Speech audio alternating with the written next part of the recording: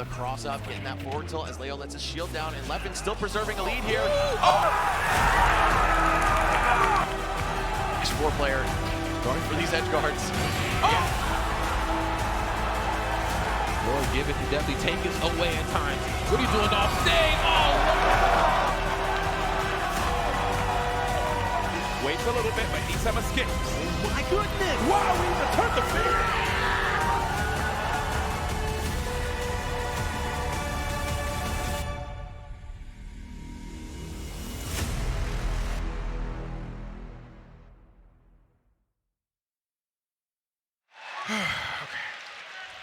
Genesis 6, we are here at the Paramount Theater, and it is time. We are at the end of this tournament, man. The first super, just ginormous major here for Smash Ultimate.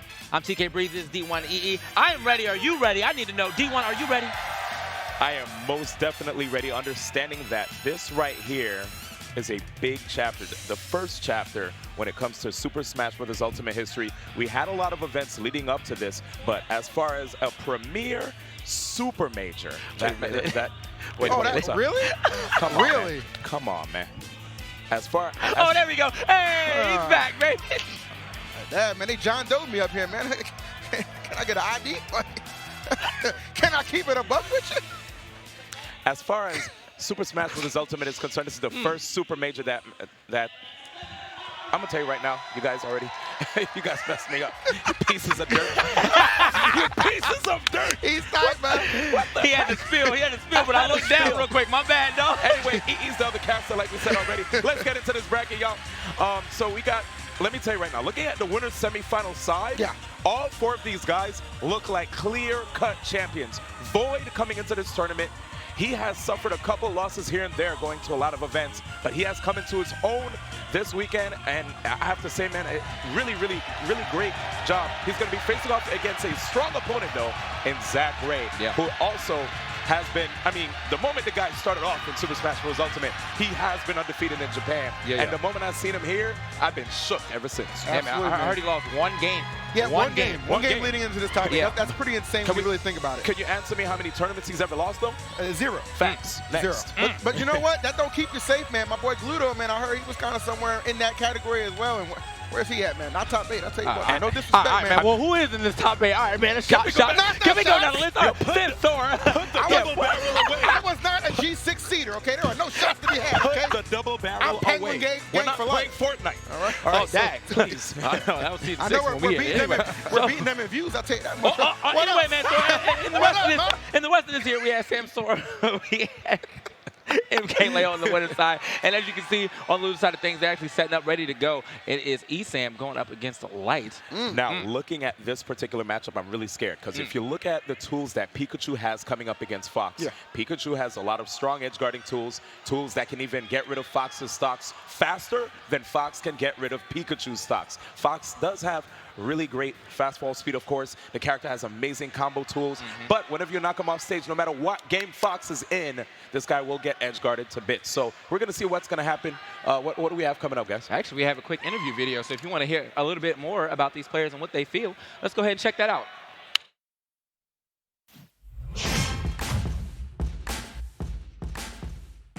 So Esam is going to be your first match. Any preparation for him? A lot of mental preparation.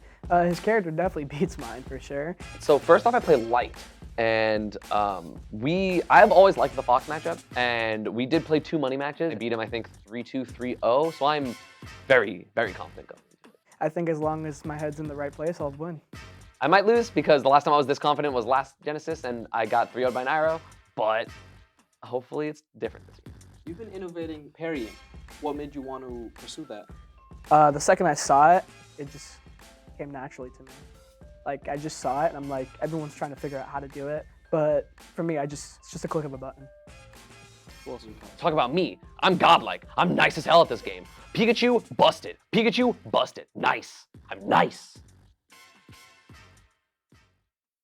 That was a very ESAM answer. Hey, you know, Oh man, I looked. By the way, there's no shortage of confidence when it comes to both these guys. You know what I'm saying? Like Light, he was telling me backstage, he's like, look, you know, as popular as ESAM is, he's more popular, he feels like, amongst the casuals, right? Like the competitive players, they like when ESAM loses just because of how his personality is in general. But that's not a bad thing, you know what I'm saying? I think Light's kind of using that as fuel to go into this match right now. Yeah, I can see that. I can see that. Let's go ahead and get right into this first match of this Ultimate Top 8 here. Maybe not. Oh, you talk. Yeah, I looked right over at the camera. That's fair. I was ready to go in. Jabaited, that's fair. That's fair. I'm not mad. Well, I guess we'll use that the extra time that we have before we get into the match to even talk about like these two characters. You know, when it comes to Fox's approach game, right? Fox, he likes to come through with the neutral air.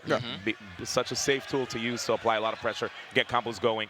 But when you're facing off against a character like Pikachu, who has a, what is it, like 5-frame back air out of shield. Apparently 3-frame there, too. I was talking to him earlier. He said it was straight up 3-frame. Yikes. That's crazy. If you try to use, like, cross-up tools with, like, the neutral air with Fox to, like, you know, be ambiguous with your approaches, Pikachu could just back air out of shield, and all of a sudden you could potentially be in a bad situation. You know, knowing that you have that back air as a tool can make you have to switch up the way you want to approach. Maybe more like frontal spaced nairs rather than going for cross-ups. We're going to go straight into it in Lilac Cruz. Let's get it. First game. I'm actually kind of surprised that we're starting here at Lilac Cruz. Not really the most common starter. Oh, not at all, man.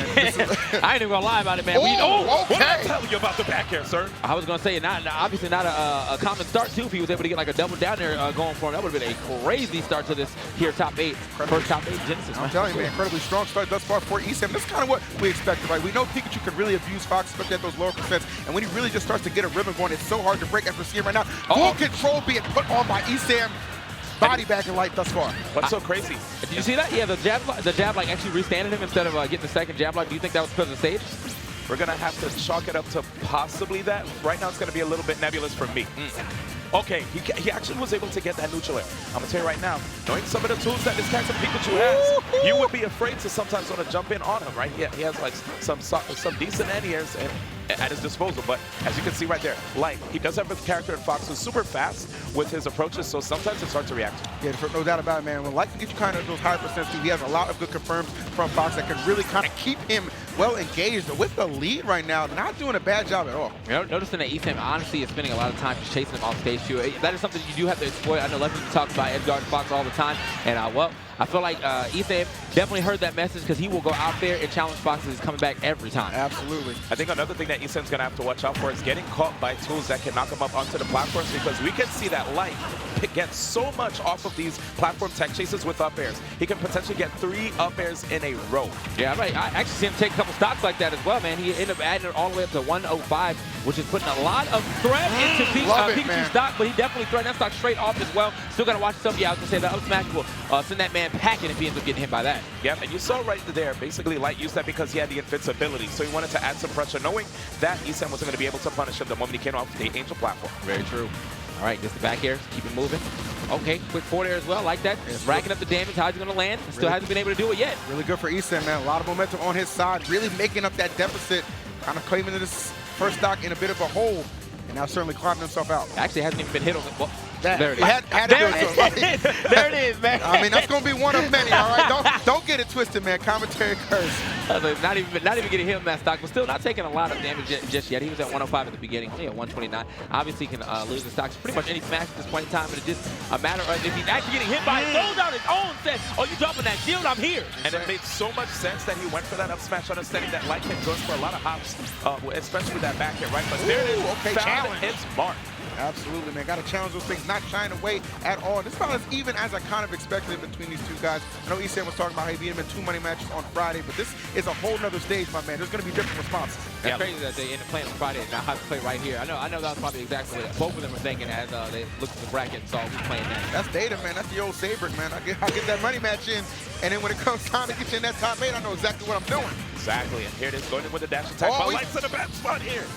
Okay, ESAM could have gotten it down there to just shut that out, but you saw Light went really deep with his recovery. Made it pretty hard for ESAM to figure out where exactly he was.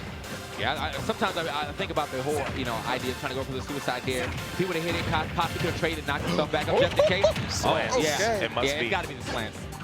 That's the second time the jab like not work out. So, Up till working out really well for Light here, putting the ledge trap situation, spacing the nairs right there. But ESAM does have anti-airs with the up air. And if he reflects those thunder jumps again, he could actually be able to just jump out and pursue. Oh, yes! There's a pursuit for you on the money right there. Light, easy confirm, and he's going to steal game one. So smart, man. I bet you I feel like in a lot of those situations where Pikachu was able to throw that Thunder Jolt and then run behind it, a lot of people just go straight in the shield. Light was like, you know what, man? What if I just jump over that, hit you with this nair? Easy confirm off that nair to the up smash, and we are in the game two with Light taking that first game. Love the fact that's how he started the match off, got that first stock off, nair to up smash, and finished it the same exact way. One of the great bread and butter tools of Fox. That looks like we're going to go ahead and hit this here stage thing, see where we're going next. Shout out to technology, by the way, man. Well, I'm not going to give him that much of a shout out because can we get a walkie-talkie up there? I mean, people got to get up and stand up. Can we? What's going on, man? It's all good, man. You know what? At least these gamers are able to stand up because, you know, when you sit down, you constrict the body, right? That's so true. you want to be able to stand up a little bit, move around. You know, as all three of us are broadcasters, right? That's true. You know, every hour, it's good to walk around a little bit, get the blood flowing. It is good to stretch a little Get bit. some water, get that hydration bot in your channel saying, yo, it's been like about an hour, You dog. don't Like, shut up with that hydration bot. I didn't even turn that thing on, man. I don't know how it got there. I actually heard some people block hydration bot. Hey, hydration bot. Shout out to hydration bot. That's the homie, bro.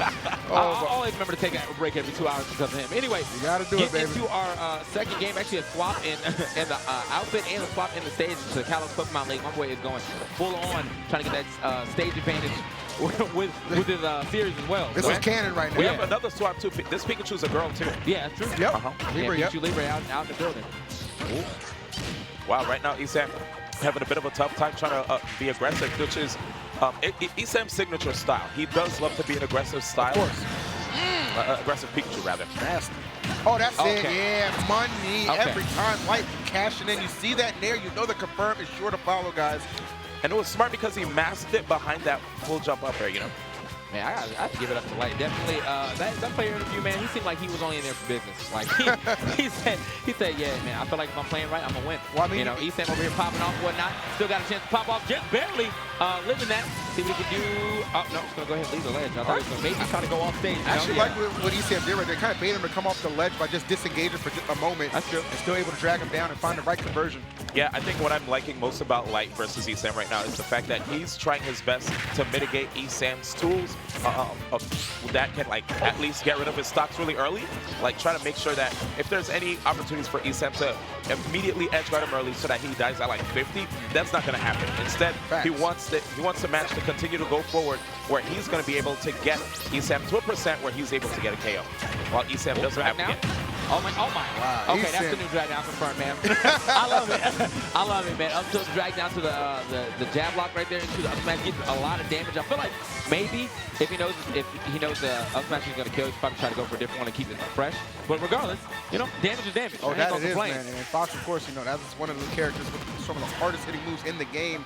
And at 110, if you're ESAM, you got to be a little shook.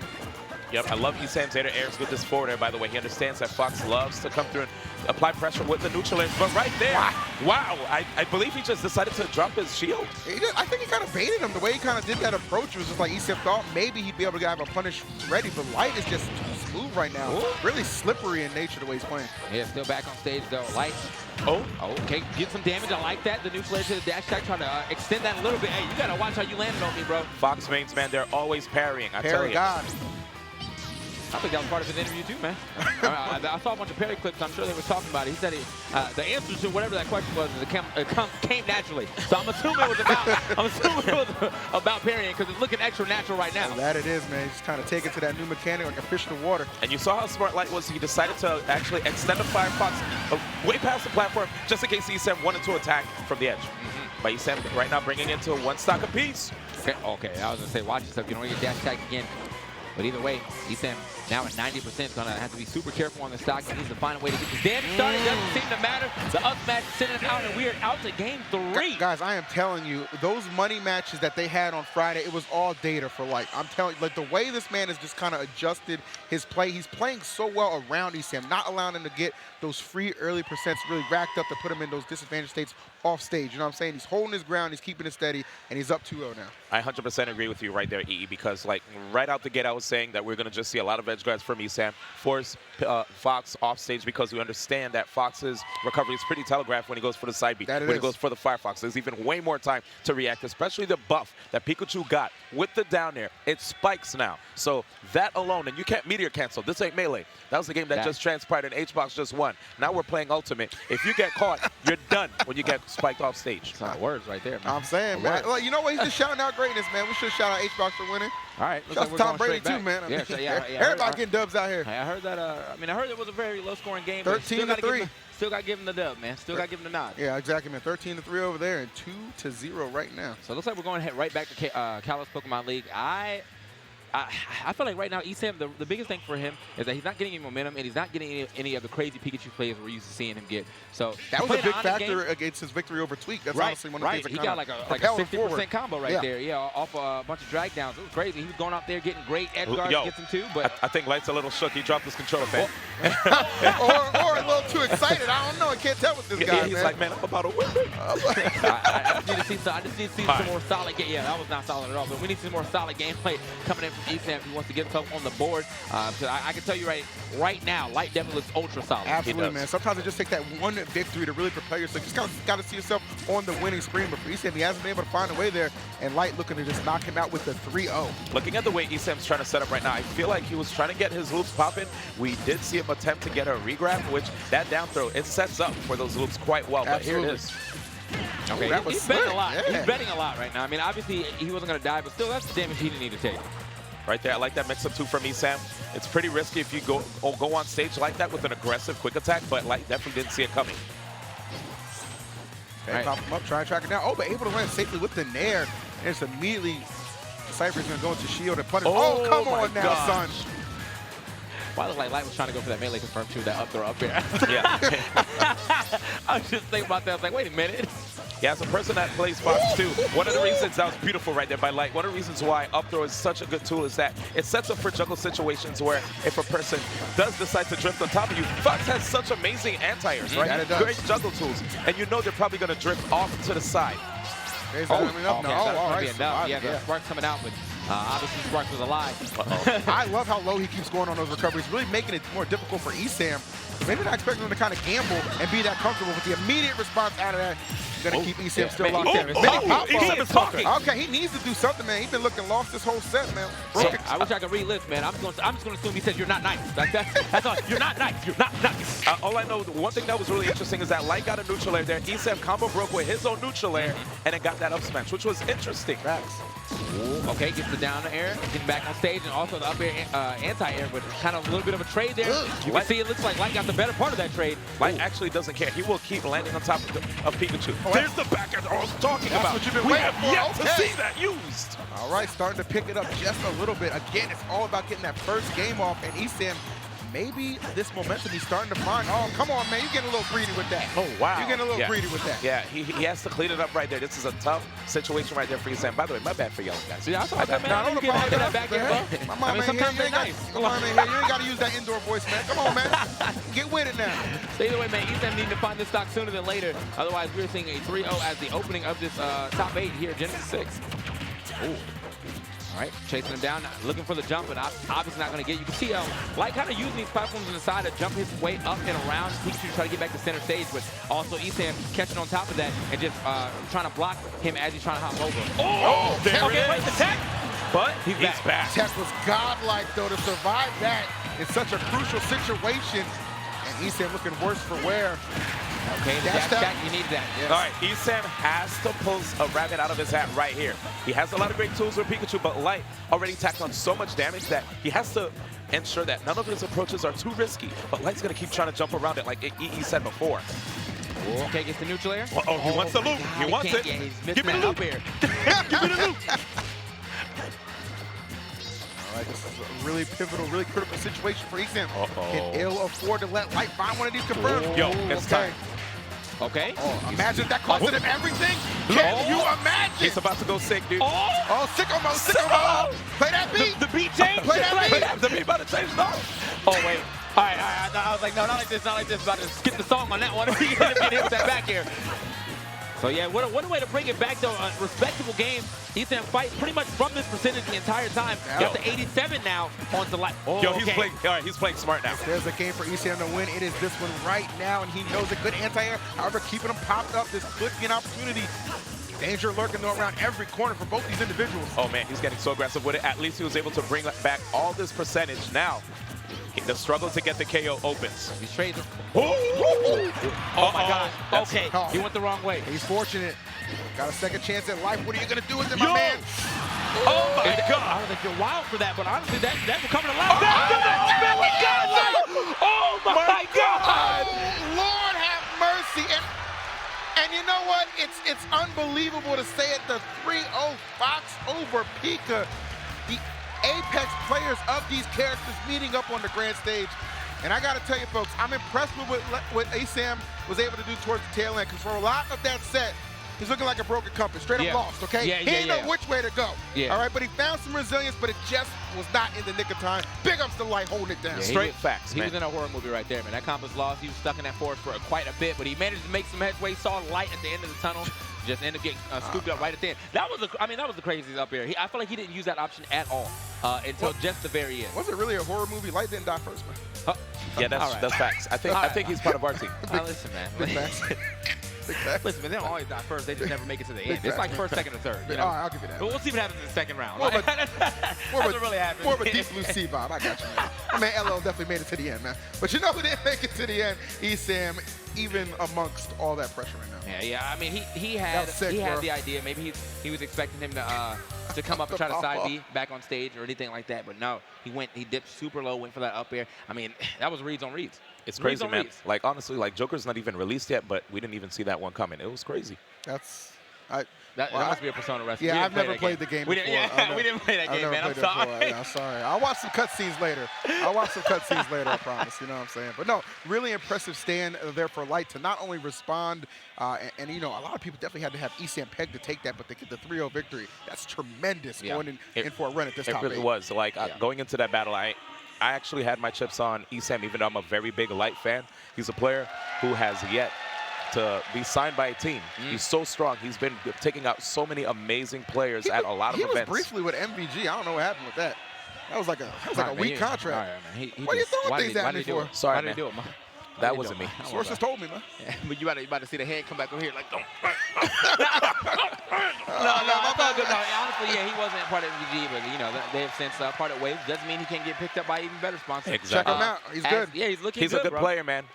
Pick him up. My boy is like he's proven too that he deserved to be in this top 8. Like if you get in the top 8 on the 7th place spot and you end up moving forward at least once, you're proving you're supposed to be here. No question about it, man. And that's exactly what we're going to actually talk about with these next two competitors coming up between the Buzz and Cosmos. Yes. The Cosmos seemingly finally breaking through that ceiling and finding himself on probably the grandest stage that you could imagine to open up 2019. Yeah, man, I'm going to be honest. Whenever I heard everybody talking about like Inkling being like the best character, I never 100% doubted them, but at the same time, I felt like it was a way too early. You know, I wanted a lot of case studies, a lot of data, and as I kept looking at a lot of the data that was presented to us, none of it looked too conclusive, right? It, theoretically speaking, makes perfect sense. But I wanted to see. That was day 2 That was like day 2 talk. Yeah, and it was like, oh, I got hit by a roller. Best character in the game. Honestly, nobody knew what to do initially. So it's just like, all right, this character's OD broken. But there's just so many characters that you can play and compete at a high level with. So it's like, you can't really flesh out necessarily a best character right now, but both of these guys piloted 2 of the best. Yeah, for sure. I mean, you could throw your absolutes in the garbage, but you could just say like things like, not you guys, but the people, the general public, you know, Twitch chat, Twitter, etc. They could just say one of the best, right? Like Peach has been a character that a lot of people have been talking about, but of course, he's not going to be fighting that character. Instead, we're going to be seeing the Buzz here with 2 different characters, either the Palutena or the Olimar. Olimar, a character that's ever so scary, and Palutena, who has received significant buffs in this game. Absolutely, man. But I believe first we're going to check out an interview between these 2 players. Guys, check it out. We'll be right back.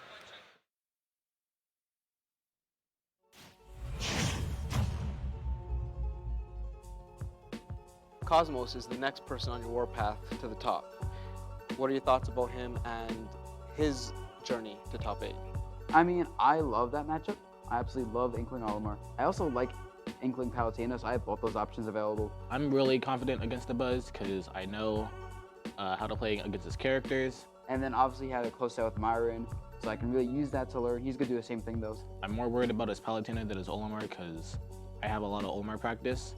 I know he has a lot of Palatine experience. I think mainly because of Nairo, but me and Nairo have different playstyles helps me out. But his Palutena is kind of unconventional, I think. It's kind of different than every other Palutena.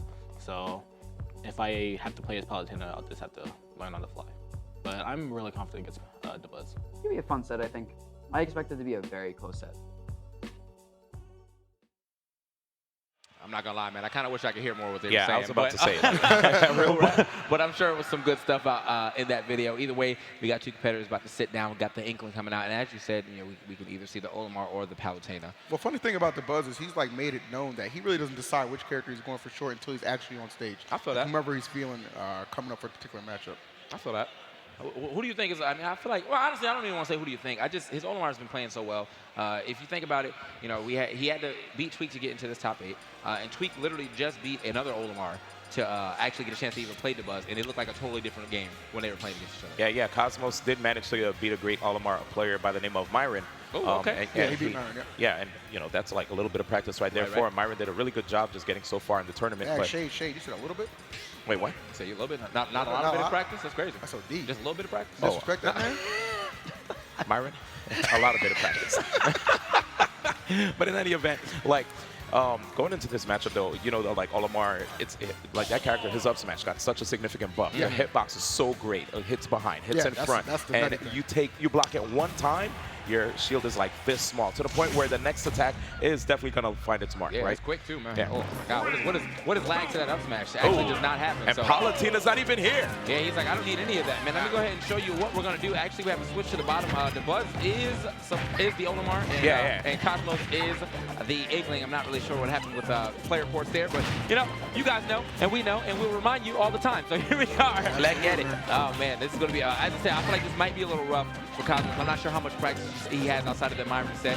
You did say he won, but at the same time, Dabuz has been a long time, actually kind of almost like a long time demon for Cosmos. It wasn't until like the end of Smash 4 when he started actually getting wins on him. Yeah, Yeah, exactly. we did see that CEO for Smash 4, right? Yeah, a few wins, you know, scattered throughout, but for the most part, definitely a demon, and it looks like the demon has reawakened Dabuz, immediately ending that first stock off Cosmos. So the thing that I like most about Cosmos is he's really gotten his mentality together as far as confidence goes, because he's really been getting coaching lessons. You guys might not know this. Coach Ziki has actually become a really big mentor to Cosmos. Oh, okay. And they came into this game planning really hard. We'll see how far it can really take him. Not the best start thus far, but it's still early in this set. Let's go, Coach Z. I'm talking about, man. Coach is important too. Yep, doing his work right here, but notice that Dabuz does have a purple Pikmin. But great job right there.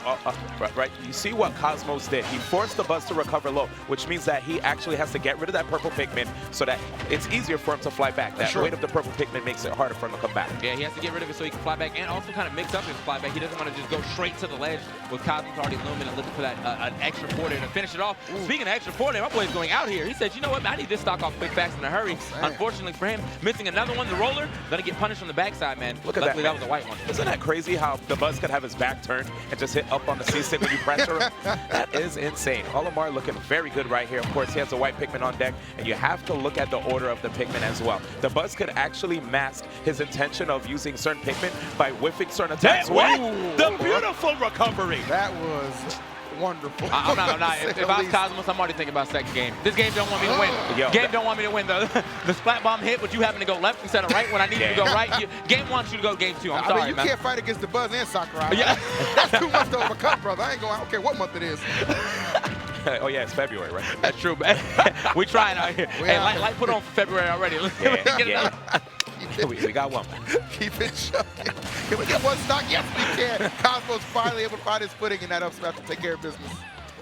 I mean, still though, as I said, man, super far behind. This is well, I feel like being behind Olimar is a lot scarier in this game than like any other game, except for maybe like Brawl. But like we talking about recently, yeah, Olimar has really become a character in his own right as we moved into Smash Ultimate, and well, all these Olimars who are showing up have really showed you why.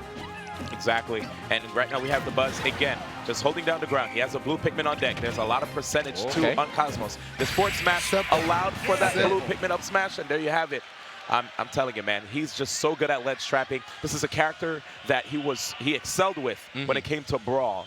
And now, of course, he continues to keep this character close to his heart. Man. You know, just playing this character nonstop. And because of this, it's hard for people that want to face off against these Olimar players, because if you really think about it, for about a decade, the Olimar mains have been rocking out with Olimar. You know, you look at the Rich Browns, you look at the Buzz, etc.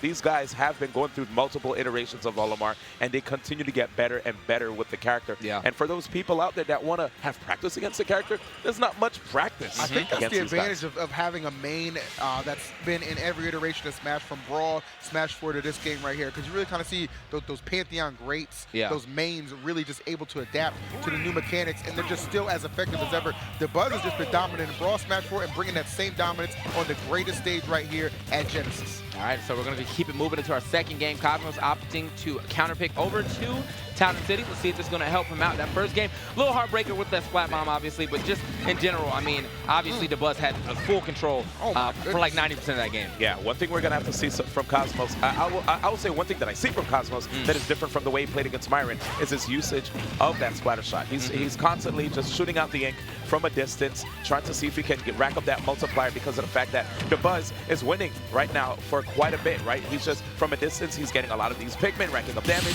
So right now, shooting this ink will at least let him get that 1.5 times multiplier if he gets to fully ink up the Buzz. But even so, man, it's like that. The England players have actually started using that a lot more often, because I feel like Splatter Shot actually was underlooked at first because of how godlike Roller was, basically. But Splatter Shot ends early. If you get too close, you actually end up taking hit stun, and if you're too far away, he still gets the ink. So it's a 3-in-1 move. Yeah, it's great. I've seen a lot of tournament matches where people try to run through it. You can't. It's not like Mario's water, dog. Oh yeah, exactly, bro. You got to pay it the proper amount of respect.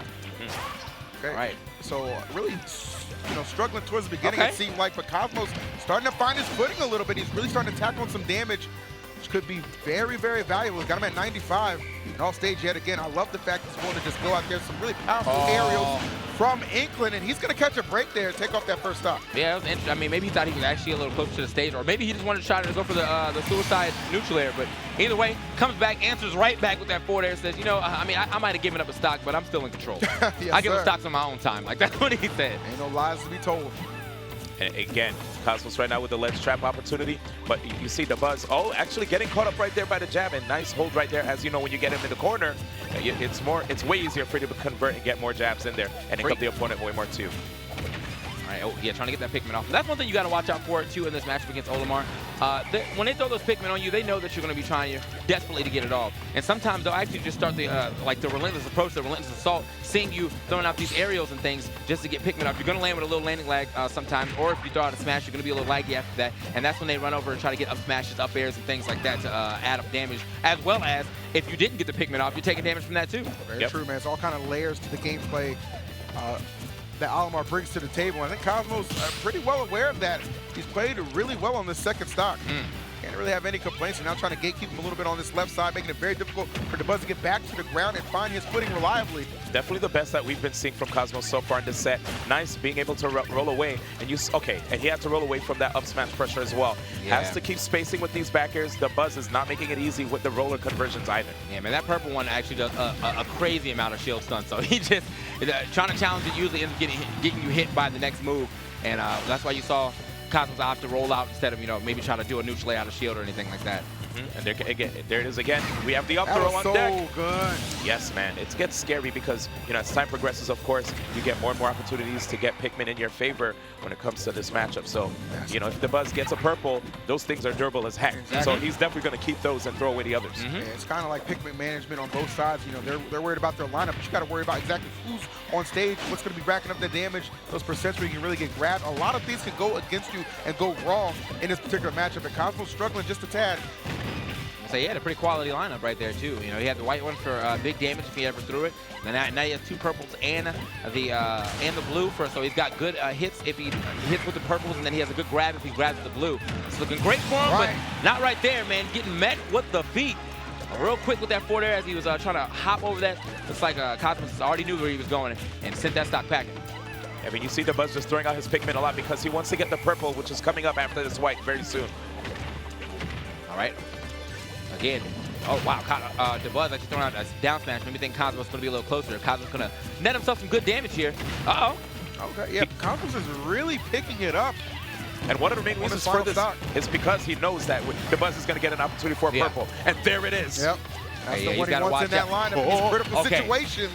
I thought he read the roll at first, but he actually turned that up smash Oh around my the God. blast. Ladies and gentlemen, Cosmos understood how imperative it was for him to turn on the Jets, because just like I mentioned to you guys before, the moment he had pulled out the white, I was like, okay, you don't want to deal with the Buzz when he has a purple on deck, man, because that just throwing it alone puts you in tumble. You know, that's a really bad situation to be in, and of course it has amazing knockback to boot. So Cosmos said, all right, instead of, you know, me just hanging back, giving him those openings so he could just keep getting them free pulls, I'm going to have to keep the pressure up, because if he goes for a bad pull in close range, I'm going to put the hands on him.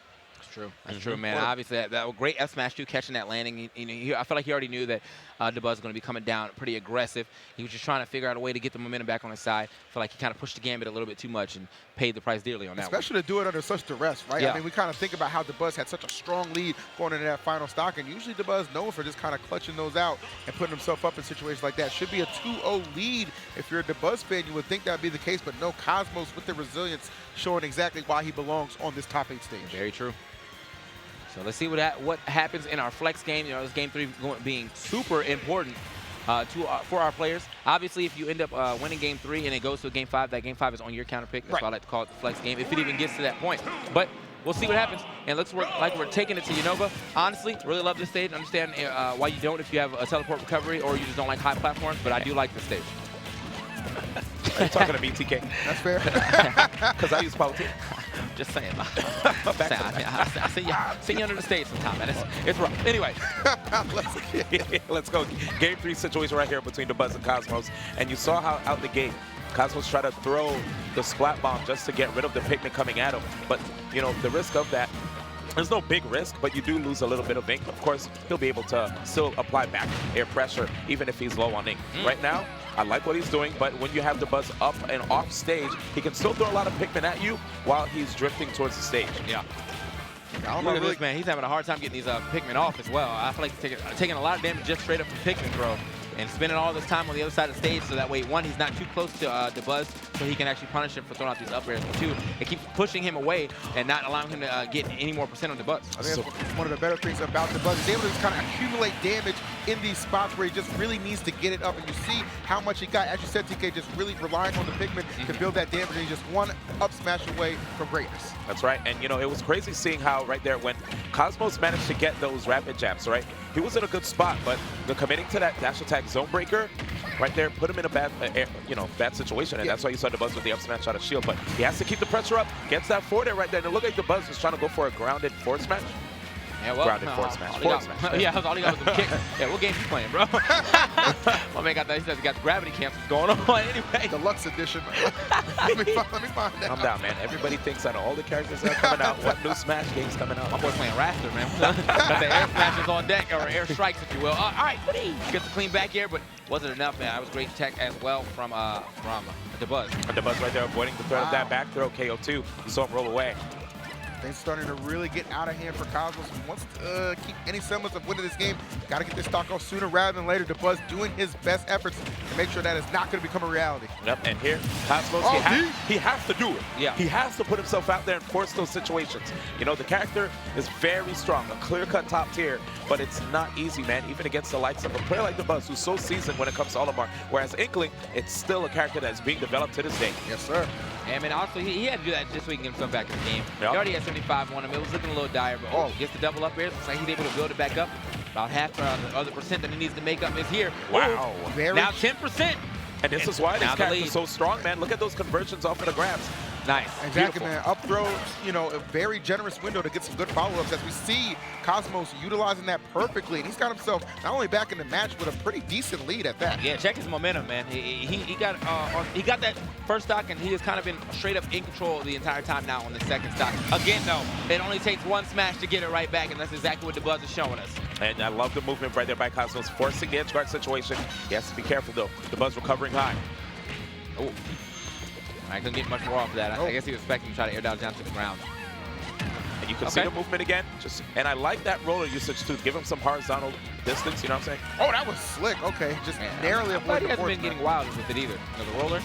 Yeah, I feel like a lot of times, sometimes at the end of these the end of these stocks, the Inkling start to provide, start to depend on the roller a little too much. But it seems like he is like, you know what? I know exactly when to throw this out. He's pretty much hit almost every roller that he's thrown out too. He's been incredibly disciplined in that aspect, and you got to imagine he's kind of paying that respect towards the buzz. That's not somebody's going to cut off guard with just those kind of willy-nilly options, man. You got to think everything through, almost 3 steps ahead in a situation like this. And speaking of discipline, you know, DeBuzz has that in spades, right? He's always willing to hang back, wait for you to give him that opening. When he throws the Pikmin and you're trying to actually shake them off of you, he'll jump, he'll dash in, because that's like a decoy. You start throwing out hitboxes, and he's like, all right, let me close the distance, get some stage presence, and see if I can get a free hit. There you go.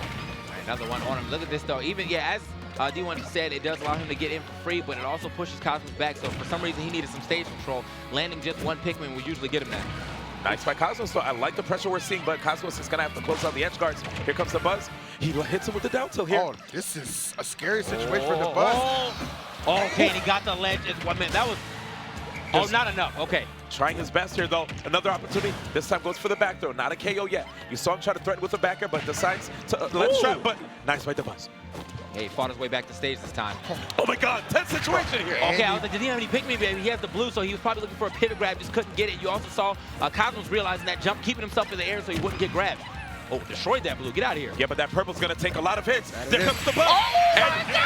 You don't want to be so close to that character when he up smashes your shield. Yeah. Like I said before, you saw that. He tried to go for a grab. Grabs did get a significant nerf in this game, and the Buzz struck immediately in the nick of time, putting him at counter pick advantage in this set. Yep, there it is. That's the flex game. So as D1 said, the grabs in this game now, they actually come out later, or later than any other option you'll be able to pick out of shield, because they add, there's like, I think an extra 4 frames lag or something like that. Yeah, 2 when you try to go for a shield grab, and that's probably what made him miss that shield grab, and thus end up getting him S-smash right after the spot dodge. Difficult situation to be in, man. I mean, both those guys, when it really comes down to the wire like that, you know the pressure is on. It's just one slight error on the part of Cosmos costing him everything, but still with an opportunity to take this to a game 5. This is his counter pick, as you say. So. Yeah. What else would it be? Yeah, you sound upset about this. Like, yeah, some of these people in the world still call it, I guess, a counter pick or whatever. My bad, man. I'm like, what else do you call it, dog? I'm not tight. I'm not tight. Where do you want him to go? Like, my bad. Either way, man, if it is Cosmos' counter pick, it's not working out too well for him right now. It's taking a lot of damage at the beginning, but he's starting to add it back up. Oh! Okay. H-Box ain't the only one with the Bears, baby. All right, man. He's champion, man. Definitely right. with it. Shut up, talk about it. Came through with it. Hey, like that, the Buzz going high, just going to land safely on that platform, then reestablish himself on the ground and immediately take back control. Speaking of safe landings, you can't have that against the Buzz, man. Time and time again, people keep jumping on top of his just within up smash range, and he always manages to pay off. When he was facing off against Myron, Cosmos actually was baiting up smashes really well with his movement, and then he would like answer back. Okay. Hey. That looked like some type of bait right there. Yeah, I feel like, I don't know what, I didn't see exactly what the Buzz was doing on shield or on landing, but I know he probably threw out an attack and ended up getting thwarted. So that's rough, but it's looking good for Cosmos getting that first stock and see if he's able to expound on this lead before he loses this one, if he even loses it. Yep, and I like what the Buzz is doing here. You know, you see Cosmos going out for he's actually like fading back. Wait, beautiful stuff there, but what I wanted to mention is the fact that the Buzz was actually trying not to get caught by the splat bomb, so using his Pikmin as a shield, and actually sometimes even fading back to not lose the really important ones. Hey, hold up. Dropping that splat bomb, forcing him to recover a little later. Doesn't want to run into that. I like the movement here from Cosmos as well. Goes for the up throw up air. Buzz really getting caught up. 103, not the percent he's looking for, especially when you really consider the start the Buzz had to this. Cosmos really swung this momentum severely back into his favor. I was actually super smart by Cosmos dropping that roller. But with the Buzz, of course, forced to come back down to the ground after using that up B, so he went for the neutral air, somehow just barely managed to get past him. But if that roller would have hit, you know, that was a guaranteed stop. And again, you see what Cosmos likes to do. He wants to actually put out that splat bomb to force the Buzz to recover a bit lower and discourage the use of the Pikmin tosses. We have a purple on deck, and there's 2. Oh, yeah, that's kind of bad news bears on his part. You're going to have to be careful of that. It doesn't even matter if you're shielded, and that Pikmin will eat right through that shield, by the way. He has like no ink. Okay, realized that he had to go for a little charge right there with his back to the edge. Oh, now this is the rough part, you know, just trying to get back to stage, trying to get yourself to stage control. When the man is holding 2 purples, it's such a great projectile when you're holding 2 purples. Seems like he almost had forever to land that up smash, too. He kind of took his time with it. Yeah, he kind of did do that. He was just like, I know you shook, man. Go ahead and just let you finish. he gonna do here? Oh, wow. I thought he was going for the up smash. Yeah. I think it was a mix-up from DeBuzz. Cosmos probably might have thought that DeBuzz was going to make believe he was going to go in. Oh, no, not like that, my brother. Oh, wow. That's how it ends? That's not how I wanted to see the end. Wow. I mean, he went for the angle, overshot the angle, missed the ledge, couldn't get it on the backside, and well, that's the set. 3-1 going to DeBuzz. Got to give the congratulations to DeBuzz though. Even though that game ended, unfortunately, he did have a solid lead already. So it's not to say that he wasn't going to be able to win that game had it played out anyway. But I definitely enjoyed seeing Cosmos progressively try to find ways to adapt to the matchup, regardless of the fact, and DeBuzz staying consistent. Yeah, exactly. That's kind of what we kind of expect out of DeBuzz, right? He's one of those models of consistency throughout a span of several Smash titles, and looks like not a whole lot has changed entering into Ultimate. Yeah, so here are some of the replays that you can see, man. Some of the stocks that DeBuzz was able to get. Oh, I thought that was about to be a double up smash right there. Seeing that, but that was the end of the only game that Cosmos was able to secure. Very pivotal game too. Yeah. But we did see a lot of just amazing Pikmin management from DeBuzz, right? Understanding the times to not let certain Pikmin that are really key for him to close out a stock to take significant damage. And even mixing up his recovery many, many times. So we see a lot of players who like to decide to hug the wall so that they have access to attack while they're trying to recover from below. But DeBuzz will actually take the risk to recover from high, even when he doesn't have Pikmin that could actually send the opponents into tumble like the purple. I mean, honestly, as I said, even when we were talking about the purple Pikmin, though, he had the two purple lineup. Two purple lineup was actually super rough for Cosmos. If you were watching that last game, he kept forcing them farther and farther, like away from the center stage, kept pushing them to the edge. I mean, it was looking rough for Cosmos to find a way in, just trying to get around those two purple Pikmin and not also put himself in a really bad position by being so far in the air against DeBuzz, who obviously is probably going to try to up smash and landing. It's kind of what he does, man. But even with all that said, nothing but respect for Cosmos. Had an outstanding run throughout this tournament, and he has nothing to be ashamed of. Just DeBuzz a little bit better on this day, as you see it. The beautiful production being provided here at Genesis number 6. The 3-1 victory for DeBuzz. Going to secure him a deeper run in this losers bracket. Come on, man.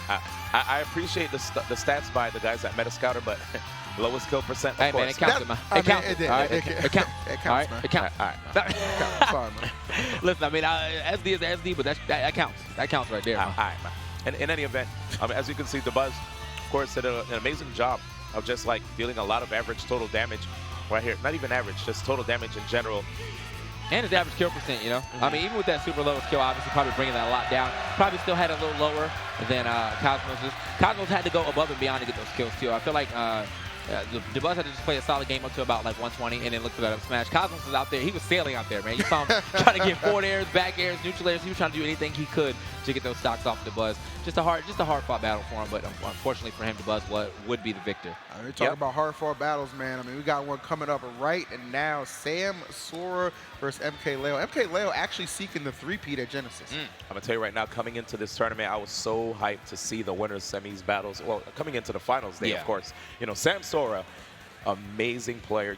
The best peach in the planet that we have here. Already picked up by E United so fast. We're not even like 3 months into Ultimate, right? Well, I guess it's the month 3 now, if you think about it, because it's February. Anyway. Well, technically, yeah. So, in any event, MKLeo, a player that actually faced off against Samsora at Smash Conference, and that was actually a wicked battle between those two players. A lot of people felt like Samsora was going to be the player that was actually going to be able to take it, but well, it was looking like that. I mean, I went to Game 5, first set, the reset was kind of on deck, but then MKLeo was just kind of like, I've had enough of this. I'm going to go ahead and take you down. But one thing Samsora really highlighted was the fact that I'm not falling prey to any of those Nair shenanigans any longer from MKLeo. So that's going to be something to keep an eye on if it's not spaced too properly. But guys, take a look at this. We've got a quick little interview for you to check out before we get into this battle.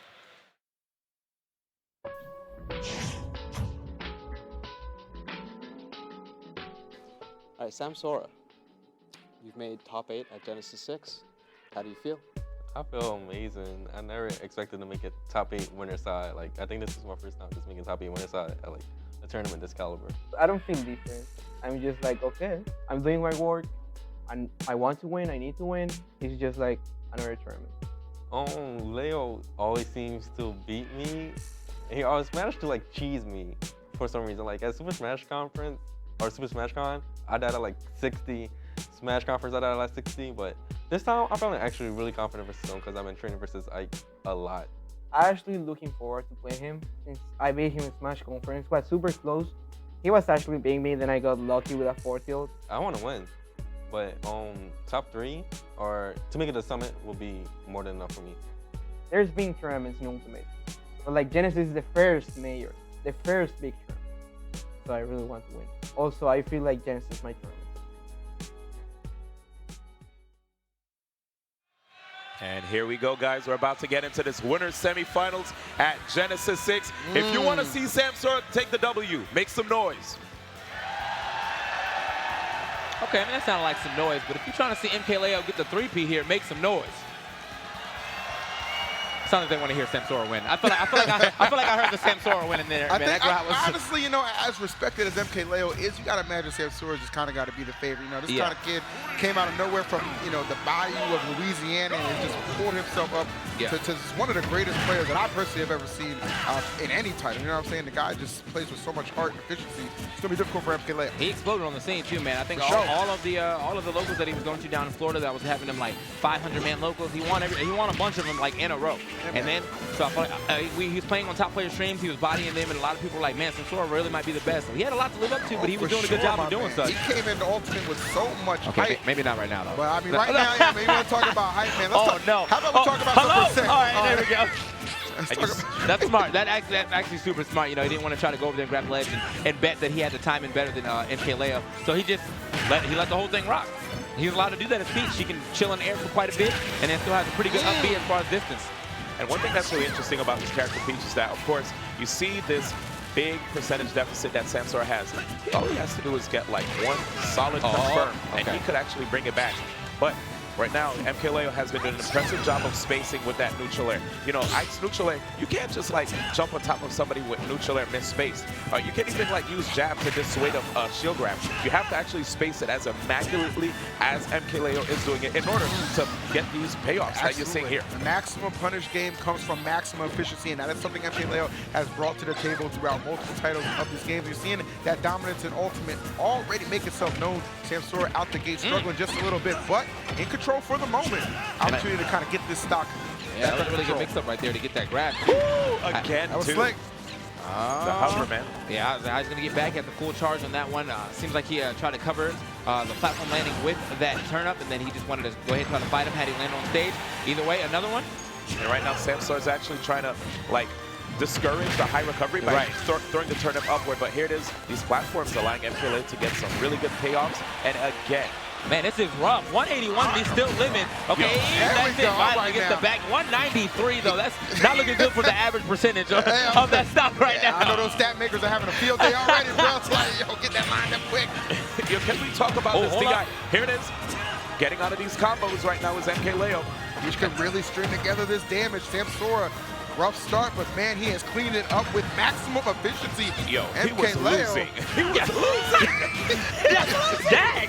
I'm bad saying he was losing. And then out of nowhere, I'm just saying, man, the way he's able to get the momentum back is so sick. Oh, that would have been, if he would have hit that turn up as he was charging up that side B, that was the end of that stock. Still, though, the parry's looking good as well from Samsora. He turned on the momentum right after getting that stock. I mean, even though it was a super late stock, still got the stock, and that's all that matters. There it is. Good repositioning. Doesn't want to deal with the near pressure. Understands that MKLeo is so consistent with the spacing, and now he's finally able to get some stage. Oh, that's definitely an opening. He threatened right there. He was like, yo, I might just weave in right here. So MKLeo decided to just go in with the mix-up. I mean, it's a second stock. Why not? Woo! Oh, my God. It looks good every time. It looks good every time. To be honest, it do. It do. Looks good every time, man. There's double neutral air to the up air with the platform assist, allowing him to go sky high with it, make sure he guaranteed that stock. But, I mean, we're trying to guarantee this game right now, and it looks like Samsora is definitely trying to guarantee it first. Yeah, he's picking it up. Oh, I like the mix-ups again by Samsora, trying to cross up this forward air. Uh-oh. Hey, I thought he was going to get a little more down air pressure, but obviously MKLeo rolling out the situation again. That was the second time he's done it. I wonder if Samsora is going to catch on to what he does after he gets down air pressure. Oh, and right there. The 10 chase. Oh, I love the pressure he's putting on it there, not able to connect. But these fake hovers into grab right here, catching MKLeo off guard every single time. He wants to see a jump. MKLeo escapes right there. Yeah. Ooh, he's good. He's good. Yeah, a side platform, that would have been different. Yeah, side platform, that might have been the game. I agree. Here it comes. He's trying to just hold down center stage. Oh, no, the dash attack not getting in there in time. Landing on top of Mike. What a man! I don't know how he did it. How did he avoid all three of those attacks? He's a god. Oh my God, that was close. Close. He Jump. almost had it in time, and now look at the pressure he's putting on. He Another got one. so far away, yes. TK. He's like, I'm getting out of here. Back throw. And Is it enough? It is! Woohoo! Samsora pulling that one back from the depths. Explosive start from MK Leo, but could not maintain that momentum. Yo, could we talk about this man's face, though? After winning that first game, he ain't out here celebrating. He ain't out here hooting and hollering. Listen, man, his face, his fit, his ferocity, the 3S, baby, he's bringing him to the table. Let's get right. it. That is correct. Oh, he wrote that down, man. All right, right. What? He wrote that. I mean, after that tweet you put out, you're like, hey, guys, so what references should I have today? Yeah, what reference is that, man? Fan engagement. Oh, okay. Yeah, what reference is that, though? Which one was that? Yeah, which one you wrote that? I don't know. Somebody said something about the classified. I don't know. You know, Yeah, honestly, I was about to watch the show, bro. That's the classified. You actually haven't seen that, though? Somebody try to act like I ain't like gonna that. have a cable. Come on now. My I'm brand bad, new man. to That's a this guy on money. the show, though. You should probably try to watch it. All All right, here we go. Into game 2. A lot of us don't even have cable. You good? I'll peep it, man. Cord cutters, baby. Netflix, baby. Twitch. Hulu, baby. Black Twitch, baby. Okay, I was like, could y'all say Twitch? We're on the front page.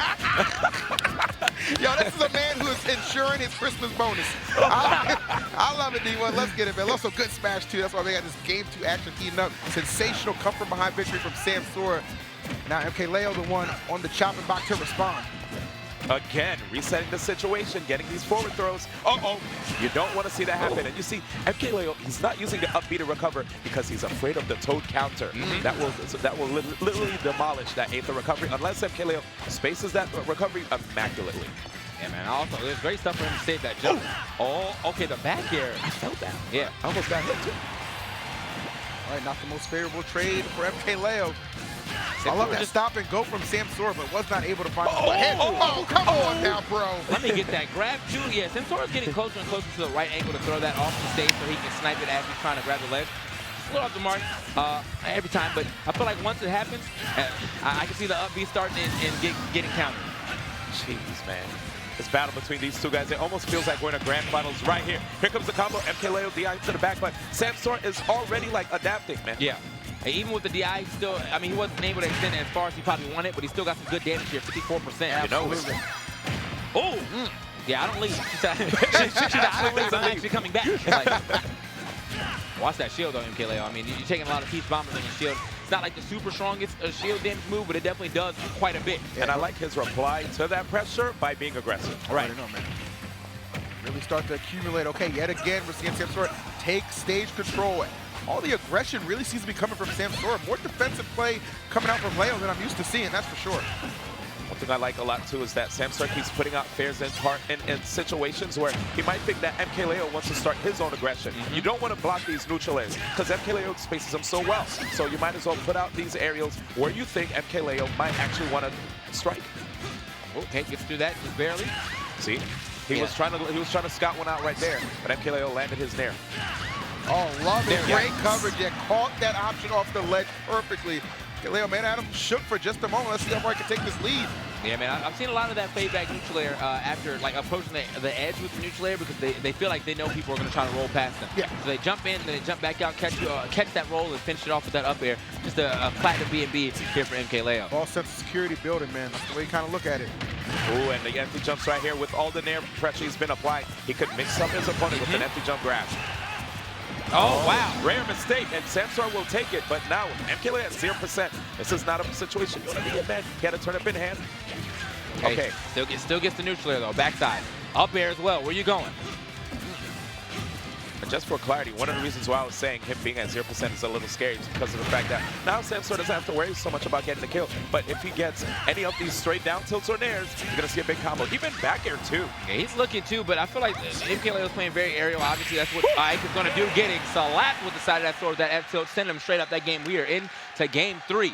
Yeah, I have to say, man, MK Leo's playing pretty aerial. Obviously trying to get those neutral airs going. So some of these down and the spacing too of his aerials have been making it real hard for Samsora to just get a straight down tilt out of shield. Oh, it's so true, man. Yeah, really, so true. Really a tremendous game for MK Leo. I mean, you knew he needed to respond. Surely, this is not somebody I'm really accustomed to seeing going down like kind of 2 games to none. So not too surprised to see us knotted up. And as you say, TK, the flex game coming up now with Samsora. His counter pick. Yeah, see what he does with it, though, man. That was, I won't say that was a rough outing that time around, but he definitely couldn't get anything started on that last stock. You know, we're used to seeing these. Everyone's always talking about how crazy Peach's combos are, but if you can't get that first hit, we don't even get to see the combo, and that was exactly what was happening to Samsora in that second game. So third game, moving on to Yoshi's story. All right. Again, guys, here at Genesis 6, winners semifinals, and this is a big deal, right? Because of the PGRU. These guys want to be able to be ranked quite high when it comes to these events, especially because it's the precursor. This is like literally the inaugural event. Yeah, this is for the first season. one, and on top of that, it's a super major, right? I think even maybe S plus tier, you know, with the amount of entrants and just the talent that's been stocked, man. So this is going to go a really long way in determining who's going to get that coveted #1 spot. Remember, MKLeo actually finishing the Smash 4 PR as #1. Yeah. I mean, it would be crazy if he started the Smash Ultimate PR as #1 too, but he's trying to make that happen. Just with a different character this time, but I mean, that same dominant gameplay we have come to know and love. And one thing I like that you saw right there from Samsora, overshooting his shield just so that he can catch MKLeo on misspacings of his neutral air pressure. Right there when he spaced it really well, Samsora couldn't do anything. He just chilled. He was like, all right. Ooh, that was a great turnip catch. But MKLeo does save his double jump to give him another opportunity to get another quick draw. Has no reason to jump. If you can start the quick draw that far up and actually get the full charge, you might as well go ahead and do it to save the jump. That way, if you end up getting sniped out of it, it's not as bad. But speaking of getting sniped out, that jump got sniped out with that forward air. I'm telling you, I don't care what you're saving in that situation. That higher percent, Samsora locks on you like that. That stock is getting eviscerated. All right, same air pressure we're used to seeing. It seems like Samsora's trying to catch the second air when MKLeo is jumping back into the sky, but he's has not been successful on that yet. Yep, and again, the reason for that is because he knows that MKLeo really can't apply other kind of pressure other than that. So he's like, all right, if I know he's going to go for another nair again and it has startup, let me get in there. With the preemptive stuff, that is. Yeah. Sometimes after you see some patterns, you gotta capitalize on those patterns. Those nairs feel super safe on shield, but when he's jumping back up to line up the next one, he is definitely not safe. And I like that Samsora went for that float down there to catch the opponent, making him think you're going for a grab, but instead when they spot dodge, you'll be able to hit them during the vulnerable frames afterwards. It's a really methodical play thus far from Samsora. They're not giving MKLeo too many openings. Yeah, MKLeo might not even need the up air to get the finish at this right point, now. Yeah, 169, bro. Like, yeah, just that neutral air sent him sky high right there. These percents are a little bit uncommon in this matchup, but the down throw actually going to be enough to seal the deal. I feel like I've never seen that. I didn't know that killed straight up. Like, I'm probably just not used to seeing Ike's have to take this long to get a KO, man. This character has some pretty common B&Bs. So, oh, get off that ledge. Just all go for that counter, but Samsora low enough to dodge it earlier. That time, MKLeo finding his mark and really putting himself in a fantastic position. Yep, yeah, he brought this one all the way back. Exactly, and this is why you see Samsora drifting back now when he gets knocked up high in the air. He doesn't want to fall on top of Ike, as you see Ike has amazing anti-airs. Wow. Yeah, there it is. That's that confirm I was talking about. That's about the percentage I'm used to seeing these stocks drop. A little past 100, and you're already threatened, and that's exactly what MKLeo has done here. Oh, yeah, she'll be able to make it. Nice to air dodge instead of actually using the up B. Although I think he was already next to the ledge anyway. Just wanted to make sure. Yeah, can't make any mistakes here. Understanding that there's so much on the line. Reading that air dodge, but not a KO yet. Sour spot. Yeah, that's unfortunate for him. That sweet spot definitely would have rocked that world, but oh well. That was quite meant to be. At least for Samsora, seemingly having a good read on what MKLeo's trying to do, but it just takes one hit for Ike to find these conversions. Again, you see him smartly saving that double jump for precarious situations like that. Yeah, he's using everything but up B to get back to stage 2, man. That was an air dodge to get forward, get him a little extra distance to make sure he can grab that ledge. And that's smart because, as D1 alluded to earlier, if he does decide to go for that up B recovery, he can potentially just get countered by Toad, and then he's out that stock. Yes, again. Oh, a rare miss by MKLeo. This is the chance that Samsora needs. A rare miss, but nonetheless keeping him locked down on the right side of this stage. And, oh my lord, the false finish, man. I wasn't sure. Did I just hear someone too? We got Ford in the crowd. Well, that's 3 right there. That's 3. Yeah. A hard 3, bro.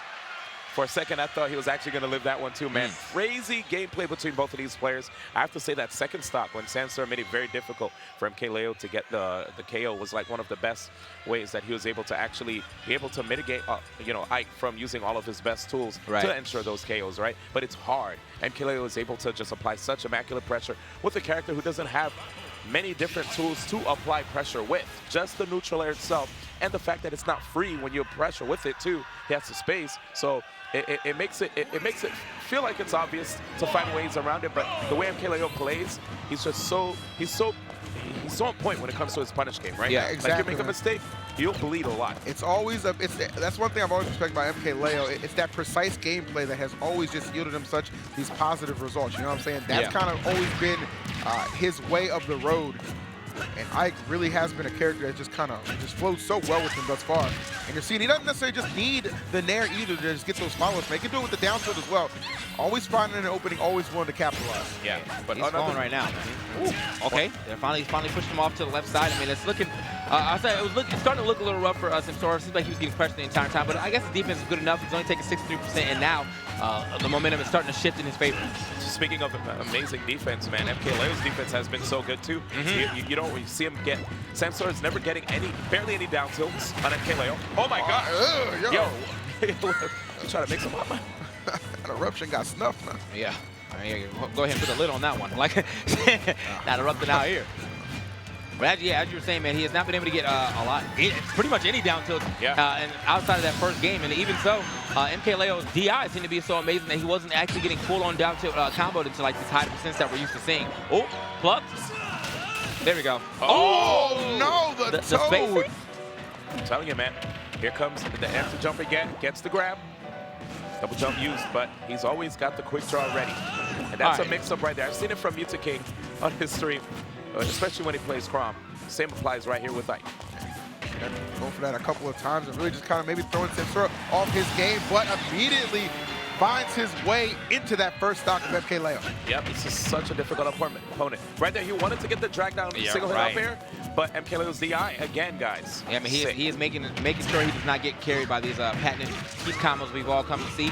But I'm just not seeing it on him right now. Finally gets a little three-piece, but is it enough? Still, I say still got a solid percent lead and kind of solid stage control as well. He's forcing MKLeo on these platforms and just around the center, as well as not allowing him to jump freely. Oh, that was a great snipe. Okay. Oh, that was close. Yo, and he's trying to cover all of MKLeo's escape options after he like gets some, like tries to stop him from coming back. Double up air right here, not getting rid of the stock though. My God, still though in control. Aether Toad gonna come through this time. Okay. Yeah, must have hit the wrong spores or had the wrong spores getting pushed out that first time. Man, untuck it, then pluck it, man. Them turnips come into play too. We got everything right now. And look at these up airs, man. That's something I've really seen a little bit on the shut the hell up on the adaptation part of things. Is those up airs coming Here we go. through. Oh, but see, again, the DI actually pushing him to the other side instead of him going forward. MKLeo, man, he's no ordinary opponent, guys. This guy is way too difficult. Wow. Mixes it up every single time. That was a great dash. Samsora got some reach, bro. Damn, bro. If you want to grab that ledge, you have to go a little farther out. That's what he said. He caught the turnip right there, too. Not letting Samsora convert that into a forward air. Right, but I mean, either way, wasn't able to do much with that. Samsora still trying to find himself some more turnips to pluck, but seems like MKLeo is actually staying on top of him every time he tries to do that. Well, I love the up airs, man. That's just really been coming in so clutch for Samsora, especially in this game. Locked down, bro. You can share a shell with Takashi. You're not getting out of that one. That was OD. And we've seen him use that a couple of times, right? First one didn't come through, but the next two times he does it, what is it, man? Stock after stock after stock. That was a little different, too, though. I mean, he went off stage for that. Like, he knew that he was coming straight for that ledge. That's the this is the one that worked. Bro. This is the first one that worked, obviously. Exactly. He's feeling it. He's feeling it. He's feeling it, man. Straight up. Yeah, with that second one, he caught him as he was going to the ledge. He knew exactly where he wanted to go. Obviously, he wasn't going to try to use the up B. He's been favoring the side B a lot in this matchup, snatching to the ledge. Doesn't have to worry about doesn't have to worry as much about the Toad counter. But that time, Samsora walked off stage saying, "You know what? Run right into this." Dang, you saw the confidence. He just ran up on him. That's true. I don't know why Samsora actually walked forward and pulled a turnip in his face. That's crazy. He was like, I ain't scared. I mean, when you got that much confidence, my man. That's it. Yeah, he got the confidence and the drip. Yeah, he kind of does, man. AirPods and waves. Wave check, baby. Anyway, man. It would be perfect if Samsora was actually playing with AirPods right now. I mean, definitely got some drip. Freak. Anyway, into this last game of winner semis on this side. It is game 5. Who's going to be moving on to winners finals? Who will be visiting that losers bracket? We're trying to find out right now, and it looks like Samsora has got a little more heart at the beginning of this game. Yeah, man, I'm loving his movement. He's always tripping up MKLeo, using movement just to bait a reply out of MKLeo so that he can finally figure out where he wants to go and punish him there. Because MKLeo doesn't make it easy for you to just straight up you use the the level 1 version of the game plan to get him. You got to use more. You have to have a contingency plan against him. Exactly, man. Plan B almost a necessity. Plan C. How about D, man? Maybe E. I mean, man. What are y'all doing, man? C. What is this? We know the alphabet. What are y'all doing right now, man? Back to the match. Like, Samsora losing that first stock, but I mean, not obviously in a position to say he's not threatening the stock right now of MK Leo. 132, that's a good up smash for possibly potentially even a neutral air or forward air from the left. All right. Forward air from the middle of the stage, though. To be honest, I felt like Samson had an N1 mixtape, you know what I'm saying? You saw how he was moving with the turnip? He really was. Young Kyrie out here, man. That's what I'm saying. He can lead himself to victory. Oh, no, not that air dash. Peach takes entirely too long because the air dash, how long you need to fall is actually 100 units from wherever it started. And it depends on your fall speed. Peach has very, very low fall speed, so she's in that animation for quite a bit if you decide to directional air dodge. Damn, TK got a hammer. All right, let's get it. My bad. My bad. My man said units, man. Units, baby. My man said units. I've been in practice mode. Anyway. I need a calculator to leave a tip. Somebody teach me, man. Oh, yo, sick catch right. By the way, guys, big deal here. Yes, sir. Dan Toe got all of that, too. Oh, every four. I'm telling you, that's skunk gang right there, dog. Oh, here we go. Here we go. Don't let it be you. Oh, my God.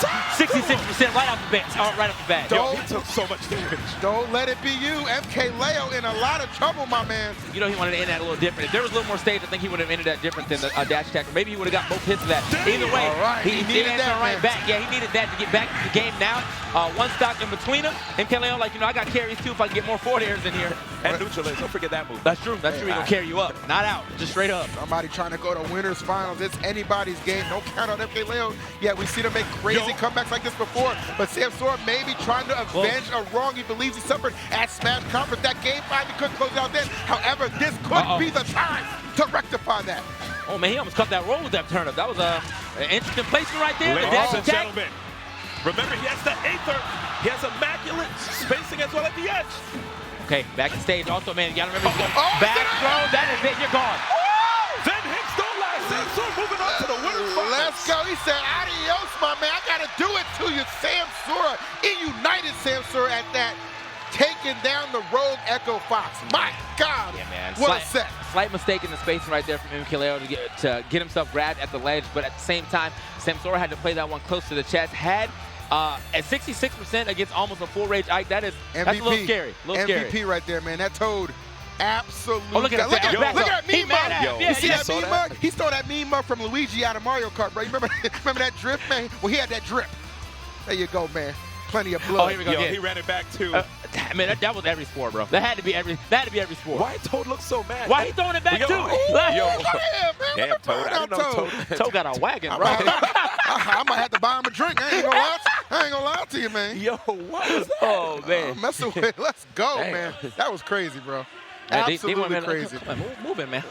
I'm sorry, man. I want to make sure they know you here, man. There we go. It's true, man. We got a black background, and I won't expound. Nah, we should literally keep him out and just pull him in like Toad when we need him in the clutch. Like the D1 step. Come on, man. Here you go. Well, yeah, that was a great first part of the winner semis. So Samsora gearing up to look like he's able to take this, or at least take it from the winner's side. He's out in the winner's finals. Only got 2 more sets to win if he's able to make it happen. Welcome back, guys. It's G6, baby. You already know what it is. TK D1 with the add-on to EE, apparently, with this layout. Somebody did not plan for 3 casters. I understand, man. I mean, it's cool. To be honest, it was like me and TK every That's Genesis. fine. This is my first Genesis top 8. Oh, that's how. All right, man. It's cool, man. You know, I'm cool with the people, man. I'm cool with the goons out there, man. It's cool. What up, Twitch chat? I love y'all, man. Oh, okay. No, you're good. No, I'm just messing around, man. This has been phenomenal. It's been a good time. I think we got some stats coming up for our boys. Yeah, we definitely got some stats. Let's go ahead and check them out. So, as you see, the final score 3-2. A lot of damage dealt here on Samsora's side, but also, his average kill was OD high too, man. I knew that was going to happen, man. He took that first stock at 193 or something like that. So, yeah, we knew the average kill. So, he had to try just a little harder to get those stocks. Those average kills pretty low on MK Leo. About expected to where I thought it was going to be. He was getting kills around this time the entire time. And then his low kills being at 98%, man. Look at the stocks taken. Look at the first stock taken as well, man. I am loving these stats. Shout-outs to Meta Scouter, all right, for bringing these stats up. Yeah, really, really honing it down. This is kind of something that's been included in the production that I really like, and I hope we see a lot more going forward, because it really kind of just gives you just another piece of the puzzle that goes into such a harrowing set like that, and really big ups to Samsora for tackling MKLeo. But guys, the next winner's semis is set to commence after this interview. We'll be right back. And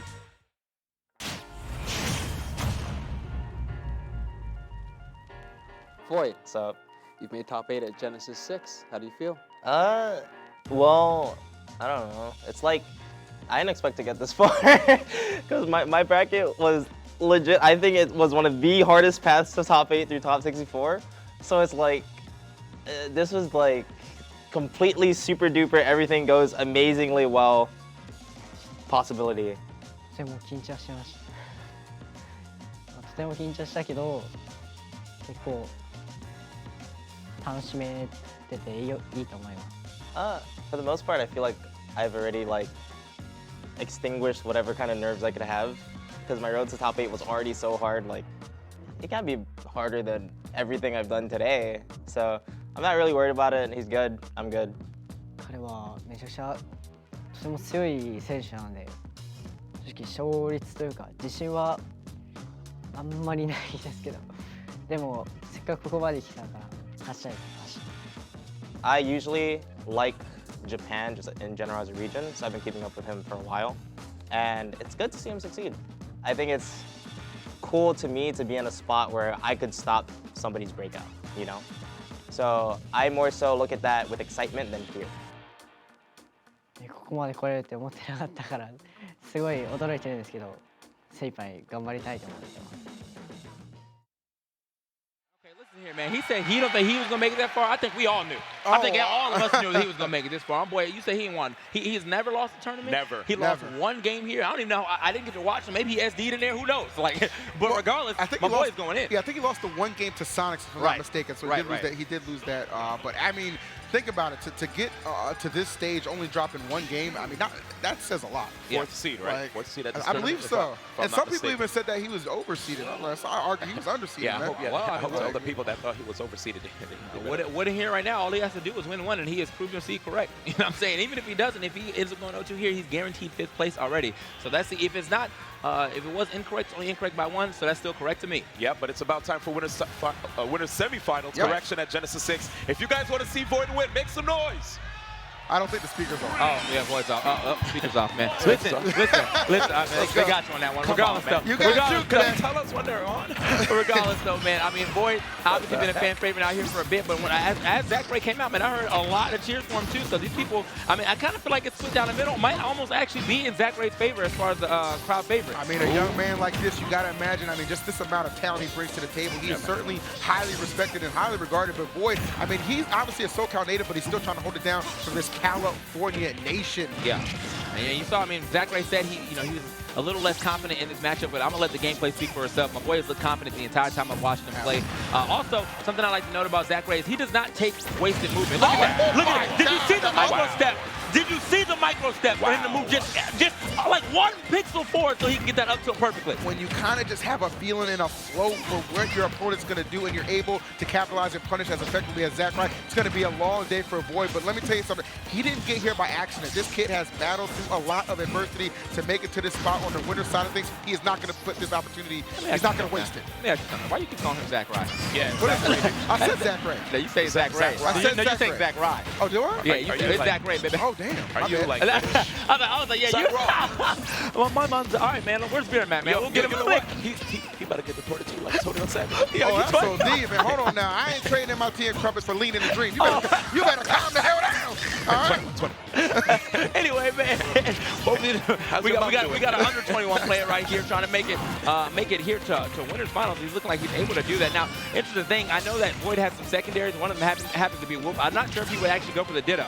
I don't think so. I got to speak to Korean earlier. Korean is fairly confident that Void will stick with this character the entire time. I would agree. He has a lot agree. of great edge guarding tools against this character. He has a lot of great combo openers against this character as well. But the thing is that Zackray, he's just a wall, dude. Yeah. He's so accurate. He was able to even like DI in a weird way behind Void when Void opened up with the down tilt. And I've never seen any long down tilt combos ever since from Void. Look at that. He understands how Void likes to initiate, even with the jolt. So he actually just didn't let that connect. He blocked it. And now he's playing again. Catch him in the air with that nair. That nair's such good coverage, good crosser pull. Oh, okay, he wanted a lot. Yeah, he did. All right, so Void finally getting some good damage on the board, but look at that, 86%, man. When you're playing Pichu, that's quite a bit, especially in this matchup. Oh, I was like, yeah, that was match probably would have taken the stock had he got scooped up. Luckily for him, pushed a little too far away. Oh, so patient. Yeah, poking at him. Don't see that tilt used too often, but that is amazing. And careful, you know, Pichu and that lightweight, that dash attack can't kill. But who needs a dash attack when the back is so immaculately spaced and placed to get that game won? Yo, you see that? Taking care of business right there. You saw that? Yeah, man, every knuckle cracked right there. I actually rarely see him moving like that after a match. He's usually just sitting comfortably in his chair, barely ever showing any emotion. Still not really showing much, but I mean, just the way he was like cracking his knuckles right there, I feel like he's fairly happy. Look, his with his feet performance. barely even touch the ground. Yeah, man, can we move his chair down, or does he want to be at that? That's probably optimal height somehow. I don't know. I feel like, it's optimal height. that Vertigear's on default, man. He ain't even 18 years old. I heard he's like between 14 and 16. So that 15. I guess it's fair to say, but I said between 14 and 16 because only it's to cover the spread. It's cover the spread. All right, cover the spread. Well, yeah, man, you know us, man. What's rule number 1? Only speaking absolutes if you're 100% sure. 110. Okay. All right, that's fair. I definitely felt like I caught that mean look for you when I said that. Like, my bad, man. I wasn't trying to DC you, man. Sorry, man. Oh, wow. Oh, that. I feel like we're going to get a tweet. That's my brother, man. I love him. Let's get it. Don't look at your phone, man. All right, so here we go, guys. Game 2. So that game run was extra rough for Void. As I said, Zackray just does not make movements that put him in a bad position unless it is deliberate or deliberate, or he feels like that is 100% the correct option. I feel like more than not when he's getting hit, it's not really in the neutral. Right. Wow. It's not really in the neutral, man. It's only when he puts himself in a disadvantage state on accident. Dude, that's a multi-hit move, and he just spot dodged it. Imagine the time. Oh, okay, the follow-up was there, but the execution just a little bit off for Void. It's expecting Void to get straight up. He's looking for that Yeti. I mean, it's a confirmed if you can read the DI. So facts. I think he might have been actually way too low for him that time around. So he might have actually went for the low-angled side B, just still couldn't catch him. Pichu's small body. Oh, yeah. That's where the matchup looks good for Pichu. You off stage? Oh, yeah, let me just hit him one time. That nair stays out for so long. Great execution from Void. Understanding, look, I got to kind of make these plays count. He's been dominating me on stage, and as we see the perfect edge guard really using the angle and that length of that forward tilt to take care of that stop. Yeah, man, using those warp recoveries, some characters have a good time actually using moves that just peek out a little bit underneath the stage to get their opponents, and whoops, down angle. Oh, wait a second! Well, damn, I didn't even... Well, damn, boy, tell me how you really feel. He was like, stop talking about Zackray. Bro, he actually pulled the Zackray tech. He stood in one spot to start that. Zackray was like, oh, it's time for me to get this back here. Dashed it out, got the grab, and then that led to the entire stock. Like, he was gone. Goodness. Void knowing his confirms and really coming in clutch at an incredibly pivotal time. Now, this is a strong lead. Let's see how far he can really take it. You know how quick Zackray is able to just remove those stocks. Zackray. Damn it, shut up. It's literally right there, bro. Like, it's literally. My man Zach out here putting in his work real quick. Sorry. But I mean, when he's trailing like this, it's far from a sweet life. I'll tell you that. Oh, yeah. I'm out, man. That's all I got for you. There you go. That was part of it. That's all I got for you. If they look at too sweet for him, I tell you, man, where's Cody at? He needs some help. He needs some help. Tag him in, bro. Back to the match. I love these guys, man. Look at Void right now, man. Oh, okay, bro. I'm honestly about to just treat a Dylan Sprouse head, man. Where you at? Like, we got questions, bro. Where you at, bro? Yeah, we're gonna see you in a minute. All right, man. Look at this. Ooh, into the down air. That was a perfect pickup. Perfect pickup. Yep, and that down tilt, I have to tell you, man, Void actually sees that, in his honest opinion, as one of Pichu's most busted moves. He actually down tilt or down air? Down tilt. Okay. He thinks it's a really good pressure tool, really good combo opener. It's a lot of people keep talking about F tilt, which, yes, of course, it has great KO potential, and it comes out rather fast, but he actually is quite confident in that, the fact that people don't realize that down tilt is so potent as an opener for Pichu, really safe. And you saw, even as an edge guard, he's able to confirm into that down air, which, again, spikes in this game, especially against a character like Wolf, who got significant nerfs to his recovery going from Brawl to Super Smash Bros. Ultimate. Yeah, it's interesting. I mean, you can angle that recovery, but the problem with it is it doesn't cover that much of a distance, right? So you're really going to see it's just kind of easier to exploit. We even saw in that first time when Void elected to just go off the stage on the right side, just nair him, and ensure he had no chance of coming back. So Void really understanding in these clutch situations where to apply the most pressure and it really netted him a solid win in game number 2. So off to the third game we go to Kalos. Let's get it. This is a pretty big stage, and you know the way the edges, the side platforms are too. You could get out of ledge trap situations a little bit better. But right now, you could see these tech chases from both of these players. Void, and that's another thing I like about this actual stage too. These platforms can help you extend combos quite well. That's true. That's true. I mean, you see Void. Dang, Okay. Yo, are you kidding? I didn't think he was gonna make it either, man. He knew about the drift. He knew about the drift, and he knew about the drip, dog. Like I'm talking about, like they worked it out, man. Dude, oh my God. Okay. Wait, you lived that? He smashed the art. All right, it doesn't matter. It doesn't matter, man. He's been tilting over that edge every time, and I feel like he's got the perfect timing. My bad for screaming. But No, you good, bro. Wolf's attacks, actually, I feel like they get you hyped, man. They get me scared. They really do. Hype. I'm scared of that move. You see them claws, bro? I don't want to get clawed by Wolf. Big Bad Wolf came out to play. I don't need a tourniquet after getting hit by him. That's what it is. It's facts. Zackray's so good at just catching on to patterns and when people are going to use the same thing over and over. Like Void hit that first underdrop and then jump forward again. Zackray was already there to meet him. Uh-oh. Now I'm saying Zackray, man. You got me messed up. When I heard now you got me messed up, bro. Like, I was like, he said it once. It's Zackray, man. It's Zackray. All day, every day. Damn. Love the coverage. Okay, great reaction thus far from Zackray. I like the emphasis on that. Zackray. On the ring. Y'all gonna know. Okay, good recovery right there. You see Void trying to also use that thunder jolt. I didn't know that lasted that long. Damn. So it kept going, right? Yeah. He just shot it at the wall. That's another good thing about the stage too. Yeah, that wall actually allowed him to ride up. So if you hit it at the wall at any point in time, he just rides right up the wall too, so it can cover him trying to get back to stage. And that's exactly what he did there. Oh, block that F tilt, get off of me. Zakray's spacing is so good. You see Void even trying his best to defend really well against a lot of his tools, the back air, the up smash even. The smartest thing he's doing is really kind of paying it a ton of respect. And right there, Void wants to get the grab off the jump, but this time he gets it. Thunder. Oh, okay. Oh, okay. Don't forget. Yeah, man, that neutral actually barely, spaced out far enough so he could just shield grab. And when he went for the shield grab, he ends up getting the F tilt. Man, it's so smart that Void has been saving that too for the KO. He's been doing a lot of space snares and fading back, but once he saw KO percent, he said it's time. Oh, he's gone. Yeah, that back throw is just so powerful. And a lightweight character like Pichu is not going to do any kind of favors. So immediately, even putting again, ooh, that could have got the other hitbox. I think he could have comboed off of that. Yeah, man, Pichu, easily the lightest character in the game. Like, actually, well lighter than Jigglypuff, man. That character is, you get sense, okay? Yeah, that's all you gotta say. You just get sense. Forget about bones, man. That's all feathers. Ladies and gentlemen, look at Void right here. Had the right idea, but he had the right idea with the spot dodge. Just, the move lasts so long, man. Move lasts so long, just ate it up. A lot of these great players, when you knock them into the skies and you try to pursue them, they'll drift towards the stage. They'll even air dodge into the stage. And all you got to do is you follow that drift. You run back, and then you go for a solid anti-air or a move that can cover the 18 frames of lag that they'll have from that directional air dodge. Guys, saw that absolute? What's up? He knows his, man. You heard that absolute? 18 frames of lag. He said that absolutely. Sometimes 17, but he knows his, man. I mean, all right, anyway, man, so into facts? I'm just saying, man. Yeah, facts, bro. Facts all day. But yeah, into game 4 here. And of course, the higher you go, sometimes, there's less landing lag, of course, based on the duration of time that you're spending in the air. Back to this particular set between both of these stellar players. I'll try saying it without the phone open. Yeah, man, what is this? First off, you texted me. Got the stats out here. Okay. Yeah, I'll say it, but I feel you, man. I know somebody's you got that Smash Bros. PDF in there, bro.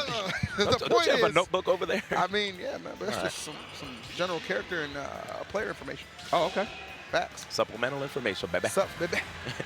Game 4 situation right here. This is interesting, guys, because it's the first time throughout this event, maybe in Zackray's potential young career in this game, that we've seen him with this kind of adversity, man, facing 2-1 deficit going against, honestly, a Void who just looks so renewed and alive in this game. And oh my goodness, almost had that quick combo starter, but Zackray able to escape just barely. He keeps finding his way out of these extended combos from Void, it seems. And because of that, Void's going to have to find some better resets to catch Zackray as he air dodges towards the ground. Jumping up in the air like that, Wolf can actually make it difficult for you to catch him, too. Yeah, he's so smart, man. So I feel like in that situation, I thought he was actually going to go for the dash attack, so he caught me too. I definitely would air dodge in. He just waited. Oh, wait. He has the jump still. Better for him to be trying to go to the ledge too for the up B. I feel like side B doesn't snap the ledge immediately, so sometimes you actually get scooped up just trying to get to it. Did you see the backup player with that? Was such a hell of a follow through because you know, I mean, especially on a character with this light weight, that dash attack can kill. Perfect execution for Zackray. Okay, grab. Okay, wants to force an edge guard. And Zackray with the aggressive recovery option right here. Void coming down. Yeah, I like that. Oh, okay. Man, bro, he knows his drift. I'm sorry, man. Like, I feel like every time it looks like he's putting himself in a bad position, he immediately ends up snapping to that ledge. All right, easy combo start. Let's go. Take advantage of that low percent. No. Not getting quite as much out of that as he would like. Oh, okay. All right, left side belonging to Zackray. Yeah, no hitbox on that up B, so, I mean, all he had to do was be in the right place at the right time.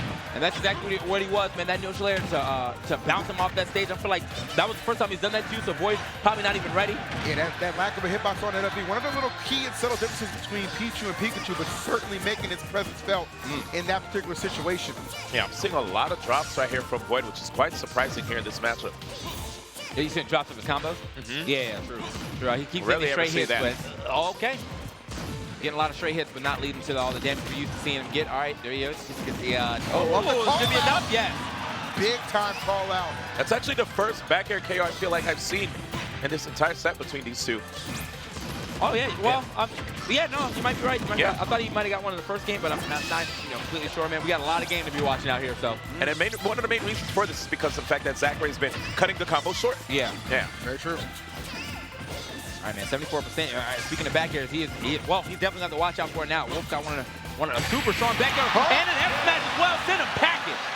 Woo, what a strike back. Oh, my goodness. And I've never seen that amount of emotion out of Zackray up until this point. I guess when you're facing heading to loser's bracket and you strike back like that, that is certainly something to celebrate. Folks, in winners semis on the other side, we have another Game 5 looming. Let's go. I mean, honestly, think about it. If you were ever a young child, right? Well, not even an adult. Yeah, we all were. And imagine being able to play on this big stage, understanding that there's over 2,100 people that actually entered this particular event for Super Smash Bros. Ultimate Singles at Genesis 6. It's a big opportunity. That's like more than $20,000, I believe, for these guys too. It's like crazy stuff on the line here. And of course, things will only get better for Zackray in the future, especially after getting this win. He's going to be in the winners finals. Yeah, I feel like potentially. Zackray, I mean, even though that money is great, I feel like Zackray is definitely playing for himself and his pride more than anything else, bro. That boy is out here. Pride is definitely the right word, TK, because there's 11 Japanese players that did come through to this event, and he's the only one left here. But Void strikes back. Big two. That Wolf Flash coming through. Okay, again, yep. Looks like he got right back to that platform. I think Void might have tried to hit a fall through up air. Not working for him, though. I'm going to be honest, I was a little shook right there. That back is going to KO, That'll shake you and break you. What a start for Void.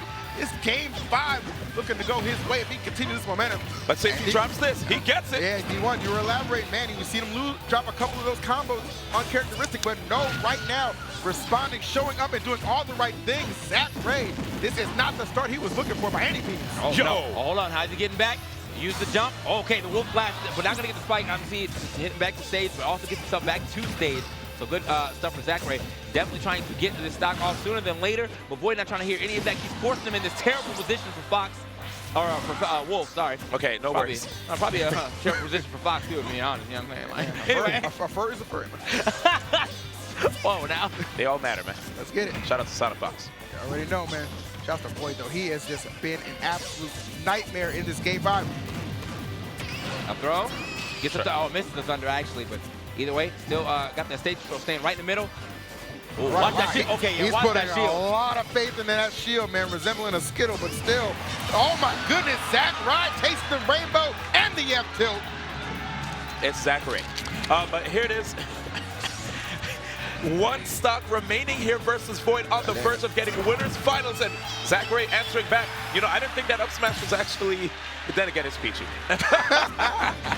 That's fair, man. All you already know them weights. Wait!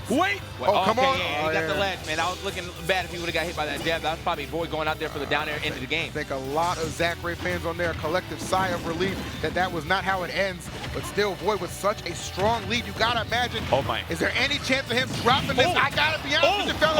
I don't think so. 95 on the board, looking for that early jump from Zackray with that back air, but Zackray gonna recover just a little lower. giving himself another chance at this game. But oh my God, look how much he has to get back. I know Pichu was light, but he only has 37% on him right now. But there's the up throw. Void waits. Trade. Oh, that's it. Yeah, that's it. Where are you going? The air dodge was out. All he had to do was make sure he knew exactly where he was landing. Didn't waste any time. Just waited for him to get down and then said the F tilt is what I'm going to do to finish you. Bars. Ladies and gentlemen, Void has made his way to the winners finals here at Genesis 6. This is such a big deal for his career, man. Oh, of course, wow. man. I mean, this kid he's been such a prominent member of the community for so many years. And you know he's had his struggles. Now. I'm saying. let me just go ahead and add another one. Listen, add another zero to that right there. Let me tell you something. Void said you better back up the Brinks trucks, okay? I ain't playing with you. Honestly, man. I'll feel some offers. CLG, man, give that boy a raise, man. Give that boy a raise, indeed. Come on, look, listen, okay? If he wins this, whoever wins this first tournament, okay? Whoever their sponsor is, definitely got to add another zero to that check. Add another zero, man. Add another zero to that check. That's free. And Void's been working hard, not only as a player, but also a content creator too, man. So he's the full package right there. Yeah, him and Korean really are like a really nice kind of tangent right here. But go ahead and let's take a look at some of these replays that really just netted Void this incredible win, especially in that game 5. Oh, man, that was crazy. Yeah, I mean, I had to give it to Zackray. As I was pointing out, man, I feel like he is the type to not really waste a lot of movement. But in like the middle of the second game, I think Void kind of picked up the same playstyle almost right here, like right there. That's actually the perfect moment to show. Void was standing just waiting for Zackray to pick an option to come down, and then he gets this super long combo that ends up ending in the stock. Yeah, one thing I like a lot about Void is when his Pichu gets one opening, he just keeps it going, dude. He always has another follow-up. He wants to keep the pressure going, understands that his character has to keep up the pressure, because if he gives you an opportunity, that you don't really have to put on much percent on Pichu for Pichu to die. And one of the better things that we really noticed, I mean, we kind of touched on the fact that he was kind of dropping some of those combos, but one thing, he didn't let it affect his composure, man. He just kept following up, finding ways to get in there, and in game 5 is kind of where it all culminated, and he was just an absolute beast.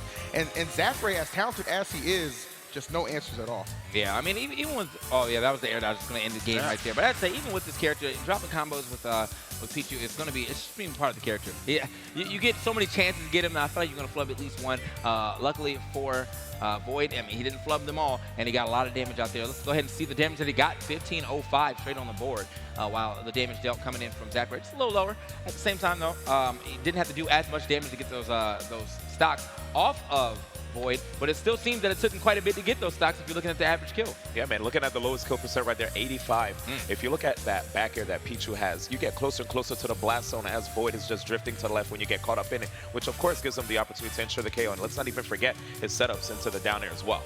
Yeah, man. Again, big shout out to Metascouter coming through with these stats. I mean, I'm loving this. We got this NFL, this primetime action stats. Man, I need this on my own stream. I need this on my own stream, you know what I mean? Find out. They got a plug-in? Definitely make it happen. Yeah, big ups to that, man. The production value for Genesis has been nothing short of amazing, and we all certainly appreciate it. I'm pretty sure we're getting into our losers quarters matches now as we have Light sitting down. He will be up. Oh, okay, someone's hyped for that. I like that. I like that. So we'll be going up against MKLeo. One person will be ending their tournament run here. I know both of these guys are fighting for their lives here. Obviously, though, you want to, when you're in this top 8, you want to keep it moving. Light has already proven that he was supposed to be in this top 8 by taking out ESAM, and now trying to go through MKLeo. But is MKLeo going to stop the bleeding of his run here in this bracket, as he just lost in winter semis?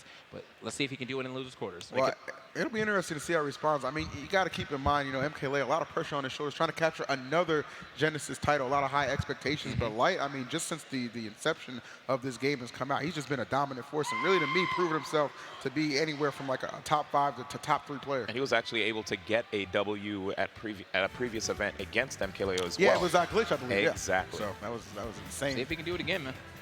History repeats itself, man. This is the stage to do it. At the same time, man, right after I think MKLeo lost, he tweeted something that was like, yeah, man, I know the things I need to work on, but I'm glad that I found out at Glitch instead of Genesis, which, I mean, obviously no shade to Glitch. It was a great tournament, 600 entrants and all that good stuff, but you're at a 2,000 entrants tournament. So if I chose the tournament to lose and win, it'd definitely be this one to win and Glitch to lose, you know what I mean? But we'll see if he actually did find what he needed to find in that week or so between Glitch and Genesis, and is he going to bring it to the table right now?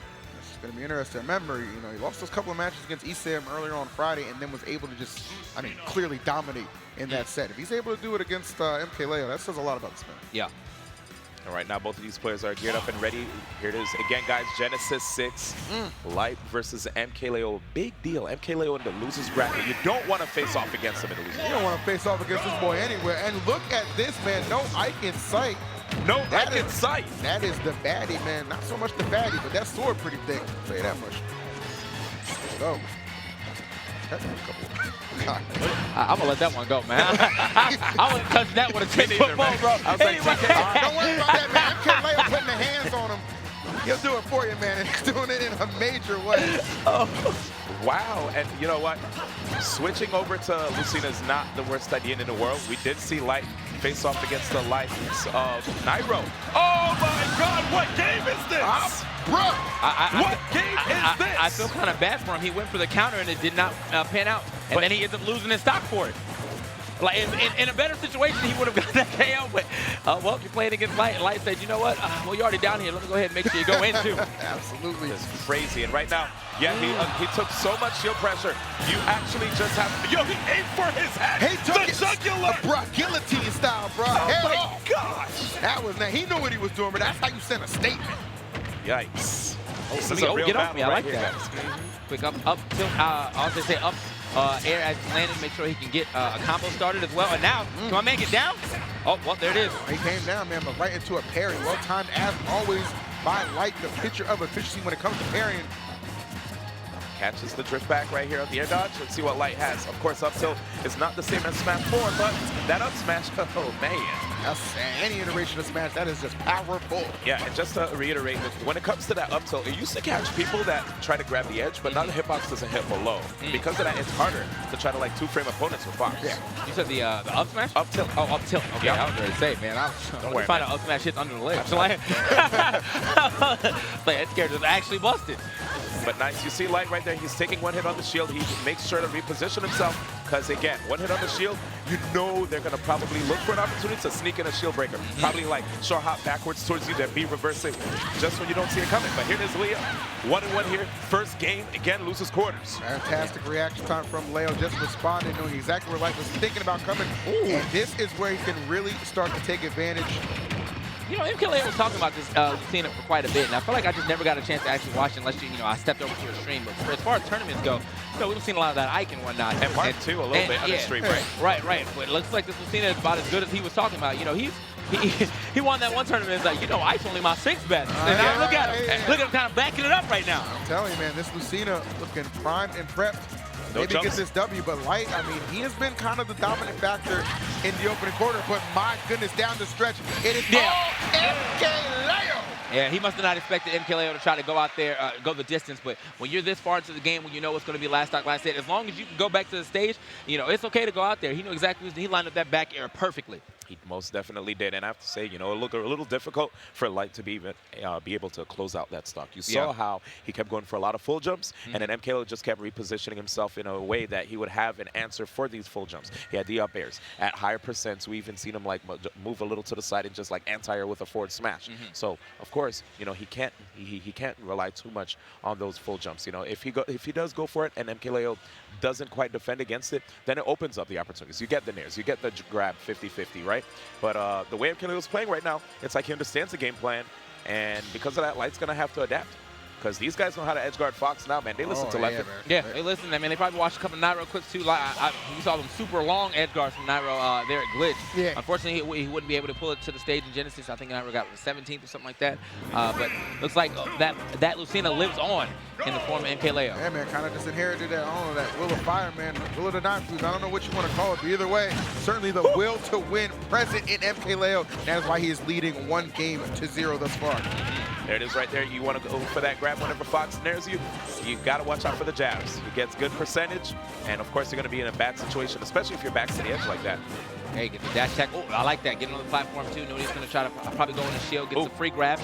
Getting a lot of, that's the thing about Fox, man. I know that he can't get a lot off his grabs later on, but damage is still damage, and it's also positioning. So he's throwing them off stage, getting those little extra lasers as well.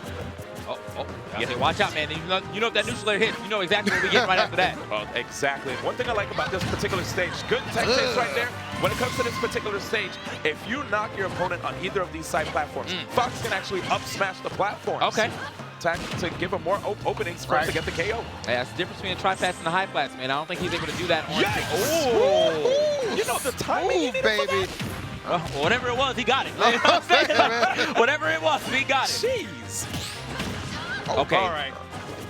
If he would have got the double parry, I would have been like, he's a god. He's actually the guy. He said it comes natural to him, and I would have believed 100%. He could have told me anything about parry, and I would have believed him after that. Can't disagree with you on that, though. MKLeo now crawling his way back in slowly. This is where he can really exploit. Keep him in the air. Yeah, Light trying to land, but cannot do so for free. Throw. All right, they're not getting much off of that. It's a down air, but luckily for him, not getting a super hard punish. And glad he didn't put that shield after the down air hit. Not enough time passed for me to think that I wouldn't have broke. Also, great block yet again. I'm surprised he didn't get that punish. It seems like he knew exactly what to do. Watching a lot of streams, a lot of people are still running back when Fox does not cross you up if you shield it. Yeah, it's like, dog, yeah, you don't get crossed up, man. Yeah, shield. Yeah, exactly. We're 3 months in, man. Come on. Come on. You gotta know that, man. You ain't gotta keep paying him that much respect. Oh, no respect being shown from Light. Of course, the fourth one's not guaranteed, but, you know, trying to see what he's trying to go for there. Okay, going super deep, as is Light. Smart stuff. Ooh, MKLeo, maybe not the best execution we've ever seen, but the pressure unrelenting. Most definitely. Again, MKLeo, even though he's at 79, oh, well, I gotta wait till he gets a hit in here first. Yeah, the tech on the grab. MKLeo definitely saw that grab coming, which is why you saw the clash right there between both of those two. He's repositioning himself, but that's an up smash again. He's still living. Don't be fooled, man. Man, I need. Can we get a buff on that? Can we get a buff on that false finish? Honestly, that's why I have trust issues, bro. I'll be single for life. Do not run up on me, he says. Getting that up smash right there. Shout out to the Red Bull all the way, too. Yeah, man. Let me tell you, man. Light is just such an amazing player to watch, dude. He's like, I'm a big Larry fan, man. I love even watching Charlie play, but Light has been so stellar, dude. I mean, look, Light, as talented as there are, I mean, you mentioned it, Larry, Charlie, ZD, there's a lot of talented Foxes out there. You're looking at the best one on stage right now. MDVA. I mean, we just say it wrong. Give him some shout. We just put him out there. You know? He's sick. That top 8 performance that he was able to get to. Yeah, all right. Come on, man. You got to backtrack now, baby. I got to watch out, man. What are they going to start saying when they see me? Detour, man? Detour, because he's moving. Tidor? I don't know. Oh, Tidor. We don't even know what that means, man. Apparently, that's not for us. By the way, can we shout out to the technology that we have here on the stage? They show us what people are banning and what the stage counter pick is after they pick it. That's really cool stuff. Not only do we have that, we have the Red Bull fridge right in the front. We have the headsets for the people to listen to the music if they want to block out the sound of the crowd. It's been looking real nice up here. Options. Yeah, man. Shout out to Asus again with the monitors too coming through in the clutch. Yeah, that's that new model, man. It's looking real good. Republica Gamers. Feel free to hit me up, Asus. I got my address, man. Man, I might need a model. Yeah, me too, man. Yo, holla at me too, man. Come on, man. Hey, I got a P.O. box. That's the EE special, man. Yeah, man. We called it. He waited for both of us to say too. You remember when we both had the 3-part emo? I ain't bringing it up. That's actually OD. Come on, man. I got put on blast. I see TK's emo. Just a shade darker. Man, they gotta have everything, right? I got it, man. I got it, man. All right, man. In the game 3 here, as we are out to Town and City in MKLeo, this matchup in itself, I feel like he's spending a lot of time trying to pick and choose when he's actually allowed to land, when he's actually allowed to throw that sword out. Because anytime he's whipping that sword, Fox is actually fast enough to get in there and get a nice punish. Absolutely.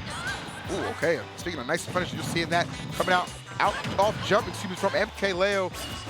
And I do like seeing from Light just going for these backers every time instead of trying to time the forward smash, seeing that, that was perfect right there because there was a little bit of a drift. So he might as well have gone for it. And, decent horizontal distance on that. It's interesting. How many times do we see, that little bit of drift not get punished, right? A lot of players will just kind of leave that, off to a whim, but Light just so efficient with his responses, not letting MKLeo get away with anything for free. Ooh, but another backer. Such a potent KO tool right there for Lucina. Decent range, amazing knockback row.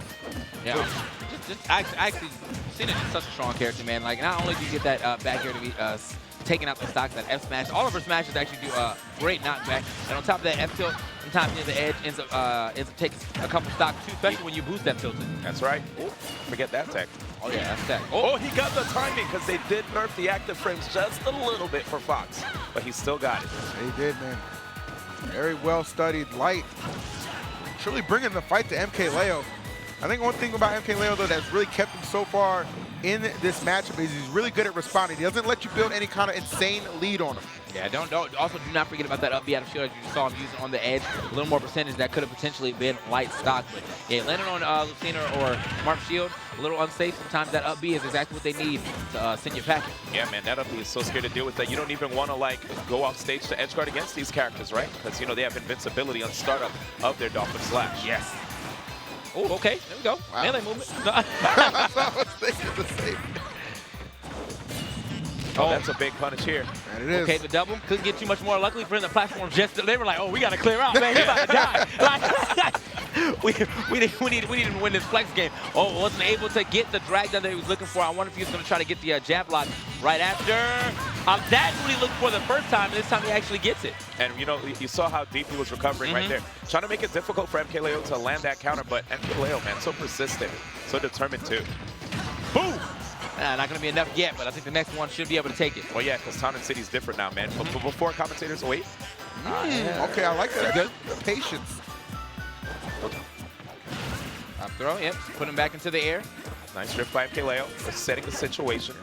Uh-oh, let's see this. He forces him off. What's he going to get on? Oh, he tried to wait it out just in case he was going to throw out the upper smash. There it is. Catching, that was a straight up call out from Light, bro.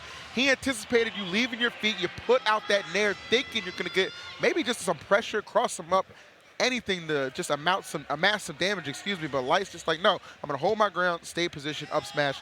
It's that simple. Yeah, man, if you can see the way, like, Lucina's aerial pressure is, she's quite floaty, especially in comparison to her Smash 4 iteration. And because of that, like, all that hang time that she has in the air after she goes for a short hop aerial, that gives Fox enough time to just run up on him and hit her with the intangible legs.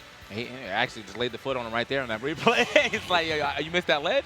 I'm laying the feet on you. Uh-oh, MKLeo is not too happy about this, guys. We have Light, who is actually one game away, man. From putting him out the tournament. This is MKLeo we're talking about, bro. I know, man. You know, honestly, when you run up against somebody like Light, it's crazy to think for MKLeo of all people that his, you know, potential to win another Genesis title just got this much harder. But Light really showed at Glitch, like, look, man, I can come through and I can sun you, man. I don't need Mario for those results. I know. And this is him trying to get the 3P, correct? He's trying to get the 3P here. And, well, looks like that 3P might be cut a little short, man. We'll see, man. He's getting a 3-piece right now. Yeah, this is looking like Kingdom Hearts 3. This is about to be delayed again. Oh, man, the delayed 3P, that's what I'm talking about. It's a 2.9P, right? I was about to say, like, I know it's out, but I'm just saying, talk about them delays, all right? Like, I mean, Metro Prime. Oh, that. Metro Prime 4. That's 4, though. Sorry to technical. Actually, though, I'll take the delay. When someone gets the 4P, that's when we'll make that joke, man. We're saving that in the memory banks. Anyway. You're right. Put it in the drafts. Oh. Whoa, nasty. All right, cut him up. That buff, man, when you spike the opponent into the ground when they're grounded, helped out so much right there for MKLeo. All right. It's the back air. Unfortunately for Lucina. Oh, yeah, there we go. Get him out of here. Bro. Bro, he actually, his anti-airs is exactly what you expect. That's a flash kick now. You know what I mean? Oh, you jump? Flash kick. I felt like I got the Gal vibes too, man. I got him. But I'll say, unfortunately, in this game for the swordsman, Marcina, they don't get as much off that down throw as they used to. It actually stops comboing stuff way earlier. But still, you know, if you get it at 0, you might as well go for it. Oh, nice tag. Strong tag. Again. Another one. And he tried to delay. He wanted to. I like Oh, my God! You are dead, sir! Dude, MKLeo is definitely capable of mounting a comeback, but this is a bad situation. I mean, that was an above and beyond play. That's call out. going from 4th to 5th gear, straight up, man. And 3 really clutch techs for Light. All right, he's definitely inside of his head now. I'm thinking about that play, Mo. He actually really came off that ledge right after that with the back air. Said, you know, I'm gonna finish this stock relatively early. That's your fault. It really is. There it is. Up throw. Wow. Different stuff right here from MKLeo 2. Okay. Back to our regular schedule. Back to our regular schedule throws right here at low percent. The down throw actually getting him an up air this time around and keeping it going with an up tilt. But luckily for Light, he was able to get back down to the ground. That's always going to be the worry when you're playing against, well, anybody pretty much in this game. Being in the air when you don't want to be is rough. Okay, nice. Finding those openings, the little gaps between the combos. Back. All right. Okay, he gets his feet on the ground though, but it's only 54 here. Yeah, Light has put a little more damage here to be able to seal the deal with his patent. Oh my God! Is he gonna get it? We still live it though. Did he air dodge forward? Okay, no, he just jumped forward. Okay, I thought he air dodged forward at first, but it seems like he didn't. He might have not use the jump. Another What is he got doing? What's he punished. doing? What is he doing? Normal get up. Normal get up. Oh, okay, okay. Oh, is he living?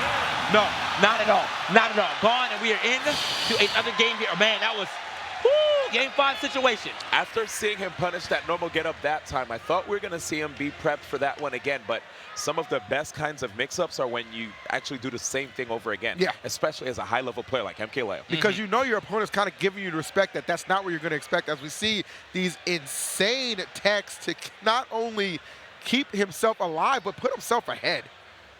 Saw the air dodge there just to give himself a little bit more drift, but that up B not going to be able to reach. However, MKLeo will still go on to take that game and keep his tournament hopes alive. Game 5 now looming. A lot on the line for both these guys. Yeah, man, he is thinking hard on these bans. We've already got FD out the way. I kind of like that, you know. You want to make sure that you can get some platforms just in case you need a. Oh, and the Castle Siege ban only because that stage sucks. Yeah, I'm glad it's out of here. Tell them how you really feel. Sucks. Yeah, that stage is trash. Basura. Where's Yikes out here just out of nowhere? This stage is ass. I definitely need Yikes. I need Yikes ASAP. Just to come through with it's the assometer all the way at the top. This stage is This ass. stage is Anyway, we are getting into our 5th game. Somehow, even after that crazy back air to get that solid lead, Light was not able to close it out. And so MKLeo, he was playing with the heart of a man who wants to get that 3-peat. All right, we'll see. It all starts with winning this game 5, and there have been plenty of game 5s that MKLeo has found himself in and come up victorious, but he's also been on the losing end of a couple of those as well. Light trying to carve his place in the early annals of Smash Ultimate history with a win here. Yeah, man, every time, I feel like Light's getting hit in the same situation after getting hit by that down throw up air.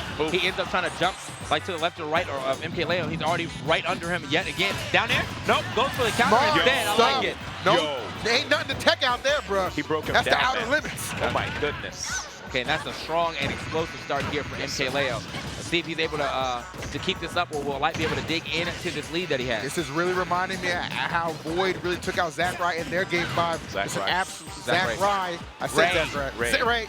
Damn it! Ray. A ray of hope right Man, now. you know, honestly, I feel like if we put a space in his name, he'd get it. Like, honestly, I'm about to start calling you TKBZ, man. I'm sick, bro. I don't know what's going on, All man. right, man, you about to call yourself out of a job if you keep doing something like that. That's fair, man. But out That's of a fair. team, you know what I mean? Like, anyway. Black Plague went to just black. I don't know what to tell y'all, man. I tried, man. All right, man. I tried. Yo, he actually was able to avoid getting followed up right there. Oh, what? Okay. Okay, he made it up. He made it up. He made it up. That messed me up. I know. I feel he that, never man. messes those up. Take a swig, man. He needed that. There you go. We got the unmarked water. A sip of water. Unmarked water, man. Okay, but now we're in unmarked territories right here. Someone's definitely about to lose their way out of this tournament. It's looking closer to being Light. MKLeo still finding all of the same firms he's finding from the first stock to now. Up air. Okay, but he couldn't land on the platform to continue to extend. Oh boy. Okay, one of the F smash. Thought he was going to just go for the up for the damage, but the F smash. Honestly, I wouldn't be surprised if it KO. Like, it's getting really difficult for this Fox to land back throw. Exactly. He's going to have to grow some wings right now. Setting up for edge guard counter. Not even. No jump left. It doesn't matter. Oh, he's not gonna let finish it off. Finish it off. I don't think that up B was going to reach anyway, but still, make sure you finish the plate. That's all. That's all. If you go back for seconds, you better do it. Come on now. We don't waste food around here, man. We certainly do not waste stocks and opportunity. MKLeo, what a ferocious comeback. Yeah, I mean, that was a comeback that stopped him. He was this close to being out the tournament. Yeah. After that back air play, when he had to, he lost that stock relatively early. Yeah, and he had to play 2 stocks to 1, and oh man, he managed to make it happen. And then after that, I think that was all the momentum he needed to take that last game. I mean, that was completely in his favor. It's just opportunity, man. Yeah. Opportunity to not waste it in a well-earned victory and a dominant one at that for that game 5, man. MKLeo still on the hunt for that 3-peat. Yeah, man, it was so smart of him to actually switch over to Lucina. You notice that he was able to use so many great edge guarding tools at his disposal versus Light as well. Like, he had amazing juggles with the down throw to the up airs, and even was reading these double jumps to keep the up airs going. And then whenever you saw Light deep off stage trying to recover, he had the counter on deck. Yeah, you're going to see him do that with Ike. He's going to be hanging at the edge going for the counter. Of course, you picking Lucina, all of a sudden, things change. That's crazy. As you were talking about, well, that was the headshot right there. Yeah, as you were talking about the counter off stage, we just got the replay of the one where he missed it, or he got the counter, but like it missed. So that was a rip for him. Oh. Yeah, this is gonna. I feel like this is kind of where. Oh, yeah, okay. looked like he was about to take the entire set here. I think I understand why he wasn't able to get that punish there. You notice he dashed back and then he went for the forward He smash. didn't immediately go for it. I mean, there's a little bit of a window there which allowed Mike to kind of survive. Just a hair. But this was crazy, bro. What an anti-air understanding. You're going to come out that shield, try and hit me with an attack. I'm just going to stay grounded, hit the up smash. That was big time. But this right here, making it on every highlight you can imagine. But the crazy thing about this, guys, he didn't even go on to win this match. Yeah, that was a huge highlight, as EE said. That was the one I was talking about where I felt like that was about to actually just be the 3-1 set. But, and Kaleo said, no, you know what? I'm fighting to the very end, and that's exactly what he did. Look at this lead that he expounded on, and then actually winning here with the 2-stock. First that was a crazy Dolphin Slash, and then second he's like, you know what? I'm not even gonna give you the chance. And as we highlighted, man, yeah, exactly, because we don't even think it's gonna make it back, man. But it's again, the just in case, man. Finish your plate. You know what? As we said, we're moving on. We have the other side of losers' quarters, and they are checking out what they're going to start on. We got the staff up there. Shouts to FaceF once again, being a great translator for Zackray. Zackray will be going up against DeBuzz. So this will be kind of like a meeting of the minds, if you will. You know? That's true. You know, this will be an interesting one to see. And I'm really curious to know who DeBuzz is going to go, right? Obviously, we've been seeing the Olimar kind of been his go-to, but his Palutena, man, pretty deadly as well. Yes, his Palutena is definitely super strong. We've been seeing a lot more Olimar later on here in the bracket, you know. Yeah. Understanding that a lot of these opponents, of course, probably may have some solid practice against Palutena, whereas, you know, Olimar not as prevalent as a character. We saw a lot of Olimar Wolf, too, yesterday. There was actually quite a few matches of Olimar Wolf with, you know, Shootone having to go up against Void. And then Shootone also having to go up against Tweak. Tweak and Void both beating Shootone, but they did not Tweak did not manage to beat DeBuzz. So that was another one that we got to saw. I think Myron might have actually had to play a Wolf as well. So quite a bit of matchup experience. I guess from my experience of watching it, I can't really call it for either one of the people. It just really depends on how much you know about your opponent at that point in time. Because it seemed like I couldn't just look right at it and be like, man, this looks terrible for one character and great for the other. It looked kind of split down the middle from all the sets that I had to see. And right now, we see these players. One thing I wanted to mention, you remember how Void actually decided to like counterpick to Wolf in order to get the W over Shootone? That's true. You know, that was actually a pretty smart pick on his part. And I want to see if, just looking at the way Zackray goes against Olimar in this particular matchup, right? Like Olimar, of course, is a character that does a really good job of just like decimating his opponents, especially if he's able to get those up smashes started. Looking at Wolf, fast faller, things can get really scary if he actually gets caught. But Zackray's spacing and his patience has been really good. I think Zackray's matchup knowledge and his ability to just kind of dissect Olimar might be the one thing that kind of fades DeBuzz away from really relying on him, maybe even to start with. You know what I'm saying? Obviously, you see him hand warming up with the Olimar, but that doesn't necessarily mean that's going to be the play. The Palutena could still be the mark. Yeah, my one thing that I'm kind of worried about in this matchup is, though, as I've been pointing out, Zackray is one of those guys who happens to, you know, he happens to stand and not really make a lot of reckless movement, I guess. You know, he doesn't do a lot of dash dancing. He doesn't need all that. He just knows when he needs to go in. Now, is this going to allow for him standing around like that? Is this going to allow DeBuzz to get a lot of Pikmin on him? And is that going to thus allow DeBuzz to go in because he has to spend time trying to get these Pikmin off? It's going to be interesting to see. A lot of questions that will be answered. Again, I really feel like the matchup knowledge that Zackray has is going to kind of be the thing that's going to propel him far in this set. But DeBuzz not going to allow that to deter him from his pick. He is breaking out the Olimar to open up game one. All right, let's get it. Losers quarters, here it is. DeBuzz versus Zackray, man. Hey, wow, DeBuzz like starting that off on an up tilt and then the pivot grab. Gets a nice little 30, say now 45%, still keeping it up. Nice spot dodge from Zackray, but the whistle actually giving a platinum punish, because he was on the better side of him. You know what I'm saying? That was a punish of the week. Oof. And there's the follow-up from Zackray, immediately opening DeBuzz up and just taking control of this stage. You see all the pressure he's putting on him. It's exuding a ton of confidence. Love the back to and then going deep. That's what I like about Zackray, though, man.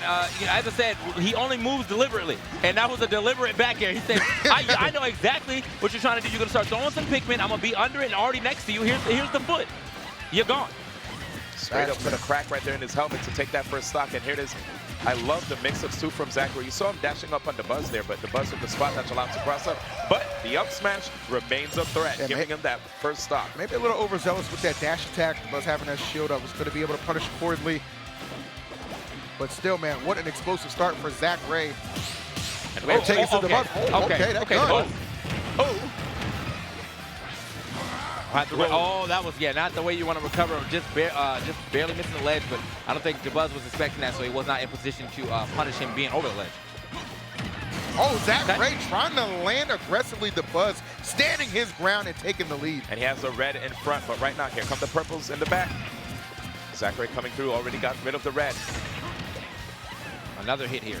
Oh, actually, well, the F smash, but I guess it just didn't come out, man. You know, sometimes you get that Pikmin mishap. Some, that AI, man, it works against you in this game. That's why nobody playing Ice Climbers right now. Anyway. Oh, man. I think I fixed it in 2.0. We'll see, Mal. Ooh, okay. I'd love to catch that. Okay, Zackray trying to hold him off on the left side. No go. But that up smash, what a play. Yeah, I think right there, it looks like DeBuzz was expecting him to jump. He threw out a lot of up airs, and had he jumped, he would have jumped straight into it. But Zackray staying on the ground and waited for DeBuzz, well, I guess to run out of juice and immediately hit him with that up smash. We got a lot of people howling in the crowd, man. Yeah. Well, actually, Zackray has him howling. Gotta feel it, man. Gotta watch himself here, man. 73%. We got a purple on deck, and he's still, he's taking quite a bit of damage from that yellow on top of him too. Yep, we got a white coming up soon, but yeah, it's very soon for DeBuzz to actually pluck purple. It's scary, and look at that, trying to land. Look at his edge guarding. Perfect coverage, man. Wait, that backer almost connected, TK. How did he know that he was coming on the stage, though? Oh, I'm coming back. I'm coming back. The firewall angled right into your grill. I'm kind of mad they call it firewall. Oh, I can't believe he got that. I don't even think that was true, man. That was like kind of a bootleg combo product, if you will, man. Something out the Soulja Boy variety, you know what I'm saying? Like, I mean, it might look the same, but. All right, man. So, all right, wait until you get that tweet, man. You know he's watching. He's trying to get ideas. He's coming for you, you know. We gonna make it work, baby. All right, so yeah, that was I feel like that was a little rough for DeBuzz in that situation where I feel like once Zackray started to get his momentum going, DeBuzz didn't know how to shut it down. So, but after he lost the stock or whatever, and he came back on clean ground, DeBuzz was fine. It's just as soon as Zackray seemed to get that first hit, he was able to carry it until a lot. Yes, sir. Yeah, man, Zackray, I just love his combos, dude, and like. He, with a character that doesn't have such amazing recovery, he still goes out there, you know what I'm saying? Absolutely no fear. You got to make those plays when they count. And here it is, the hows are out again. How, if you want Zackray to win, they said. They're doing it, man. All right, let's get it. Game number 2. But DeBuzz right now saying, don't you dare keep jumping on top of me like that. You know what move I have? Do you understand the bucks? You gotta pay that respect. Did you ever play shoot on good serve? I mean, we saw, actually I saw in some of those matches before too, though, that Nuclear does actually snuff out up smash quite a bit. But I guess at that point in time, if Olimar started getting hit by that, they're just gonna dash out the way and punish your Nuclear landing lag. Trying to see if we can get a pickup with that forward air here. I like that faded back. That blaster is so huge. I'm telling you, man. It's covered so much ground as well. Oh, didn't have a double jump, but you saw that holding down, extending the hitbox right there on the edge. Oh, okay. Are you actually gonna stay there? That's scary. Yeah, DeBuzz will keep up smashing. The spot dodge was probably smarter than him trying to jump out of shield, though. I think that would have got thwarted. Yep. And he might have been out of that stock. So I like the awareness here from Zackray. DeBuzz will not be afraid to pull that trigger. Okay, get on. Whoa! Right there with the trade. That air was so good, lasts forever. I mean, he's lucky that traded too, man. That was a purple. Facts. Yeah, that would have been a very gone stock. Solid up tilt right there, Zackray. Trying to pursue, but DeBuzz right there, landing on the platform was very smart, but he has to get off, as you can't, like, you know, do the usual, like, shield drops. Back air, not enough. Good He'll be able to make it back to stage. All right, DeBuzz. Hitboxes. Can we talk about that hitbox? He thought he had it, man. How far away from the ledge was he? I feel like he was actually still in the green. I feel like I saw it a couple times for Tweaks Whoop yesterday, man. It just, it doesn't make a whole lot of sense, but you still got to accept What happened, I think it's because of the fact that he was already committing to an action. He might have extended his hurt box. Yeah, that down smash when he holds his hands out, so he got his hand clipped just barely, but it was enough. Nice pickup right here. He's respecting the whistle, too, to see what action you do after. Okay, respect the Pikmin, too. Comes some pickups, but that tech right there allowed him to get some breathing room, and now he's in a neutral again, is DeBuzz. That's so far. Dog, I'm telling you, we're seeing some far-reaching moves happening here. First the up B from Wolf, and now that up smash coming in from DeBuzz. still even game though on the stocks, but not on the percentage. Although we might actually be able to even it up right now, looking for the tech instead. But you see the Buzz jumping up and getting away from that. Right. An opportunity for the Buzz. Zackray smart to kind of disengage, but find himself off stage. And this time he went deep away. He was like, you know what? I don't want to get hit by that Firewolf anymore. I think the Buzz is respecting that Firewolf now, yeah. I'm kind of mad they call it Firewolf. There's no fire on that at all, but whatever.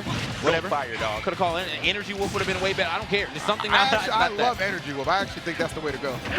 We rewriting the books right now. Okay, there it is yet again. Back. I like the angles he's picking too to get back to stage.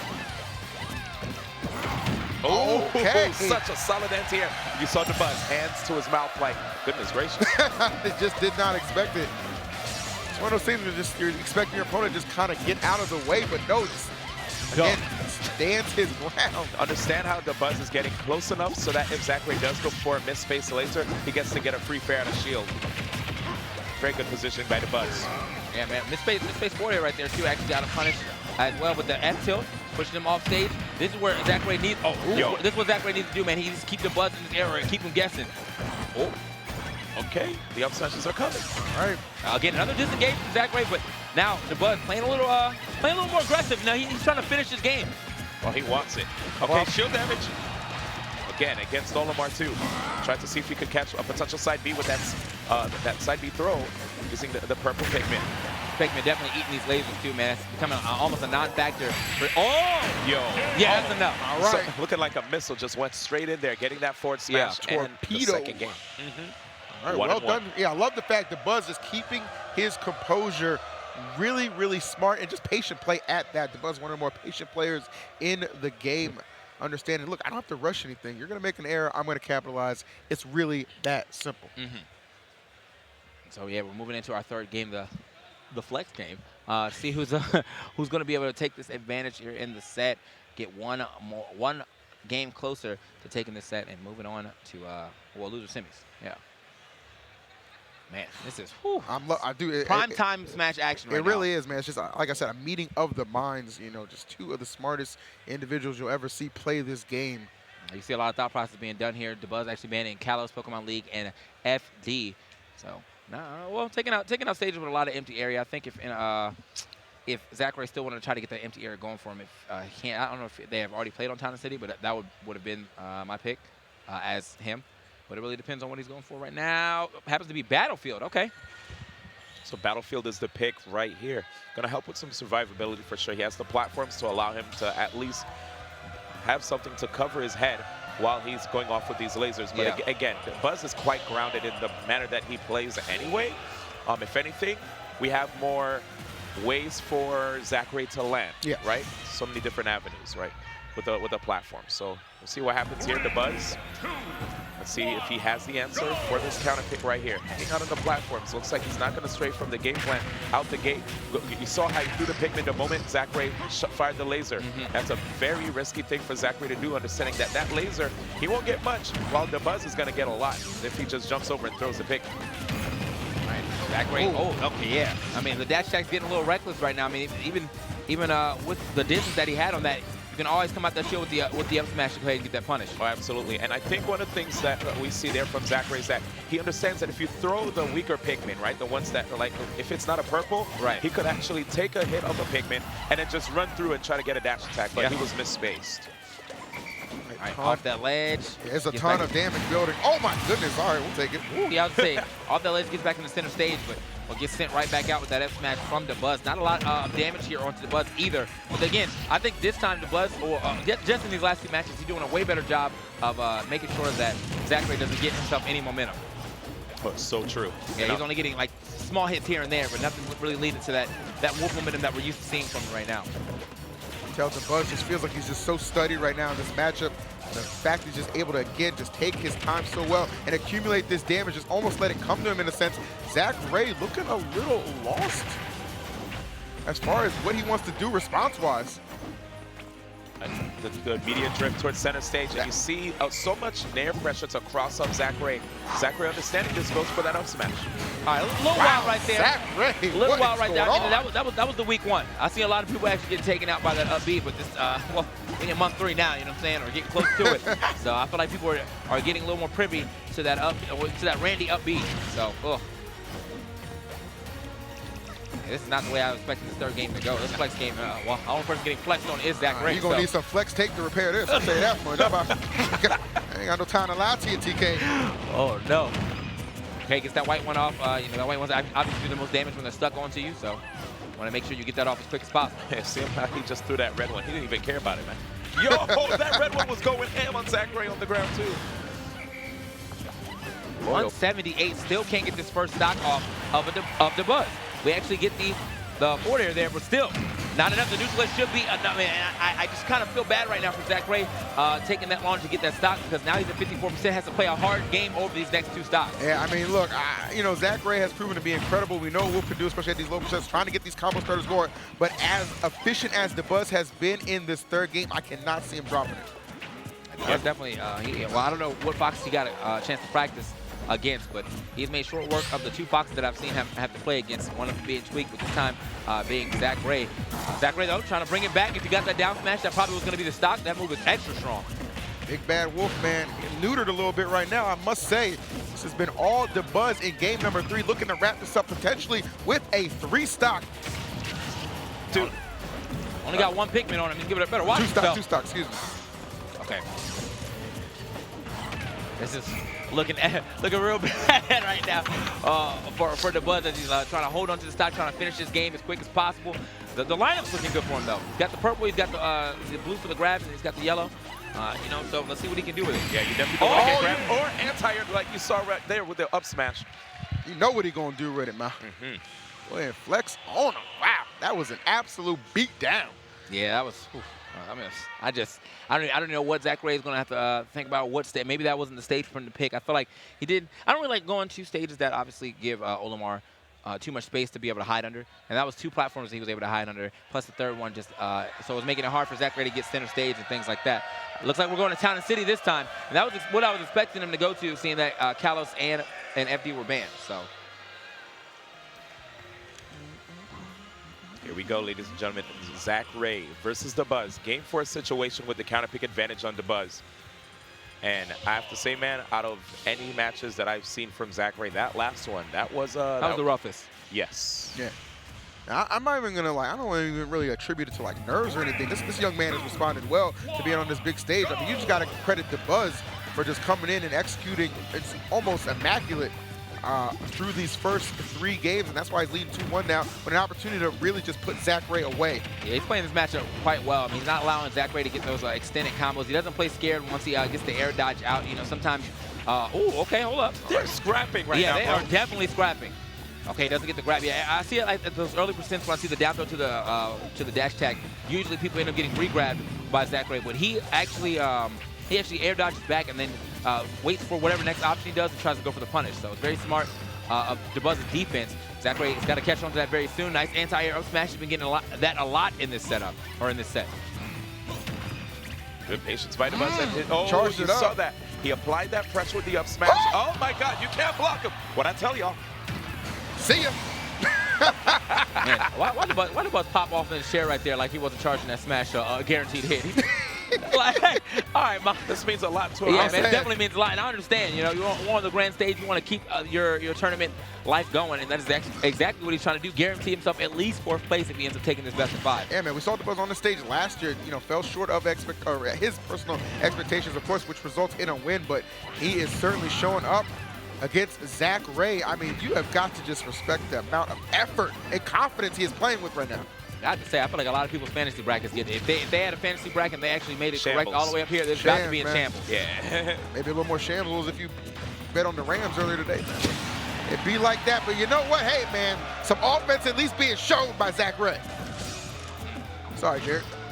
Okay, gets the forward throw. Yeah, get that white win off you as quick as possible. Has the lowest health, so it doesn't take much to get it away, but it does do the highest damage. You want to get it away as quick as possible, as I mentioned earlier. Zackray starting to dig into this lead. Still having a tough time dealing with Olimar as far as edge guarding is concerned. Has to keep these ledge traps going, hanging on the left side of the stage. The Buzz, though, getting interrupted with each nair attempt.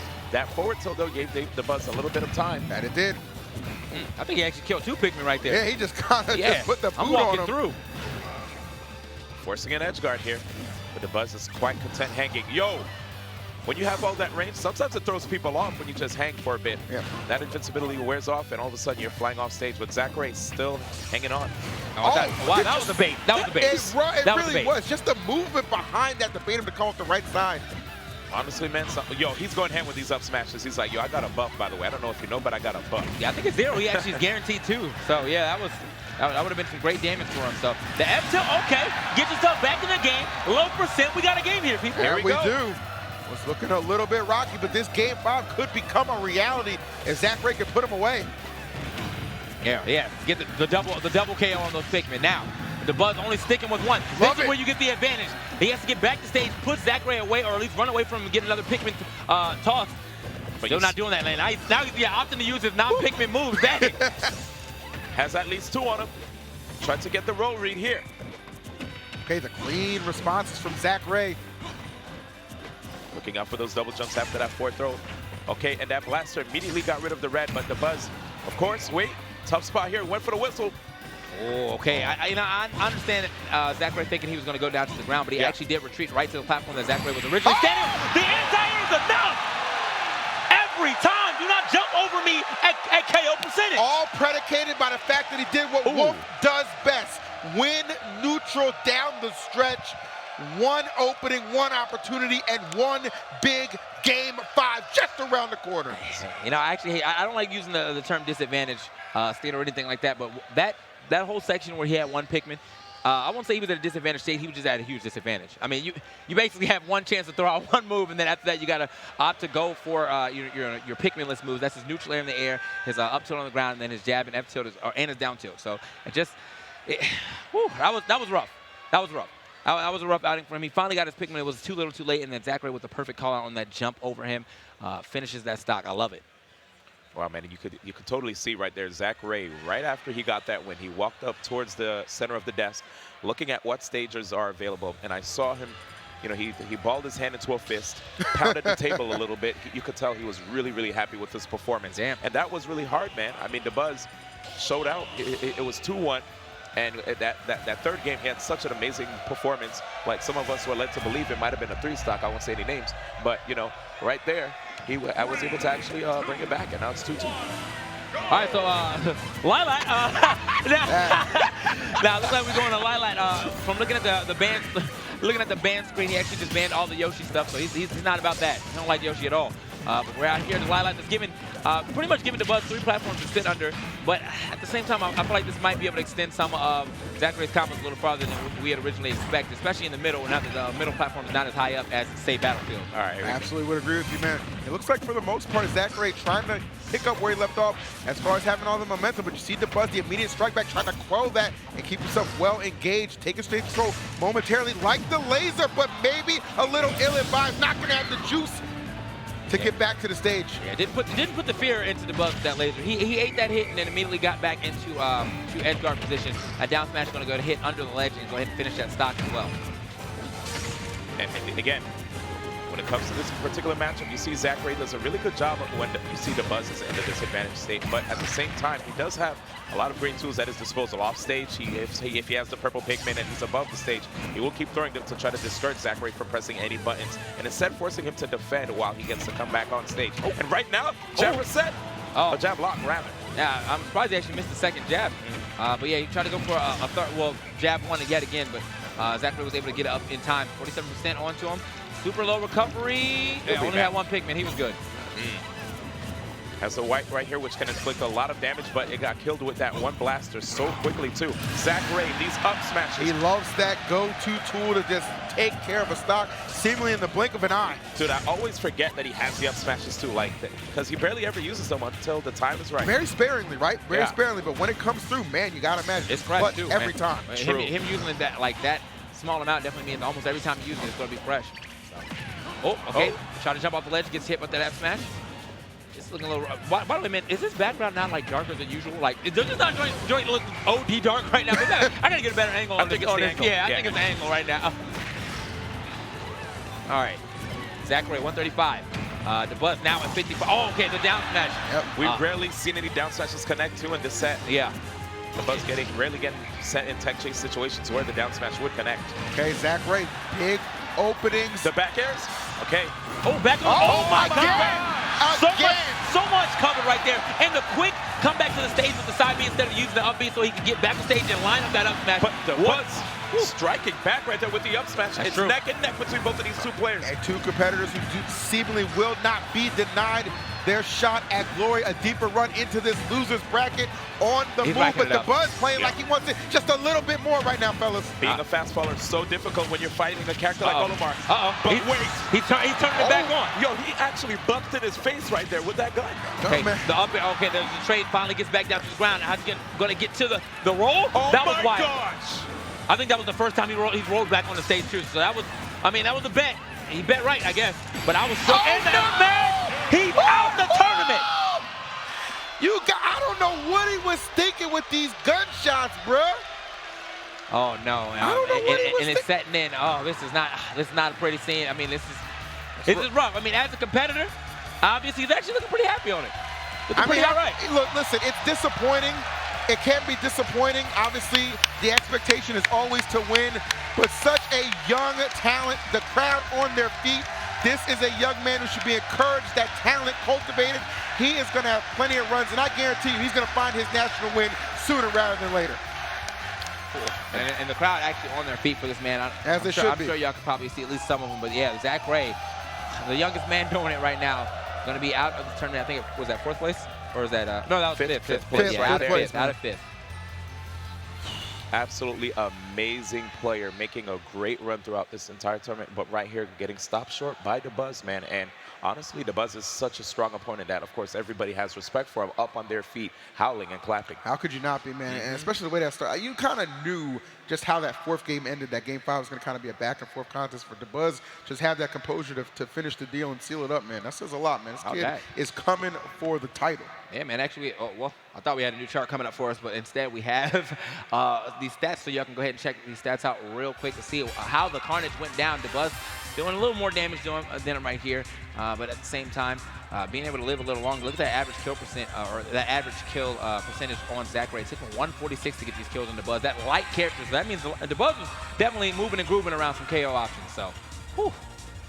Lowest kill percent being 96%, man. That's absolutely insane right there. Really And, you know, he's been doing a really good job with his Olimar. Again, we were talking about he doesn't really have like hitbox on his recovery, and he of course has to be very cognizant of how to like rotate his Pikmin as well, right? And I have to say, dude, overall, Zackray, great player in his own right, but DeBuzz is just so practiced, especially with Olimar, having so much experience with the character for so many different iterations of this game. And I have to say, man, even the combos, like we saw those up smashes, that buff with the up smash is so scary. It's so potent. It even hits behind him. Ain't nobody safe. Yeah, Zackray, I mean, again, definitely came in with all the expectations in the world, and I would say he certainly met those, and you know, obviously, and then some. You know, you look at the laundry list of names that he was able to kind of take out, but DeBuzz just kind of doing DeBuzz things and being that model of consistency, which we know him for. And guys, as I said, we are now in the top 4. We're gonna actually get back into that action very soon. Very soon. I'm going to take it to a break, but as we go to this break, why don't you go ahead and check out this trailer at the same time. We'll be right back, guys. Hit it!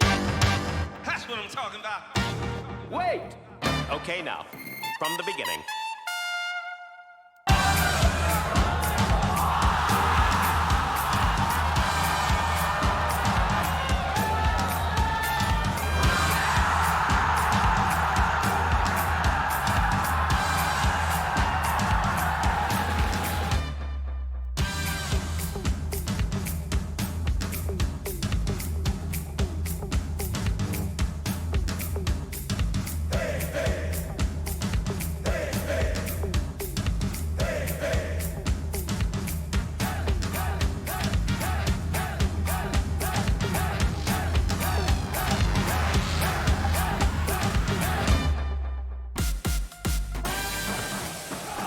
I think they're singing their national anthem. I don't know what's going on.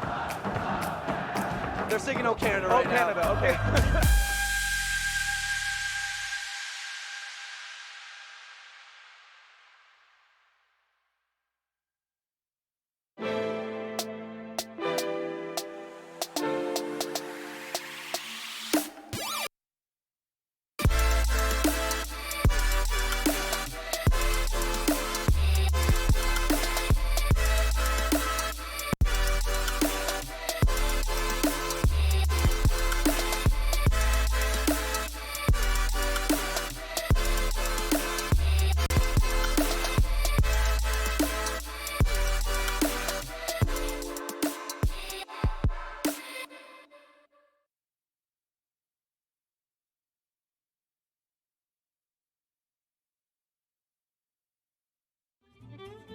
What is a Smashbox?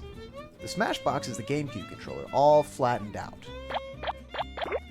And it was designed specifically to play Smash Brothers. So there's a melee mode, there's an ultimate mode, and you can even customize your own layout. We've been developing the Smashbox for over 5 years. It's designed just for Smash. It's tournament legal. It's basically a super controller. So come check us out at hitboxarcade.com. That's hitboxarcade.com.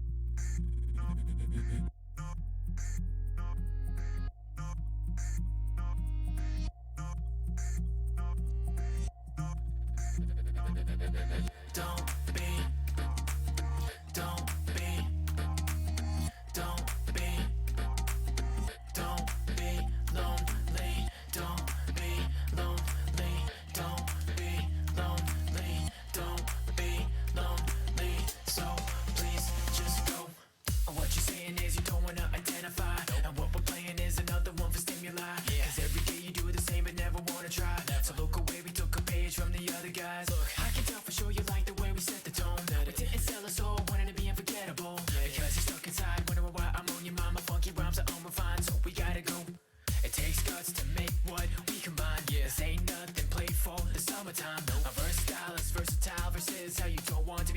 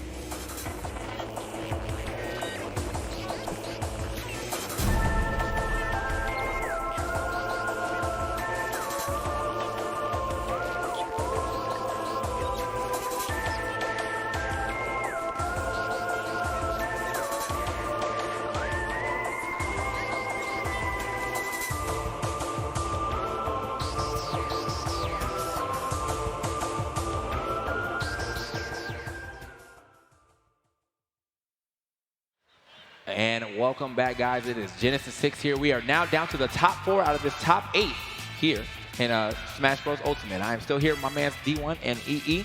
It's about to be a good time, man. Who do we have left in this tournament? Well, you know what? We still have just 4 individuals left trying to carve their place in the early history of Smash Bros. Ultimate. Going to start things off, of course, with our winners finals, that being Void and Samsora. And, of course, the Buzz and MK Leo will round out our losers.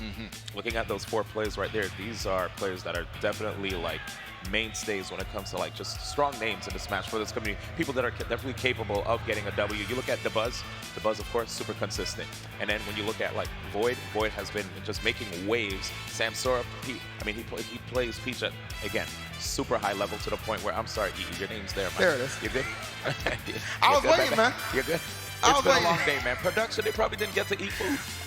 It is a little rough out here, man. I know if you're on the East Coast and you're still rocking with us here at like, I think 1:30 a.m. on the East Coast now, man. Hey, you're a real trooper. And if for some reason you're rocking with us in the EU, you wild for that one. Anyway, that's like so 3, let's go 4 ahead and get into our next match. As I said, it's going to be Void, and it's going to be Samsora. This is the winners finals and things. Like you see the bands at the bottom. Looks like we're starting here on PS2.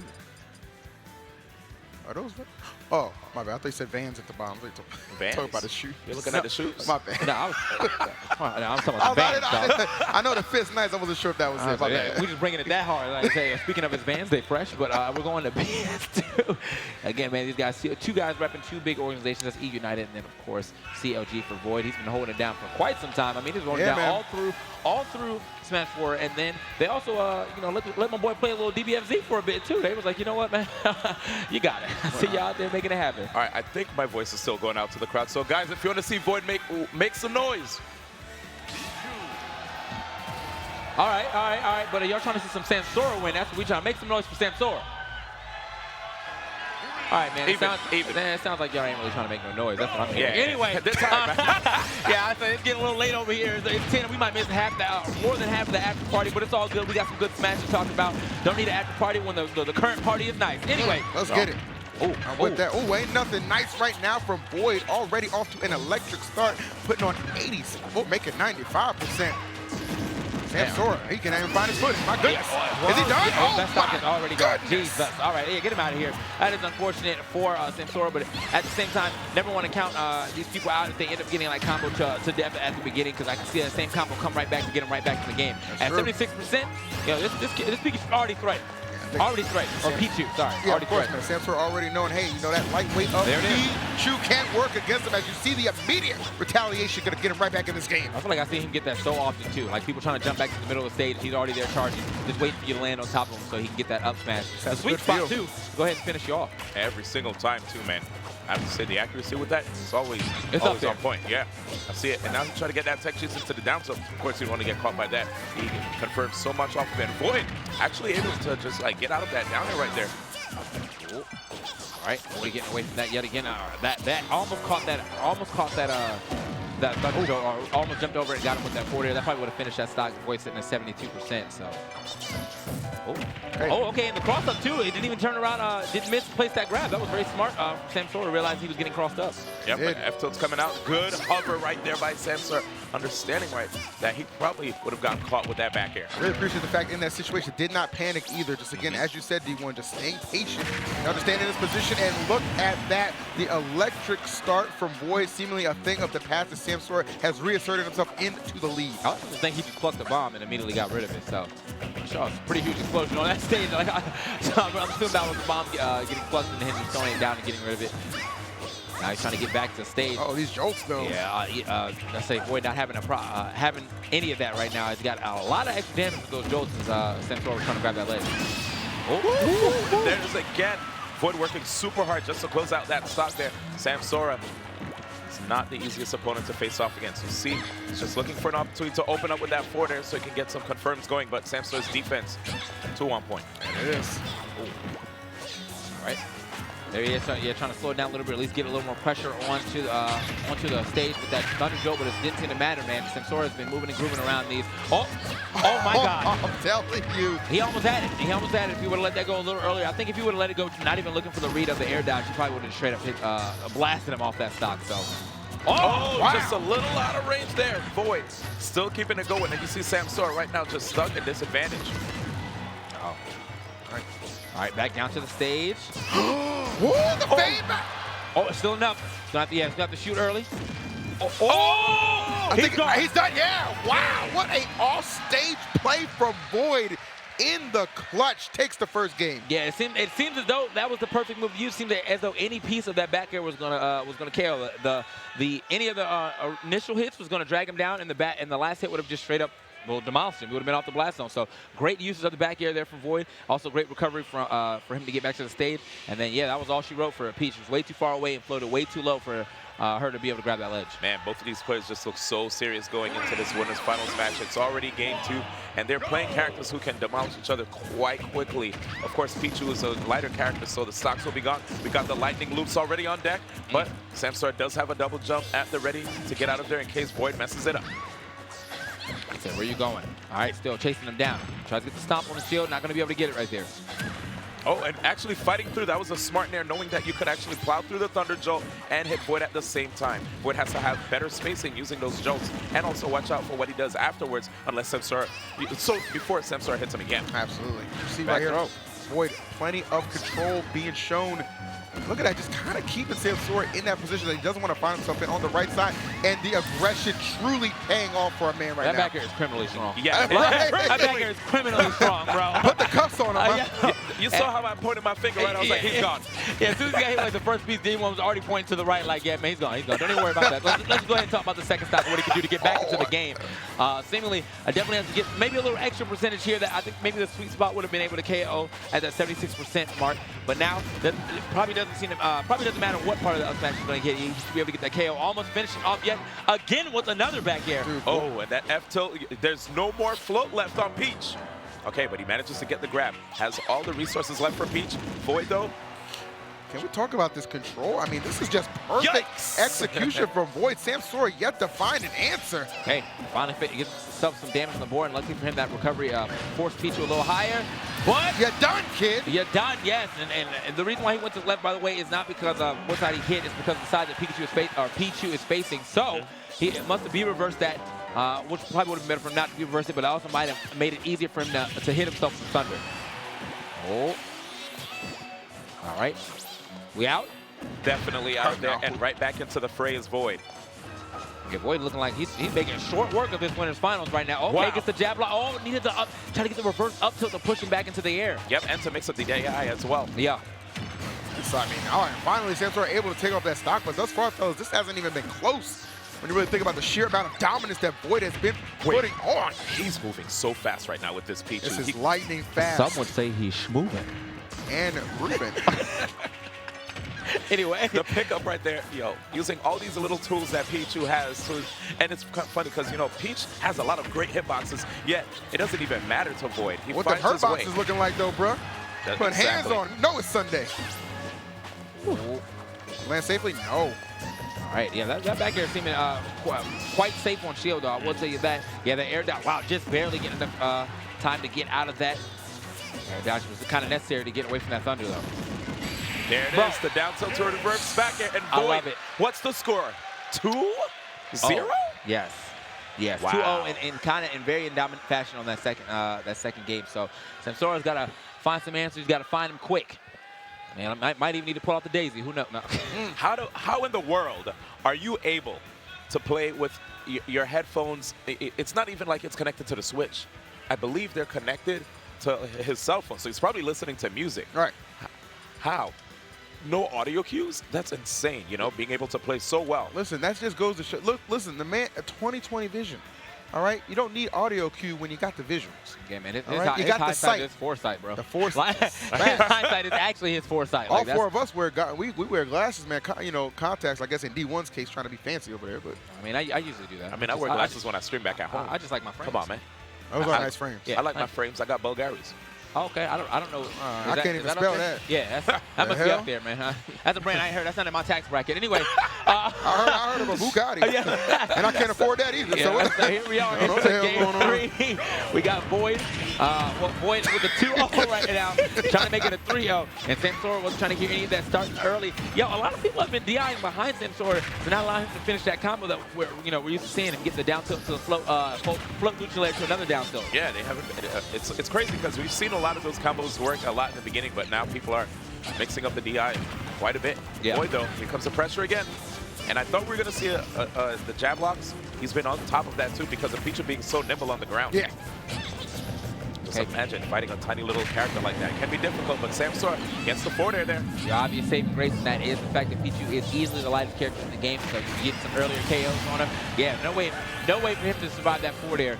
That first stock, first stock actually finally going to Samsora. Yeah, man, I mean, something really going his way at last. It has definitely been the Void show from jump, trying to force in that forward smash. Not able to find it, though, and creating a huge hole for Samsora to just stomp his way through.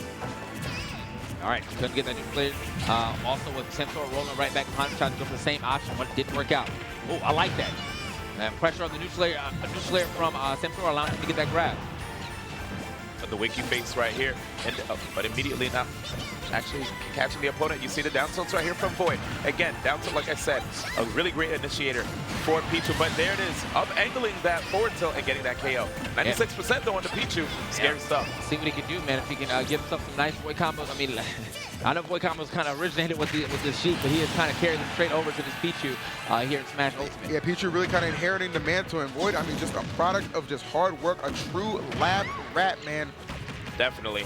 Jumps. Oh, he wanted that, but you saw how Samsora was so quick just to go for that parasol and make sure to aim towards the stage just in case. Got in and out of there. Oh, you ain't safe, bro. It ain't safe out here. Come on now. Void doing what needs to be done. What a clutch play. And that being a true combo, Void not leaving it to waste. Wow, and he's even finding his way out of the combo to the point where he's replying with an up tilt the moment he lands. And this small hurt box is definitely a blessing right now for Void. I feel like a lot of these combos would hit on a plethora of different characters, but just not on Pichu right now with the right DI and that small hurt box, small hurt box really working out in Void's favor. Yeah, man. Really strong start for Samsora, but man, it has been even up. Void would love to get the 3-0, not trying to give Samsora any type of momentum. These cross-ups from Void making it so difficult. Back down throw, okay. And a trade situation for Void. Okay, down throw yet again. Wasn't able to get that forward air. Now Things are getting up right here. Not getting caught by these jolts either. Void kind of keeping himself grounded. I like this actually staying right under Samsora as well. And there it is, Samsora with the reply back.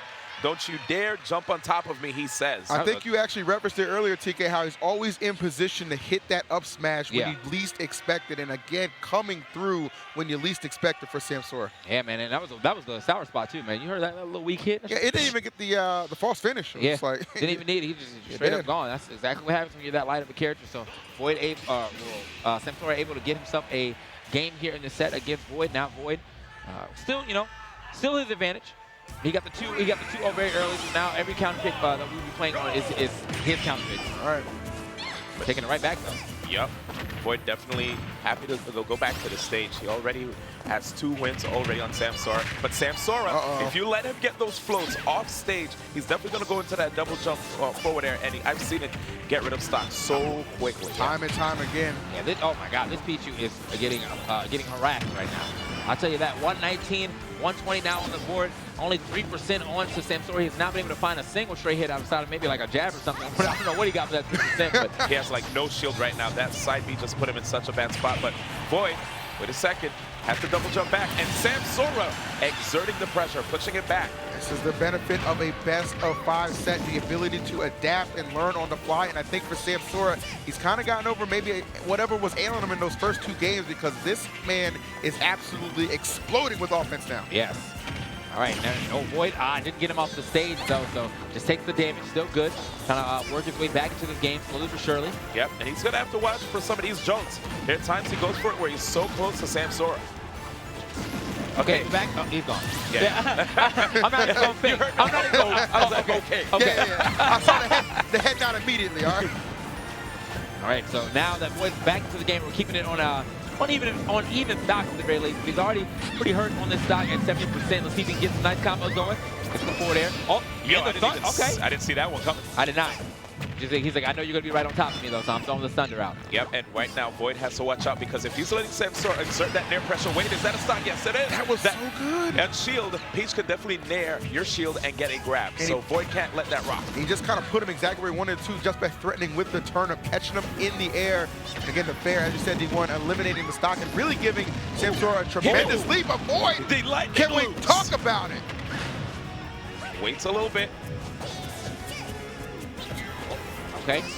And that gets it down there. Or sour spot here, or I guess the second hitbox is that actually sending to the side instead of getting the spike. So the F-tilt, though, is going to be able to finish it. Good stuff. The Void getting himself well back into this game. I mean, this did not start off well for him at all, and now we're straight up even. So good to get rid of that stock, really threatening well with those thunder jolts to just kind of bait Samsora to come in. And you know how powerful that F-tilt is on Pichu, as well as this strong combo game, which may serve a Void in closing this one out. 3-1. Walking over to his opponent, getting that, and wait a second. Is it done? That's it. That's it. Ladies and gentlemen, yes, he does it. Void makes it to the winner's side of the grand finals here at Genesis 6. She came out stunting, man. She was stunting like a baddie. I'm telling you, man. Yeah, I hope we got that last play in the replay reel. But that was what a great play. He walked up for that grab too. He knew exactly what he wanted to do. He knew exactly the position that he needs Samsora to be in. And once Samsora put that shield up and he walked up and grabbed, I think he already knew the game was over. I think he knew the game was over. He's like, as long as I complete this combo, which I'm going to be able to do, this game is over. And that is exactly what happened, man. Up tilt to the down air, we out. Whew. I'm at a loss for words, guys. I mean, it really is just absolute sensational play on the part of Void, and just kind of scrapped his way into victory, because it was looking like we were going to game 5. Void said, I ain't got time for it. Yeah, you know what? I just want to say I'm in grand finals now. I'm guaranteeing myself at least second place, but honestly, with the way he's playing, I'm just going to say he's guaranteeing himself first, man. I don't know who in this losing bracket is going to be able to take him out. If it's not going to be MKLeo, I think he's playing on a phenomenal level. I mean, obviously we can get some good games, some good sets, but if I'm looking at the spread of the rest of this tournament and the way that Void is playing, if I was a betting man, I feel like I'd be betting on Void right now. I feel like the clutch factor is one thing that we have to take into account when you look at Void. Those down tilt to down air combos that keep giving him those opportunities to mount a comeback whenever you think that his other opponent is doing a really good job against him. Right now, we got the stats here from the guys at Metascouting. And that's kind of crazy that even with Samsora playing against a super light character as Pichu, his average kill percentage is so much higher than Void's. But then again, you have to think about the fact that Void was going off stage quite on his lowest kill being 0. That's wild. Anyway, about him going off stage a lot with those back airs to go ahead and finish those stocks as quick as possible. I mean, it really worked out in his favor. They took the first stock just as much as each other, but I mean, Void was running all over him, man.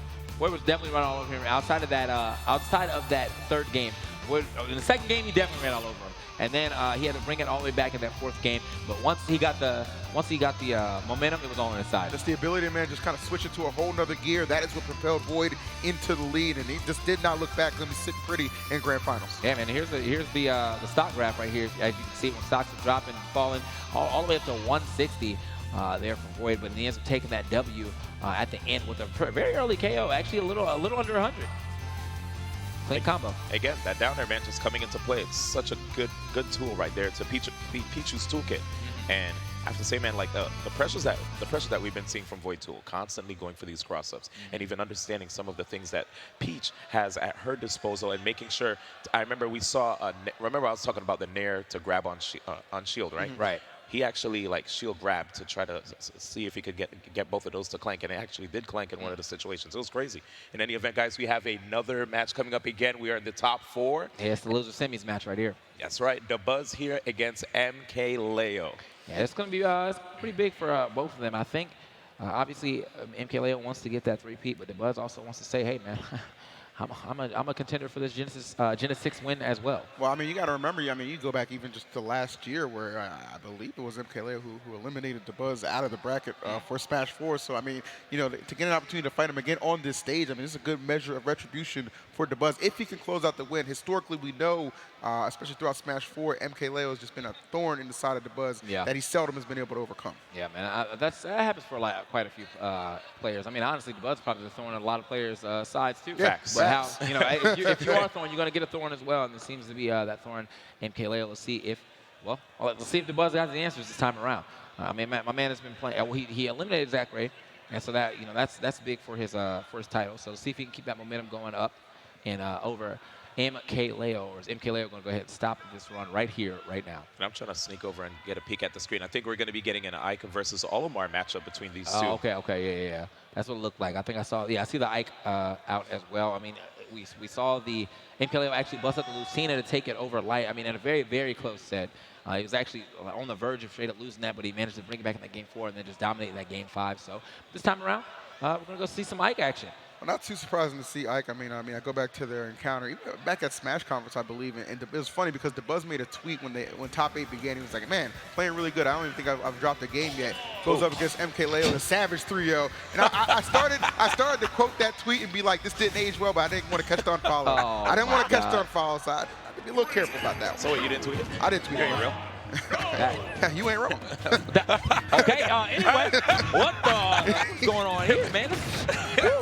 Anyway, this is a little more beef than that Rip and Ryan Hart. Anyway, MK Leo and the Buzz going to get right into it on a PS2 here. Again, losing semifinals here, Genesis 6, and man, we're not seeing any Palutena that much, CK. It's crazy. Yeah, I guess he doesn't really need to rely on it. Olimar's been doing quite well in this tournament so far. So I would say we're going to see that unless he isn't getting demolished in one of these matches. I would agree, man, but that's certainly not the case at the start of it. At least a really sizable lead in percent for the Buzz, and that's something he's going to aim to keep, really just kind of keep Leo off balance and not allow him to convert easily off those nairs, which we know are really effective. I mean, Ike with so many tools that can really KO Olimar, especially at that lightweight. Yeah, you can see him starting to add on some of his damage, finally getting a couple of these nairs to register. He gets another one. Oh, the back air actually get whistled through. Now, I don't know if that would have KO, but still got left him closer to the stage. Let's put it that way. Yeah, and one of the cool things about that, too, is the fact that it's a nice DI mix-up, right? What if you get hit by the up air, you're going to want to DI away from the Buzz. So That's true. While you're DIing away, that back air hits you, you're done. Yeah, so you hold it straight right, would have sent you straight to that blast on first class. Yes, sir.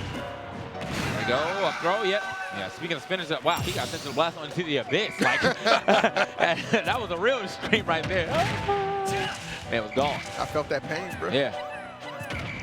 All right, yeah, the third one is going to be the one that pushes him away from the ledge, but he rolls right into that, gets scooped up. Oh. He actually didn't get, man, that red Pikmin was wailing on him. Yeah, he kind of was. He was going ham. He's like, look, man, you got it. I'm still trying to get some damage in myself. He gets pivot grabbed right there, gets slammed off that stage. And there it is. You can see him moving back to the center stage. But honestly, with the way this matchup has to play, I feel like he needs to stay on top of the Buzz. That way he doesn't take these Pikmin to the face. Oh, they're going for that whistle, but MK Leo just never stops going. I like the immediate double jump. He's not playing Palutena anymore, so he doesn't have access to that counter. Right. Ooh, okay, you gotta be careful. That was a little risky, it seemed like. He doesn't care, though. He keeps going. Not at all, man. Definitely about that life. So MK Leo surging into the lead. Let's see if he can really develop this. Buzz looking for the immediate answers. Quick draw, gonna get it back safely to that platform and then re-engage the Buzz. And he's gonna drop the hammer, and there's the nail. God damn! Remember when they said that? Oh, wait, never mind. We post-batch. We pre-batch. I was like, remember when they said that was supposed to kill Ike first, but we still pre-patch out here, boys. Yeah, that's definitely going to work out. Look at the big damage that he was actually taking from the white, but immediately turns that right around. He says, hold up. Oh, got the nair, and I got the up B. Okay. And the crazy thing about this, too, is that even if we were to have the later version, yeah, at least it didn't matter. He had a stock. Because he had a stock lead, right? Yeah. Facts. But, yeah, wow. Wow, what a statement right here from MK Leo, trying to make sure to end this stock in a quick fashion. He understands that he got sent to the losers bracket where they have so many amazing sharks, right, that are just here to also try to see if they can stake their claim here in the Super Smash Bros. Ultimate competitive scene. But right now, MK Leo, like I said before, is coming through like a Grim Reaper, a person who has gotten many Genesis wins, right? Yeah. And it's a scary situation now for DeBuzz, you know, because DeBuzz is such a hard worker, such a studious person, and yet, you know, every time I notice that DeBuzz just gets cut off, you know, he gets cut short from getting that the gold. Everyone has that one player who just makes it so difficult to really just kind of get to where you're going, and you know you run into them. I believe you know kind of surname them the bracket demons, and for DeBuzz that's certainly the case for MK Leo, but. You know, he's done it before, you know what I'm saying? Different game, but still, the fact remains the same. He's done it before.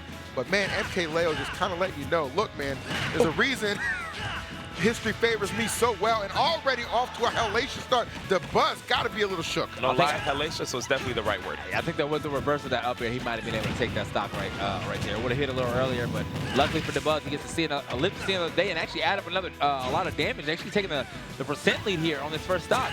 I want to say one thing, though, man. This first stock, those combos we've seen from MK Leo, I know a lot of people were like, oh, all he does is nair. I was like, I don't know, man. I saw a bunch of different moves right there, man. Oh, exposed right there. You're very vulnerable at the top. DeBuzz recognizing that and placing that spike hitbox. He knew exactly how to punish that. Definitely does his homework. And right here, trying to see if he can at least up smash these aerials. But look at that. MK Leo, he has such great spacing. Definitely confirmed there, too. Man, the down, instead of the neutral air, he's like, you know what, I'm jamming the sword down there. Here's this down there, and I'm coming right back up with the up air. That's actually a really confident move to go for, too, right? If you're down airing into the stage, you know it's going to hit. Right. There we go. Getting some more neutral air. Neutral air forward air. You know, obviously neutral air will lead into a lot of things and a lot of percentages. Early percentage, you probably get a jab, and some of these mid percentages, you get that forward air, and then after that, you're going to look for that KO with the up air. Yikes. And here it is again, pushing him out.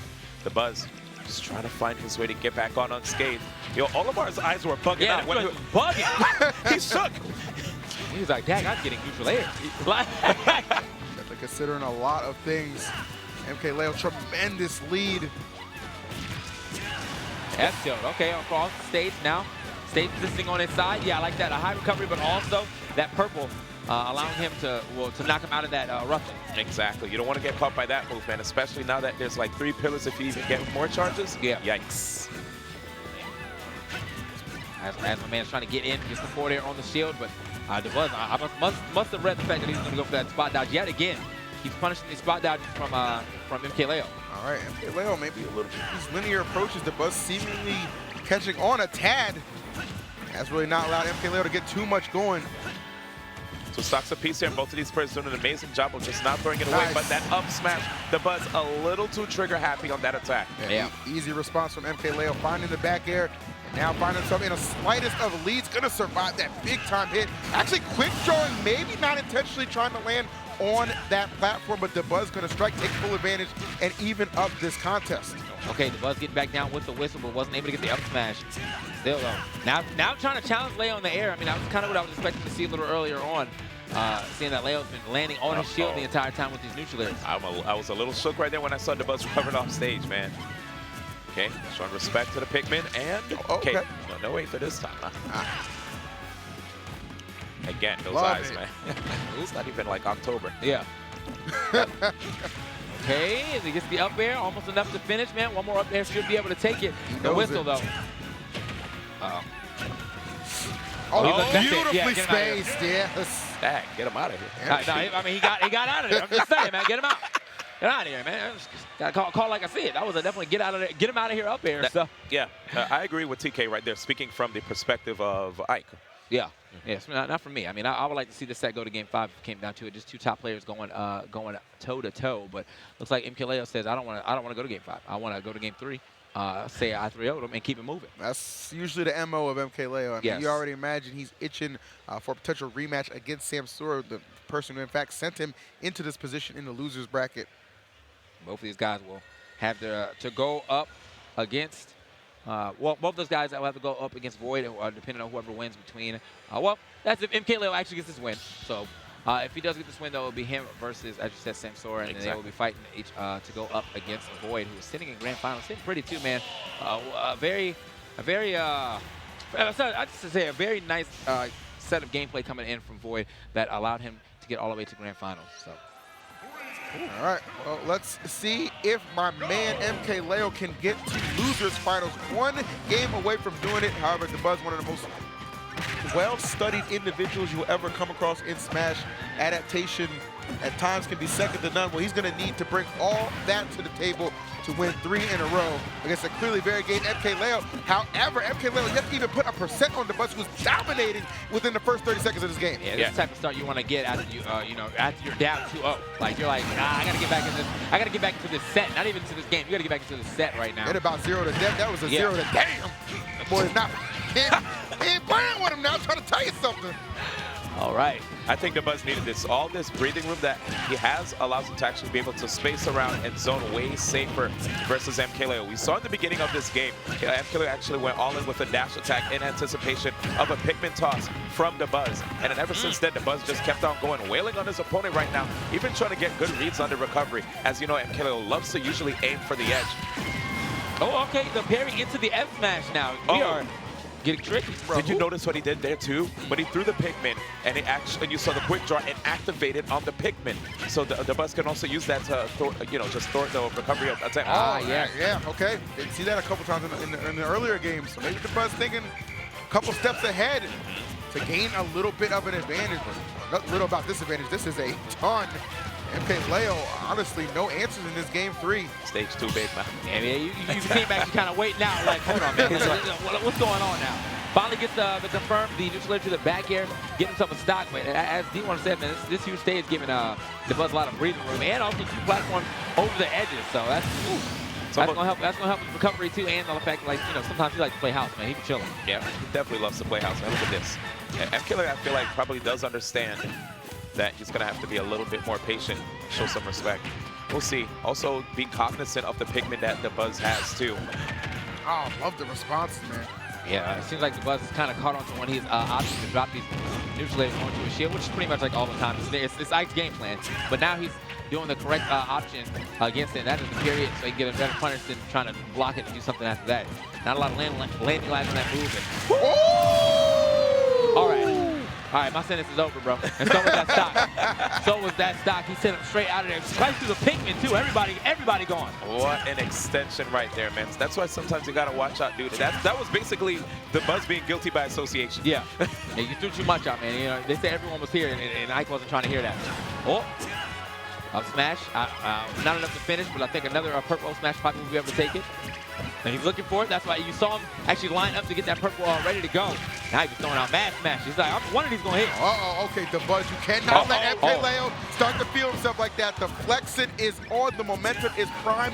He is pumped and ready to steal this game away despite trailing for at least 90% of it. He might bait another jump this time. Yeah, he gets it. It's not enough, though. You're right. He actually met him in the air this time around. The throw is going to be enough. Yeah, get him out of here. That's an up throw. That was definitely, like, as soon as he got into the clutches, he's probably already like, what are you, man? as high up as he was. Woo. Came all into his zone and got tossed. Very smart plays we saw, man. I'm telling you, we see the side B usage right there from the Buzz, which basically whenever you see those projectiles, you don't want to have to deal with them the entire time. You don't even want to sit there and shield, right? So at times, you see these players like jump over and try to see if they can like apply pressure through their own attacks, as you can see MKLeo with like potentially the neutral air, of course. But the Buzz, like he just kept setting it up so well to the point where he got a beat on the movement and the decision making from MKLeo. And like you said before, man, getting that back air, that was like really key stuff. Just letting the rest of the world know, like, I know how you're moving. I understand what makes you uncomfortable. And that stage counter pick, I have to say, man, that was a good one. It was a good That was a really good one. And actually, the stage bans are good too. He's getting rid of that tri-platform or as many tri-platforms as he can, so he doesn't have to worry about getting ladder comboed off the top with an early up air. So let's see where MKLeo decides to go. He still has the duo plat format as well. So or he has Lilac too, so he still has a chance to get a tri-plat if he wanted. I don't know if I would pick that against the Buzz. He didn't press anything, so we're just gonna have to wait. We're just gonna have to wait. He ain't pressed anything. He's like, I'm good. I don't even want the commentators to know what I'm picking now. Right? That. The immediate switch. So again, man, you guys are watching Genesis 6. We are in to losers finals, right? Oh no, losers semis. Losers semifinals. Yeah. I'm excited for the losers finals, but we ain't there yet. Yeah, we're not there yet. It looked like we was about to get there quick, fast, in a hurry with the way that MKLeo was playing in the first 2 games. But the Buzz managed to slow it down, actually get a lot of space. I don't know about this pick against the Buzz. Of all people, now you're giving him center stage in a hard. Well, it's hard for you to land on top of him now. I mean, he loves center stage. He loves playing under platforms. You give him the one single platform in the middle of the stage. I don't know about that, man. Yeah, we'll see, though. I mean, excellent points. I mean, for MKLeo, it probably just comes down to a comfort pick at this point. You know what I'm saying? And I kind of understand. You saw how well DeBuzz responded in that last game. MKLeo not trying to allow that to be the case. As a game 5, if DeBuzz gets there, listen, don't think it can't happen. I definitely see where TK is coming from when it comes to trying to land on top of the Buzz, but at the same time, the center platform can at least help if he sees the Buzz go for a side B. Okay. But other than that, if the Buzz just stands there and MKLeo immediately goes there, then it's a problem because then he'll have immediate access. Oh, also another thing too. And that. I was about to mention it. The Buzz, he could actually have some extensions with the up smash into the up airs, especially more up airs with the center platform. But as you can see there, we have double nairs on deck with that center plat. Yeah, it's just him at least picking the right option to hit the Buzz from under that center plat and then coming into the center plat to the up air. So it worked out in his favor this time around, but his spacing has to be immaculate. It has to be on point. It has to look like he's not even fading in to hit the Buzz, and then he capitalizes off. That's exactly what he did on that first stop. All right. Right now, just basically trying to bait out the Buzz with his movement. You see the Buzz once an up smash. He usually catches opponents that like to sit still so that he can damage their shield. Ooh, air dodging in against MKLeo. That was really crazy. Yeah, man, just drop down, get the grab, and continue the pressure. And you see him threatening, using these strong aerials up Ike, but the Buzz able to find the immediate retaliation. Man, actually, straight up retaliation. Got him all the way back to a 10% difference between these 2 competitors. That was like 3 hits, too. By Pikmin going to town on Ike right now. I'm not sure if Ike has really good options to get stuff off of him like that. I think the up air works pretty well, but it really depends on that Pikmin sticks. Neutral seem to have worked out right there as well. Lower on his body, so yeah. Yeah, as long as he's not in range for the Buzz to hit him. And again. Stack it up, man. Ladies and gentlemen, let's not forget, this is MKLeo with 2 stocks with 2 games as well versus the Buzz's 1 stock in 1 game. The Buzz going to have to respond ASAP. Cannot allow this to get too out of hand, but 117 is going to be a very fragile lead for MKLeo. Oh, okay. I don't know what he slid up that. It looked like he somehow slid up with a back here, but right now, I don't like the Buzz's positioning. Yeah. We saw what happened in the other game when he got new player once into up B. He's definitely at the percentage, pretty much the same situation where MKLeo was a high percent, and he's like, well, I'm just gonna finish the game. He's got to get away from the ledge. Love it, man. He got the Buzz scared a little bit in that shield and taking full advantage. 58%. And MKLeo, man, like a shark in the water, smelling the blood. Uh-oh. You don't want that. And feasting. Yeah, he could not get away from that rage up air at that, man. That was almost full rage. And even though rage was toned down, it's still enough to really matter in that situation. My boy was way up there, just getting sailed off of that stock and out of that game and out of this tournament too, man. So he'll be taking 4th place. A little unfortunate. Obviously, he wanted to push a little farther, but MKLeo just establishing that dominance and trying to say, hey, I still have a chance at this 3-peat. MKLeo continuing to be maybe the hardest out for the Buzz as far as it comes to just, placing in tournaments, man. But nonetheless, a good and valiant effort. But, MKLeo kind of showing why he is regarded as one of the best in this game, and honestly probably the favorite to take this tournament even through the loser side. But of course, there's 2 people left in this path with something to say about that, Void and Samsora. Yes, Void sitting on the winner's side of Grand Finals while we have Samsora here in the losers finals. But again, man, much respect to the Buzz. They're finishing in a strong 4th place among over 2,100 competitors here at Genesis 6. I'm honestly respecting anybody who got in the top 32. Y'all got my maximum respect, man. This is a hard 2,000 people. This is a hard tournament. And it was 2,000 people. It wasn't just like 2,000 randoms pulled up either. It was 2,000 people, everyone coming in from a bunch of different countries as well, a bunch of different states out worldwide. Here. Yeah, this is a national. This is a national. This event has national. Add an E at the end. Yeah. This event has lived up to the booking for sure, man. As did MKLeo. You saw that strong finish. You got the 3-1 victory over the Buzz. So that's going to place him or leave him remaining on stage because he's going to be facing off against Samsora, and one of these guys want an opportunity to take on avoid. Before we get there, take a look at the scouting report right there. Again, the 3-1 victory for MKLeo in pretty convincing fashion, I want to say. Yeah, I mean, looking at the damage dealt, though, it was pretty cut and dry, man. It's pretty cut even. Even with it being a 3-1 victory, like, they still dealt about equal damage to each other. It just really came down to, look at that average kill spread. 105, right, or 101.5 for MKLeo, while it was well in, almost close to 200 right now for DeBuzz to get these KOs off of MKLeo. And that probably became a super huge factor, you know. Him being able to get these stocks so early, that stock being 20%, that was probably off the neutral layer up B. And then 135 for DeBuzz. I mean, it's just rough out here for him. He couldn't get those early KOs that we're used to seeing Olimar get with those purple Pikmin F smashes, or F and up smashes. So as we set up for losers finals now, it's the run back. Yep, the run back that we talked about since at Smash Conference United. And it's time for these guys to actually do it again here at Genesis, man. It really is the rubber match. I mean, you got, Leo taking it at Smash Conference, and then you got, Samsora able to take it earlier in the round over him. So now this kind of really sets up for just how important you're going to see this losers finals be. Yeah. Yes, I mean, I'm very excited to see some more Peach gameplay out here, but also very excited to see what MKLeo decides to bring to the table. I think he brought the Ike the first time, but maybe he could try Lucina. Lucina definitely popped off against Light. So. Yeah, I mean, we've seldomly seen the Cloud as well. So MKLeo has a couple of tricks. Obviously, Samsora, no need to really stray from the Peach. I mean, Peach by a lot of people is kind of regarded as the best character in the game. And you watch Samsora play, it's kind of hard to debate that at times. I think one of the really cool things that we saw from Samsora was the progression of how his edge guards just got better versus MKLeo. He had to use the turnips. He even used Toad. Toad was clutch as hell in getting those victories early. But you got to imagine MKLeo is going to have that scouted out. And here it is. We're not wasting any time. Losers finals here at Genesis. And man. Damn, talk about scouted out, man. He scouted out that neutral layer from well before the game started. Got a lot off that, too, with that down tilt as the start at 0%. He can carry that into a lot of damage. That's exactly what he's doing. Not even getting hit yet. Dancing around that quick draw as well, Man, that's the straight up two-step. MKLeo, using the Aether. He got desperate right there. He was like, yo, if I hit this, I'm out. I just need to alleviate some pressure straight up.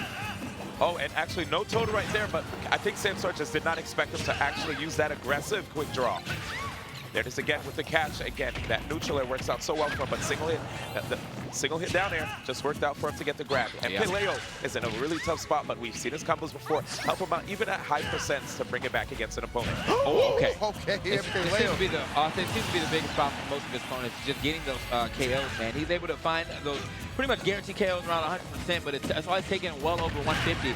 So it's giving him a lot more chance to live and a lot more for his opponent to have to do to work toward this win. Yo, Samsora's moving absolutely so fast right here out of these floats. From shield, moving forward. You know how hard it is to execute with this character? It is not easy, man.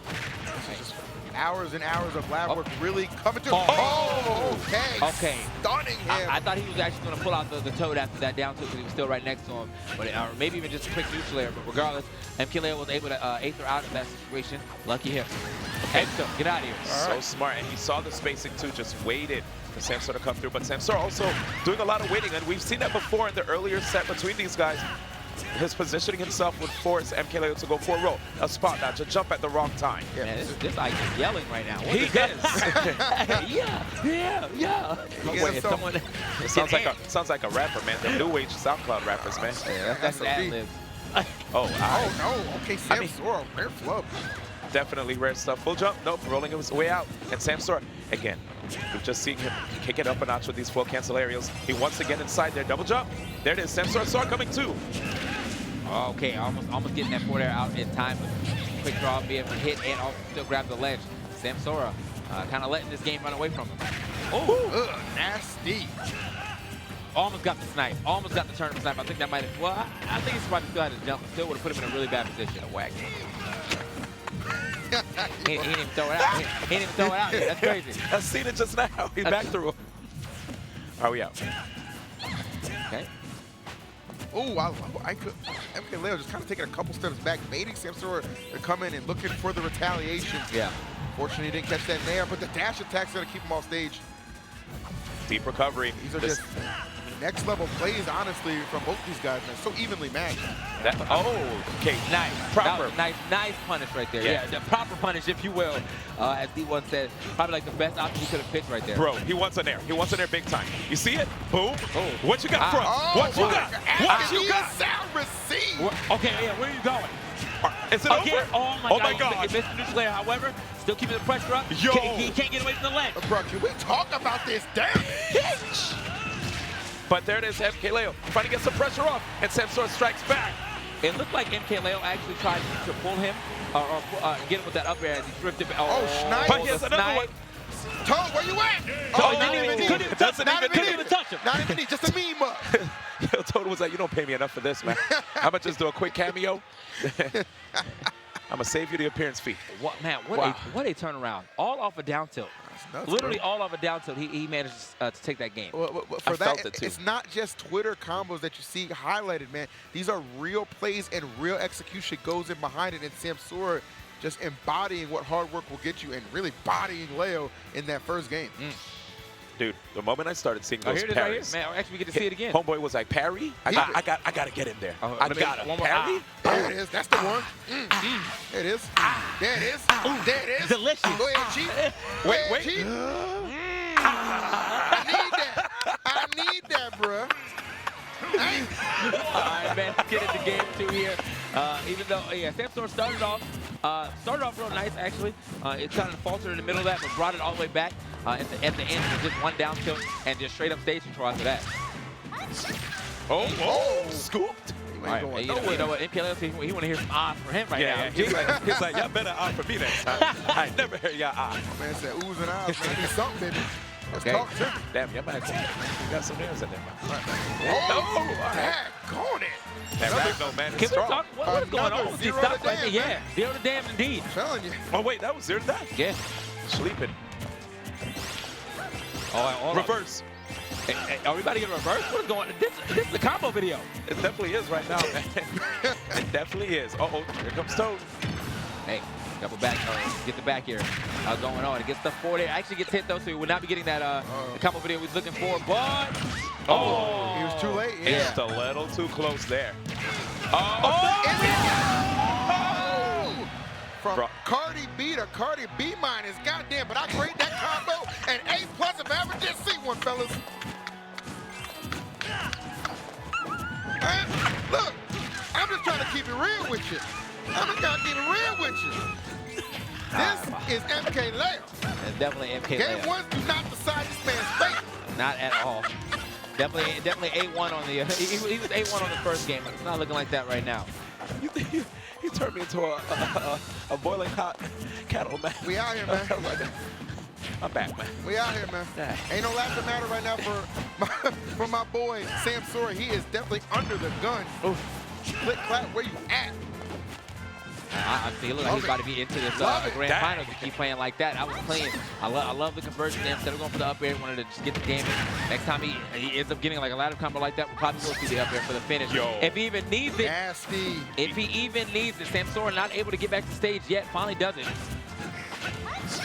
It's getting difficult, man. MKLeo set up the wall here. Look at him. He's got center. Yep, definitely forward. Yeah, makes sense. His down tilt's been working every time.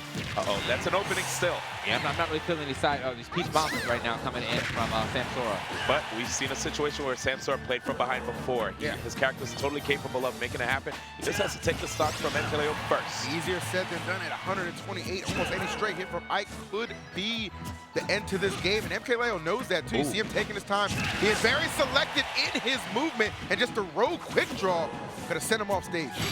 There it is. Yeah. Got the jump. An easy forward there right there to go ahead and finish that game. That was, I mean, I won't say that was a super turnaround. Obviously, he had a lot of momentum in that first game too. It's just that momentum was sapped after Samsora had that explosive combo in that last stock. But wow, man, that stock take, or the Aether to take that second stock super early definitely allowed that man to, well, kind of play in the driver's seat for the rest of the second game. That was it, man. That was the difference maker. Now we're knotted up 1 game apiece. These two titans of Smash Ultimate clashing on one of the grandest stages that we have in our game, man. Six Genesis, man. And we're going to crown our first Smash Ultimate champion very soon, man. These guys trying to stake their claim to that, and as I said, that was just a grade A+, man. Plus indeed. That combo was absolutely ridiculous. So we're not going to see any character changes here. No need to. Peach versus Ike, man. And so what I was expecting in the game 2 situation between these guys was for Samsora to probably set up into a back throw and then get the stock. Wait, hello. Up. This time for the forward throw. Yeah, let's get him off the stage. But now he didn't air dodge. Oh, but he's definitely gonna get. Oh, couldn't get down there. I think that's probably for the back air or the neutral air even. But yeah, I think he thought he was gonna be a little farther ahead so he can get another forward air. Big damage on that, but no damage at all if you whiff it. So. Facts. Yo, look at MKLeo's movement though, man. So intimidating. Every time you're wondering, when is he gonna actually commit to an action, right? Yeah. Those dashes, they actually mask your intentions, which is why I love this game so much, you know? The crazy thing, man, he doesn't deviate from the gameplay either. You noticed that, just a couple seconds ago, he was trailing quite a bit, but because of that constant movement and his ability to just find openings, he's able to always re-engage and get himself back in. Samsora, however, putting on the pressure, and there's a snipe. And Toad is here. Yep, get him out of here. All the fours, all the fours, his bro. breath stinks. Yes, man, that's garlic. All garlic, man. That's Olive Garden's favorite right there. Anyway. I'm sorry, Toad. All right, double up air to get himself right back in the game. Now, remember, though, this is the same counter pick that the Buzz used to get him in. Well, with all this space, it was making it hard for MKLeo to get the things he wanted, especially now that he can't use those platforms in the middle to go for the nair up air. Yeah, and you see these up airs from Samsora trying to discourage the usage of any nairs. Oh, all right now. Scrapping. I like how he didn't go for the grab there. He just waited, too. He was like, let's see what MKLeo does here. I'm a block. Just in case.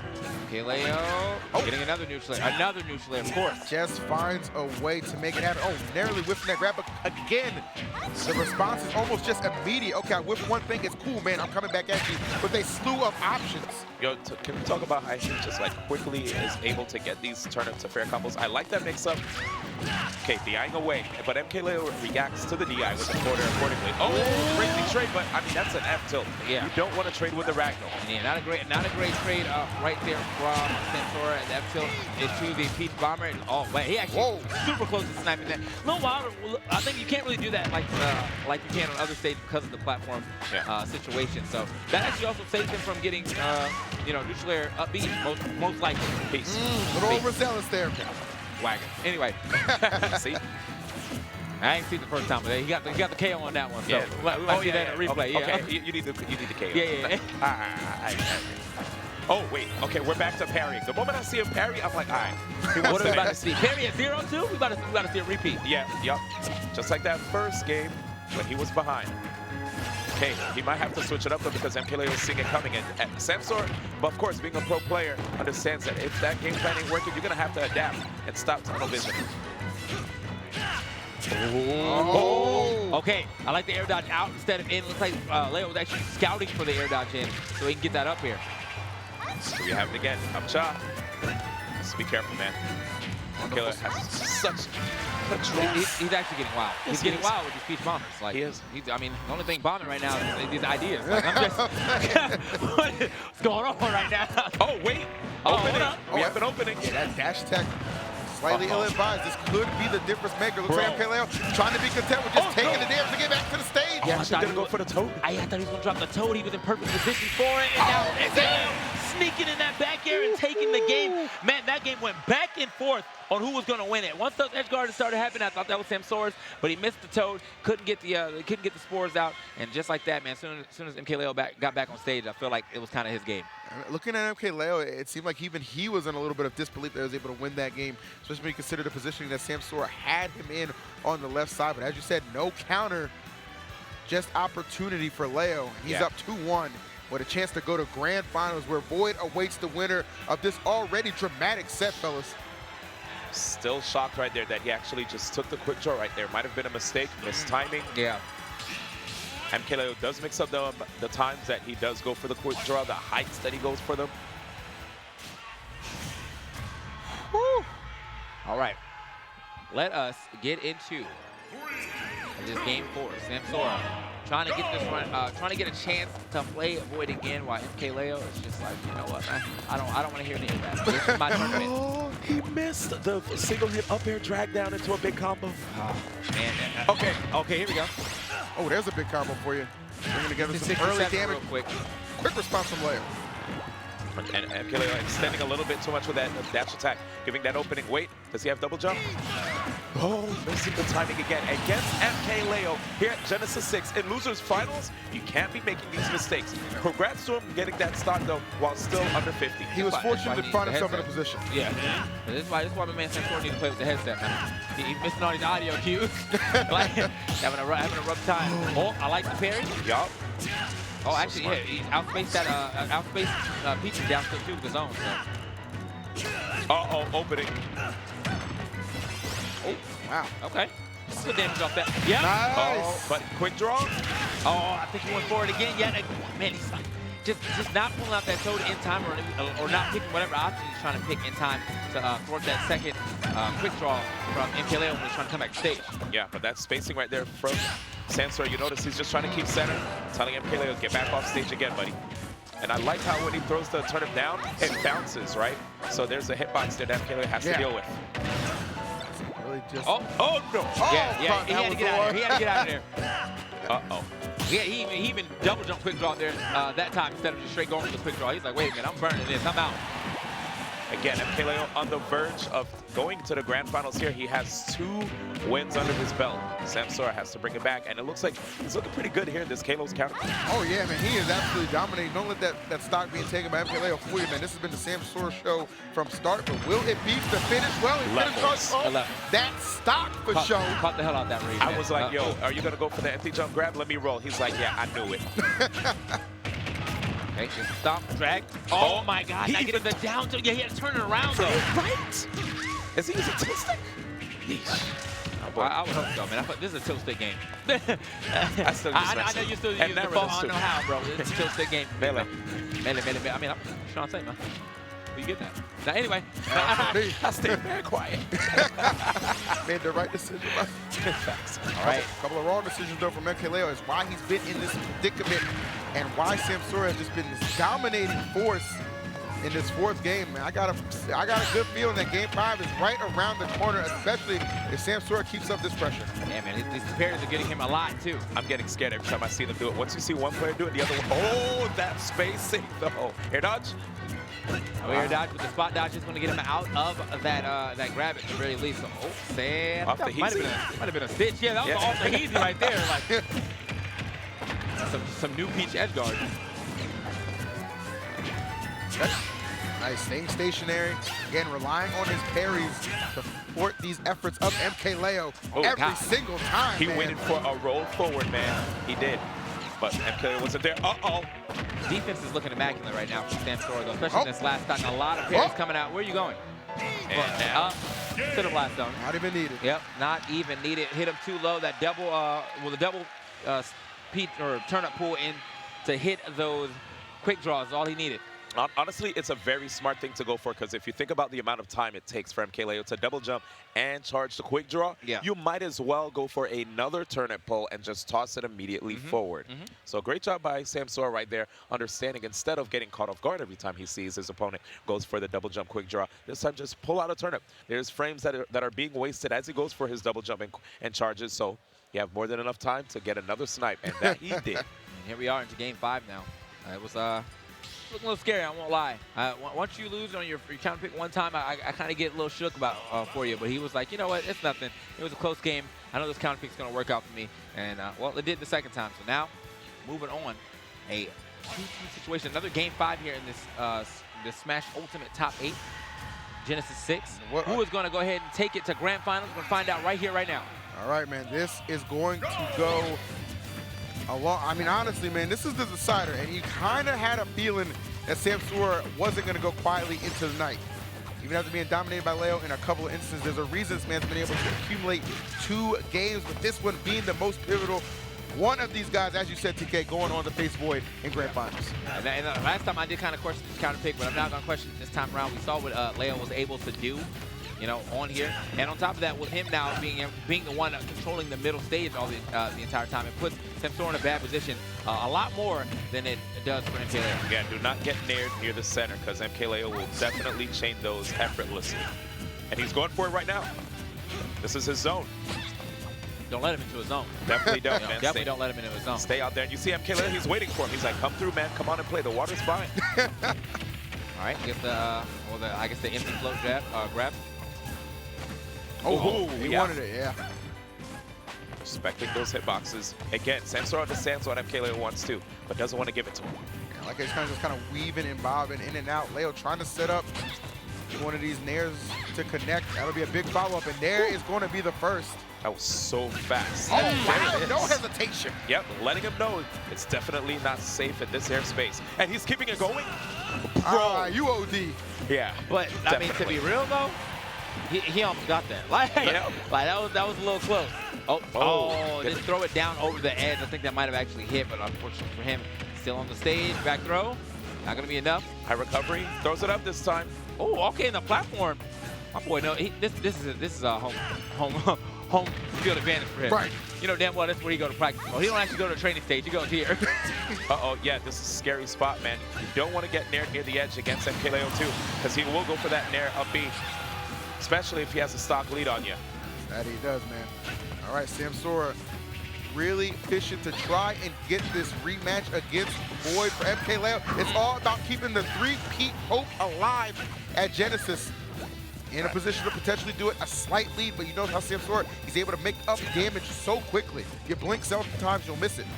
Yep, and I have to say, I'm so impressed with the, wait a second, the way MKLeo is just avoiding a lot of this stuff. But there it is again. Oh my gosh. That Dion was kind of suspect. Yeah. He went straight up. All right, that was Travis Scott Dion, man. Straight up. Oh my gosh. I'm having a hard time right there. And Dion's bad as his performance at the Super Bowl today. But anyway, we'll keep it pushing, man. I'm sorry. I'm going to have to go back and watch that, man. I need a good laugh. I need a good laugh. Anyway, there it is. He's out. He's out. Nice by Samsora. He wants to stay in the game. MKLeo, though, you saw him wait for the spot dodge. He has the win in his eyes. He doesn't want to stop here. Okay. Both zones are very difficult to deal with. Oh my goodness. Center for all these nairs, and near the edge for that immediate Aether conversion. Oh, okay. Actually, quick drawing back on the stage. Luckily for him, man. Quick draw, not really having that much, or virtually no lag if you do it early enough, or land early enough. I like it. Okay, he can still win. And he could still win.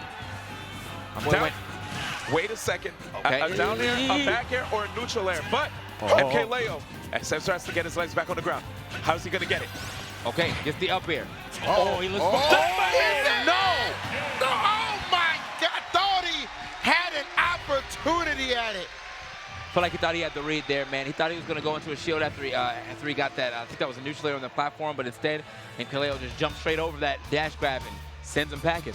So Samsora will be taking that third place finish here at G6 for Super Smash Bros. Ultimate. And now, one step closer to the three-peat for MKLeo.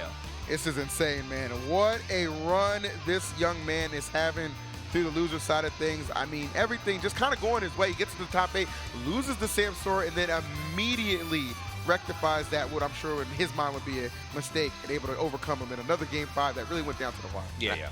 Oh my God, no, that's you, man. That's you. I have no words. I just wanted to say that when looking at both of those two players going back and forth, nobody could really tell who was going to win it because of the way that MKLeo was just spacing with his neutralers, knowing that he can't be too close if he tries to go for the neutralers because he can't thwart any counterattacks if he goes in too close with them. And Samsora, on the other hand, too, just like respecting the range of MKLeo's attacks, he has the edge guards on deck and he has amazing conversions, which we did see in one of the games. Like MKLeo, even though he's able to get those like single hit neutralers into a combo, that won't necessarily carry you immediately. Samsora, on the other hand, he could do that. You saw the comeback factor, and because of that, I thought we were going to potentially see that run back between the two. I definitely did. It seemed like that was kind of going to be the case, man, but there's just so many options that Leo just really kind of has at disposal. Really not just a one-trick pony with the nair. Obviously, you get so much out of that, but it really just, the execution on Leo, that's really what sets him apart from a lot of players out there, and that's why you see him with the stat screen, the 3-2 victory over Samsora. The survivability is also coming into play here yet again. Look how much damage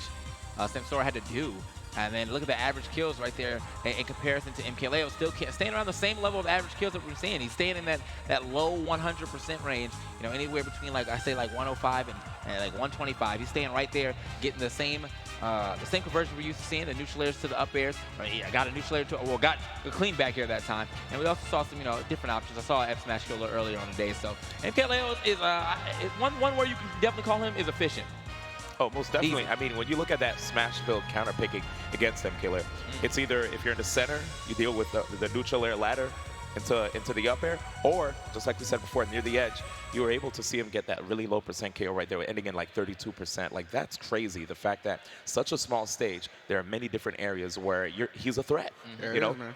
Like Kalos, it was way different. There was way more breathing room for Samsora. But then the moment you saw Smashville come into play, it's like you're going to get smothered, because Ike now is a character that has that 3-frame jump squat. So he actually is way quicker now when he goes into the skies. Right. So it's so scary for a lot of people to deal with. Yeah, he'll be sailing up there. So, as I said, man, we have our grand finals lined up. It will be MKLeo versus Void. But before we get into that, we got a quick trailer for you. Go ahead and check it out, guys.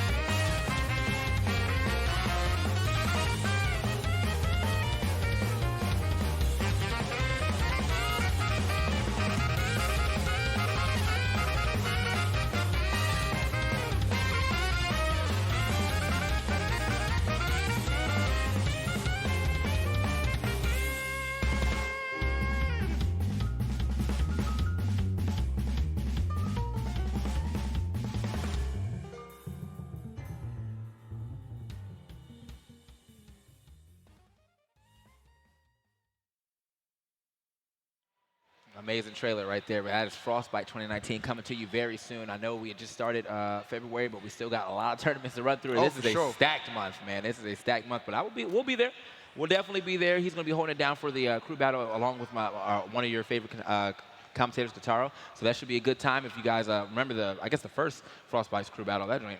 Well, all of them, man. They've just been wild, man. They've just been some great crew battles. I'm glad to see they're coming back in a major way at Frostbite. New venue, but obviously same great crew battle action. But as we were talking about Frostbite, let's go ahead and get to the end of this tournament, the actual last set here. Well, potential last set, depending on if he's able to reset it. But yeah, the last two people left in the tournament, Void, MKLeo, about to duke it out. How you feeling about it, man? Yeah, honestly, man, I want to know how the crowd feels. Right now, we're here at the Grand Finals at Genesis 6. How are you guys feeling about this Grand Finals? This crowd. All right. This crowd, y'all, you know what I'm saying? Like, y'all was alive. Y'all lazy. I know it's getting a little late, though, so I probably should throw a couple Red Bulls out there. My bad. You're right. Anyway. Well, hold on now. You hit somebody in the head, they're going to throw a couple lawsuits back. Yeah, that's true. That's true. I ain't trying to Miguel it, man. No leg drops out here. Anyway, so here we are into game one. MKLeo option to go for the Lucina again. I know he's played both of them in this top 8, but mostly been a lot of marks. He got that Lucina got him through the Fox matchup. So now he's going to see if he can get him through the Void matchup, a.k.a. the Pichu matchup. Whew. I can't believe it, man. Both of these guys just worked so hard to get up to this particular point. First off, very smart stuff that we're seeing from both of these players, right? Void sticking to the Pichu all the way in the top 8 today. MKLeo making the necessary switches. And it's been paying so well for him. Yeah, MKLeo not really afraid to do a little bit of variety. Obviously, we saw the Lucina be victorious earlier on against Light, and Ike has been the main thing that's kind of brought him to the dance. But for Void, as you said, he won all Pichu, and for a reason. That strong combo game, something that Void has really been executing perfectly and flawlessly throughout this top 8. He almost sniped that air dodge back into with another Thunder Jolt. Could have spelled imminent doom here for this Lucina. But yeah, man, pretty even on the percentage, but at the same time, remember you gotta got to remember how light Pichu is, man. A lot of things that probably weren't kill moves before are now, such as this up throw. It kills a lot of people in this game around like past 170, but 145 on Pichu, bro, that's nothing. I mean, he got launched. Like, hey, straight up, there was no chance that man was surviving. Oh, and trying to gatekeep a little too hard. And just imagine though. Imagine if he died. I halfway wouldn't have been surprised. I'm keep it honest. You know what's funny? Pichu being so short, he like aimed it downward. He had to make sure he was hitting it. All right. Tremendous lead development from MK Leo. Really coming in this thing hot after that big battle against Samsora. Void with some time to kind of cool down since winners finals. And get off me! Oh wow! Okay. And that's the scary thing about facing off against a character like Marth or Lucina. You have that just like invincible startup on the up B, and they might throw it out when you least expect it. Yeah. Makes you want to shorten your combos too. Yeah, I think Void just might not been frame perfect on that one, so he got blown up for it. And I feel like he could definitely get something off that down that he threw out, but he just, at that point in time, looked like he was a little late and suffered the consequences. Oh, okay, Void trying to make a tremendous play.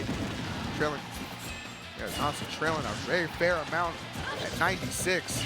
And this is exactly where MK Leo wants to have you. He said that he reversed up, he out of shield too? Okay. Yeah. This guy has that cross of protection himself too. It's so good because the fact that he doesn't even have to wait for Void to land. Once there's a gap in between, he can go for the up B. Oh. Okay, Void shield's looking, yeah, I was like, that's looking like it's about to get checked. This right here is MK Leo. Oh my, dude.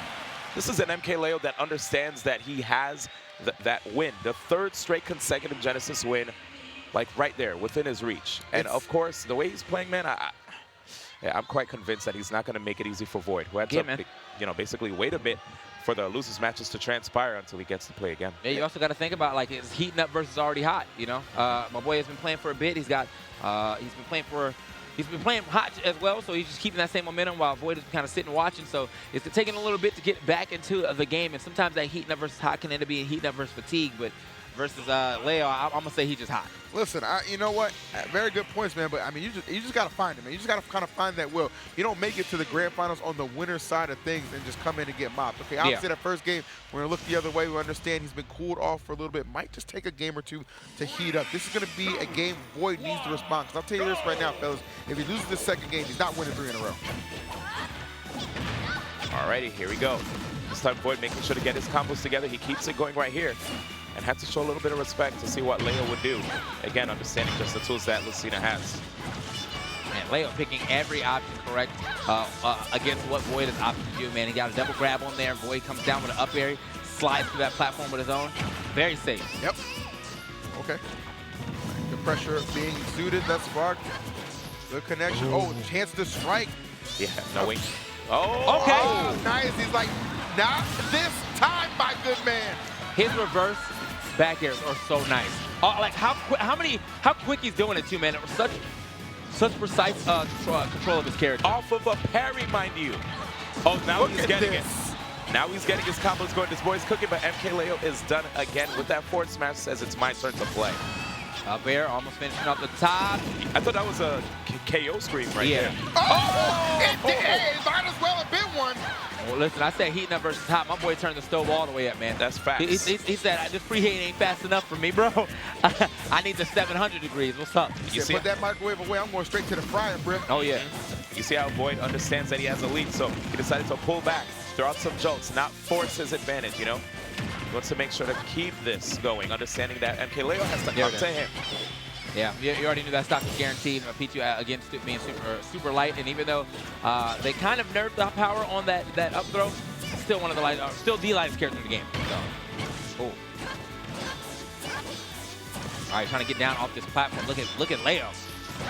Maximum pressure finally does it. That up tilt, little ill advice. Oh my! He just walked away from it. He knows what Leo is searching for, and honestly, just the perfect countermeasure being applied for Void, and there it is. Oh my God. Snap, crackle, and pop, baby. I ain't talking about a breakfast. That's that boy Void right now, throwing out the big time damage. And that's the response I was looking for, fellas. That was a heat wave right there. My boy, he definitely heated up in that second game, and it goes to show you that he remembered almost everything that happened to him in that first. The quick walk away from the same situation that MKLeo continues to throw out his shield breaker as he's like flying away but getting close to the ledge. He ran over there and said, wait a minute, I know what's about to happen. Let me just back up a little bit and go ahead. He's so smart with his play, man. He was like, go ahead. Yeah, go ahead. Go ahead with it. All right, so 1-1 on the board. Void still on winner's side. Only needs to win 3 games here in this set.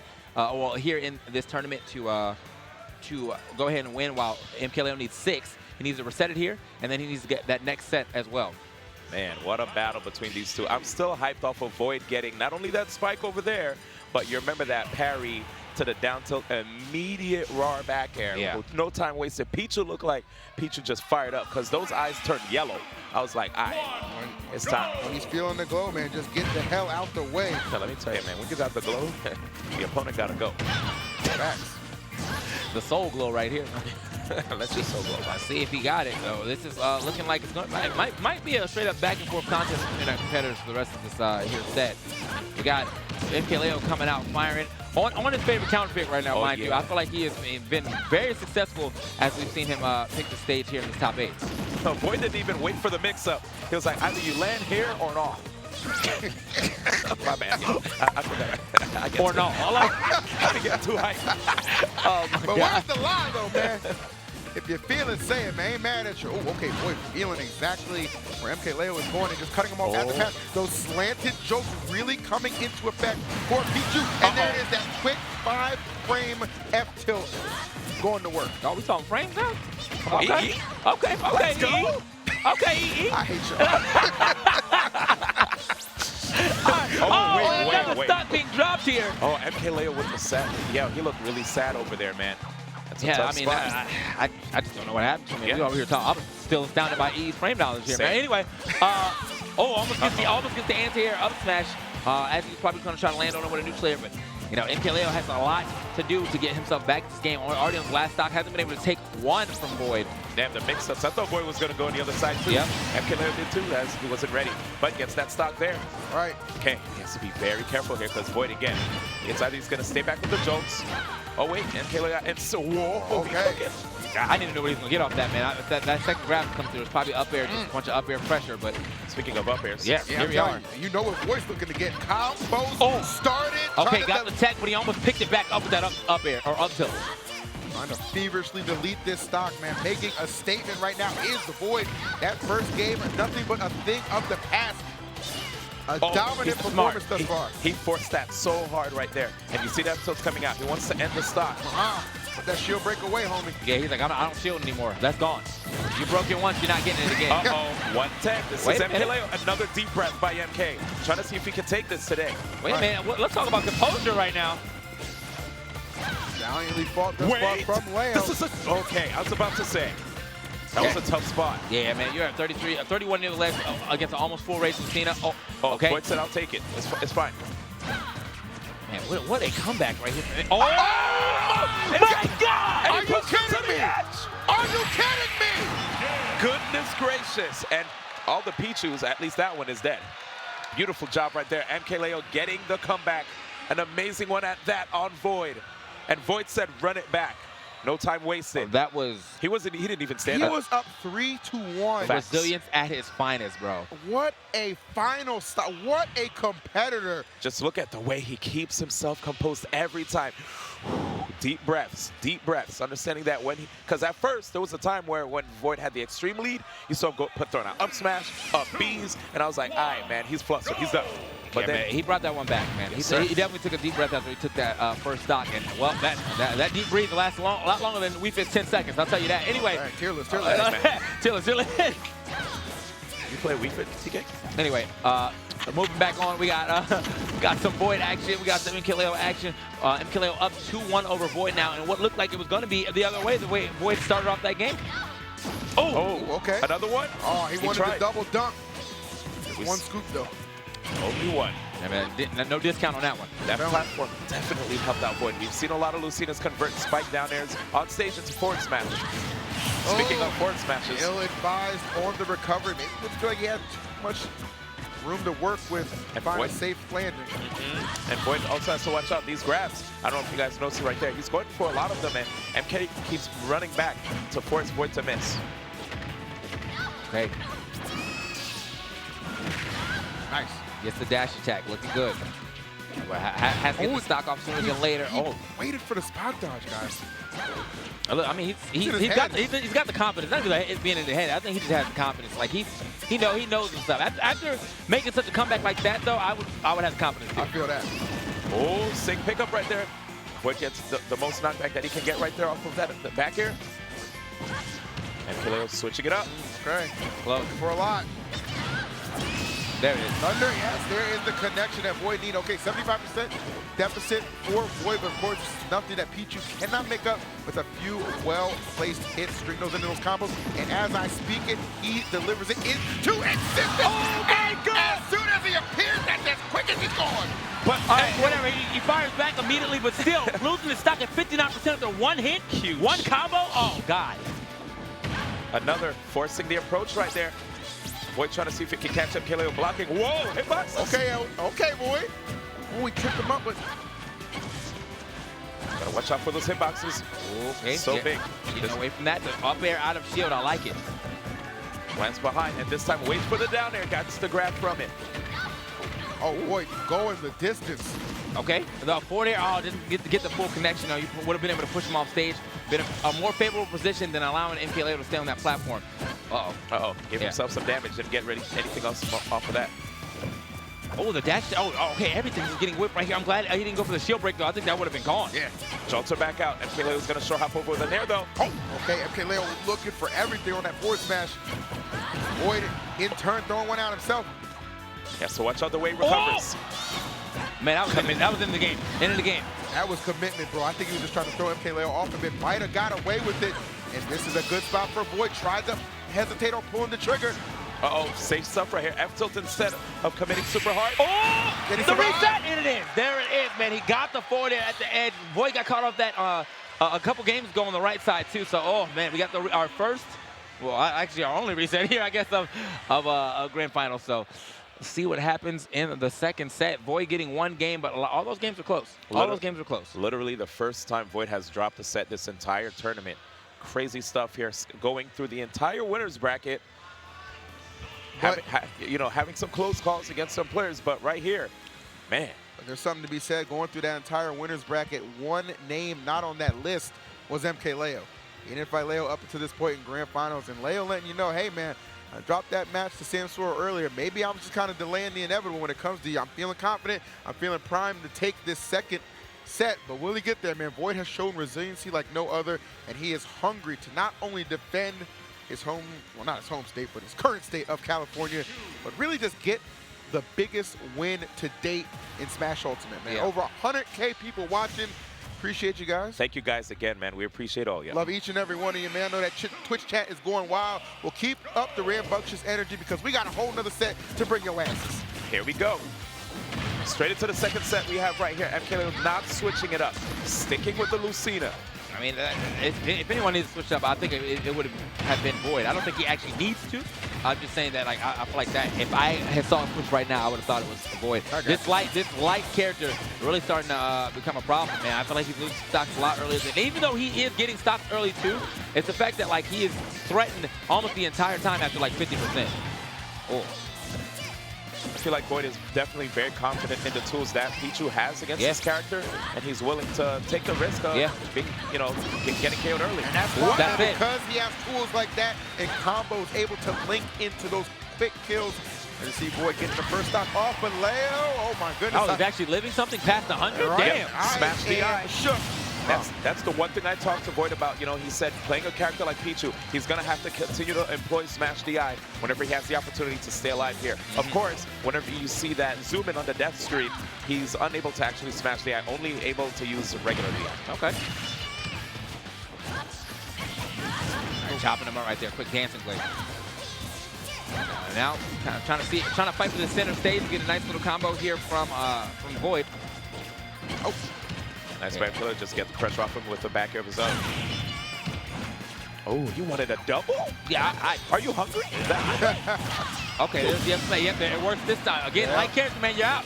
You got to go. Down smash into the up smash, looking real good for MKLeo. And it's so unfortunate. I mean, you see that hit, you see it connect, and you're thinking to yourself, what's the trajectory he was sent at? You think he's going to survive, but as you said, TK, that lightweight of Pichu really betraying him and doing him no favors at all, as Leo has surged into the lead of this first game in the reset of Grand Finals. Okay, gets the back air over that shield break, and now he is going for it. Back on stage, actually behind MKLeo. Not been expecting that. There's an opening right there. One of his fastest aerials right there. 5-frame startup right there on the back air, so definitely hard to deal with.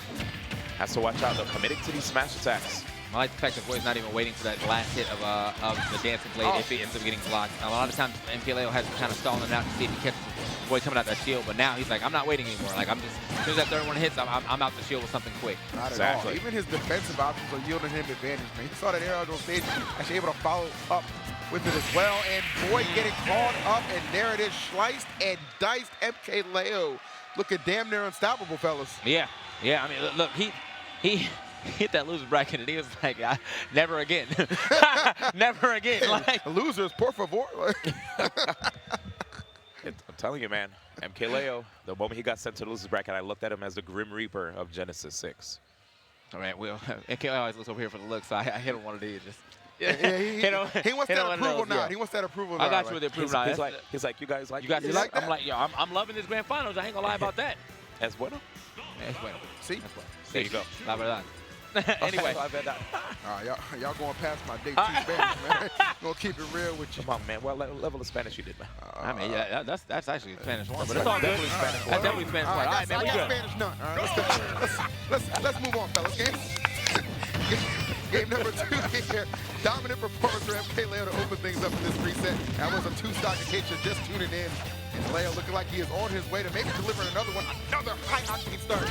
And he's catching Void going for center stage a lot with these quick attacks, which means Void's going to have to mix it up and go for the edge now. Damn, even after getting the hit, he still gets punished. Yeah, hard start here for Void, already at 104%, not being able to add much, and yes, another up B out of shield. Now looking easy, dude. Here comes the jolt, but MKLeo is just fading back. He has a lot of stage behind him. Also, look at the way that MKLeo was like, he's starting to recognize that Void's going to go for that jolt, so he's running under it as Void's going for the 400. Damn! He said, don't even do that out here. I'm already here. I'm saying, bro, I took up real estate. You're just trying to rent. Hey, Void gonna be able to get? No, I thought he was maybe gonna try to get that up air to the thunder, but all he got was an up air off of that. This is looking more and more rough at with every percent that's added to him, but like that's getting him closer and closer to like the 70th percentile mark where I feel like MKLeo is easily gonna be able to take the stock. So like that. Oh, but doesn't get the pull down for the actual PK or Thunder 2 hit. Unfortunate Void not being able to catch a break thus far. Puts the pressure on MKLeo on this buzzer. Nicely done. Don't let him just rip back for free. Put that hitbox out there and relinquish that stock as MKLeo. So smart right there. Just like force the double jump, just like you said. Looking for those grabs, but you see the down tilts from MKLeo, the space neutralers, the fairs. But he gets one there. Platform extension too. Dang. I feel like that platform actually helped him if he gets to this point, man. It pulled him back to the stage when MKLeo probably expected him to be well off. He's not done. Okay. Oh my God, that was a great recovery. Seriously, great utilization, knowing his stage well. Take it for a bit, but Void knowing his percent. Easy follow-up for Void. And right there, MKLeo just stood there and was like, I'm invincible. Escape now. All right, Terminator. God damn. Sorry, this is how I think when I play too. Nah, I feel that, man. Yeah. That invincibility lasts like so long in this game. It feels like, yeah, man, you better move. I got like 5 seconds for some reason. Lightning loops in grand final. Lightning loops in grand. Nasty. Void tacking on a ton of percent. Leo's stunned for the moment. No answers, man. Void is really heating up in the second game. That's a lot of damage, man. I mean, we talking about lightning in the grand finals. That was great, but that was a lot of damage. Now onto the last stock. I never want to count MKLeo out. You know, we had a 3-stock lead kind of blown by Void a while ago, but now we got a percent lead here. See if he can go ahead and finish this off. Get himself on the board. You see MKLeo with the rollback. Okay, the fair pushback. The last hit! Void literally was like, I'm going to have to shield stab this, man. I need this to connect. And it sure did. Putting it at 1-1 when a lot of us were starting to doubt, even myself, if Pichu was the answer. But good stuff right there by Void, giving us all faith again. Seemed like the last possible moment to get the job done, but Void coming in clutch. Now, one thing I am considering, though, even in that first set, though, guys, Void got himself a game, but it was still a 3-1 in the favor of MKLeo. So even though Void able to get himself on the board, he is far from out of the woods yet. Yeah. Just by the dominance MKLeo has displayed, I would say about 85% of these encounters thus far. All right, I'm glad to see that my man. Okay, here it is. I like the fact that he ran forward a little bit too, to push him forward, just to make sure. To make sure. I'm sure he was dead anyway, but we ran forward before that second jab just to push forward a little bit to make sure that he was going to finish the play. Oh yeah, I have to say, good stuff to avoid actually getting a game here and actually getting a game early. At that, you know, we're on the flex game now. Who's going to get the counter pick advantage if we end up going to a game 5? And this is definitely the final set that we have here at Genesis, man. So it's a scary situation. MKLeo has to watch out, though. TK did mention that third slash. That's when people get that opportunity to finally squeeze in an attack. All right. Let us begin. Oh, that was good. Weaving and bobbing, my man. He knighted him right there, man. He dubbed D gone. Like, that's what he dubbed D, man. You out. Sir Leo. All right. Quick up air chain, adding up this damage. And almost wave dash in. It happens though, man. I think he just kind of picked away from the options at once, kind of defaulted over into that. But either way, MKLeo, I mean, this is just a stage. I feel like anytime I see him on here, I'm expecting to get at least 1 win. All right. Now with the percentage that we have on Void, if I see another dancing blade at the edge, it might be the end. All right, low recovery. Yeah, Void is getting caught a lot on these Thunder Strokes from the left. Tried to go for it again. This time it actually worked out for him. Double jump? No, he holds it. Love it. Okay. Oh, he had the idea, but... Yeah, in this game, it's definitely harder to react to rolls back on the stage, as you know we've been pointing out for quite a bit. And with Pichu actually pulling, MKLeo's still here. Yeah, as I say, with Pichu actually pulling back, you know, before he starts his S smash, not the quickest S smash in the game, but still, still very strong. And if he would have got that, would have got him back into the. Had to take the hit. We saw him parry before. I think he might have still been in the middle of the death tilt animation, so he didn't end up taking that hit. Now, MKLeo almost at the verge of a 3-stock. Wow. Big statement right here by MKLeo. But Void looking for an overshoot right there to catch these dashes from MKLeo. I love the response. He had that scouted out. Yeah, I'm still glad that MKLeo is actually picking that option. You know, he's got to test it. You know, it's not getting super blown up all the time. It's like kind of half and half right now. But, you know, and if it ends up working, I mean, it looks really good for him. You get a shield break really early into a stock, or maybe really late. Drag down. That's me. That's me. I'm bringing it back. I'm bringing it back to the board. He was saving that trick. We didn't see it. We never see that in the grand finals. That's clutch play right there, man. You save it till you need it at the end. I feel like he was actually dead too, man. He was actually dead too. Even if he hit the Thunder 2 part, man, he was getting sent out and gone. Again, landing on stage, but MKLeo not in a position to punish it, or maybe not realizing that he's landing on stage. Okay, just sit down there. Okay, if he would have doubled down here, I think, oh my God. That would have been crazy. Back to the edge right here at Void. Extension time. Misses the tech chase. I like that. Off the platform. Not even going to let himself get punished. He had to. Double jump early. Air it up. Love the catch. Okay, Void. Wait a second. Electrifying right now down the stretch. What a comeback this would be if he could steal this game away. Trying his best to see if he can at least get this, but again, the landing down air. How's he gonna? That was a risky. All right, yeah. I was gonna say that was a risky way to get down, but it worked out for him. He at least got back down to the ground. It's just MKLeo chased that jump off that platform with another up air, sent him packing. Absolutely terrifying position to be in. One thing that can help a lot of players too is when you're in a situation where your opponent can shark you from below. Parrying while on the platform allows you to at least get those extra 3 frames to drop through and hit your opponent. So Void now, it looks like we're going to Kalos Pokemon League. This has definitely been the counter pick against MKLeo so far. So yeah, give me that. I like, and we get the slowdown on it. Nasty. It's so sick, but can we talk about how MKLeo right now is on the verge of being the 3rd straight Genesis 6 champion. Three straight Genesises. It's right there. It's actually a reality. It really is. And when you think about the players he's had to overcome throughout those titles, remember his first crown got it over Ally, his second one over Mistake, and now on the verge of completing the trifecta. If it could take one more game from Void, everything on the line for this young man, but what a legacy he's already carved. Yeah, I mean, I know this works against him, but at the same time, it really comes down to player versus player. Let's see what Void can do. Oh, okay, Void going deep for it. See what Void can do here on potentially his last game. He has to get this if he wants a chance to say, hey, no, even though you beat me in that first set, I still won the tournament. Ooh. Damn! Honestly, seeing Void air dodge to the stage like that, to me, kind of a tell. It was a tell, yeah. That the pressure is definitely on. Definitely. All right, MKLeo cool as a cucumber with this pressure. Look at him just keeping himself grounded. Oh, Void though trying to make some big plays. Very close to getting one of those spikes to hit. Had it been the Thunder or, oh, okay, I like that. I think it might have been a boost pivot grab to get around him, so. Nice double jump right there. He understands, and he got the punish. MKLeo. Yeah, very the down comfortable. smash looking really nice there. Back here, obviously not going to finish yet, but still putting MKLeo in a bad position. Oh, man, if he would have got the rest of that, probably could have been the finisher for him. Reading where MKLeo was going to go way before he was even there. Void, he needs a jump to get that back air. Saw it, but MKLeo jumped way more forward than he expected. Back air, still not enough. Yeah, still not enough. MKLeo refusing to relinquish this stock. Really going the distance and hit him with the street sweeper. My goodness. Void with no answers thus far. Yeah, definitely not looking like the Void we were seeing that last game. But again, he did almost make a 3-stock comeback as well. Yep. Well, we've seen some clutch factor from this Pichu. All we can do right now is wait. But MKLeo. Void probably wishing he could avoid a hit. God damn. 3-1 lead for MKLeo, but Void able to find a stock. And when you get a stock, you get a chance. We see them in a situation like this, similar fellas. When he was down, trailing like this, it brought it to a very close contest. And a lot of air dodge. I don't know. A lot of air dodge coming out right. Oh, what is this? What is this coming out from MKLeo? Showing us who one of his best characters are, man. A lot of us thought it was Ike. Oh, wrong side. That was the game. That was the game, but wrong side. Luckily for Void, he's going to have to take this. He needs this. He needs this loose. But, oh, okay. Get off me. Just a frame off right there. I don't know if there's enough Let's Go Void chance in the world right now to save this man. Not at all.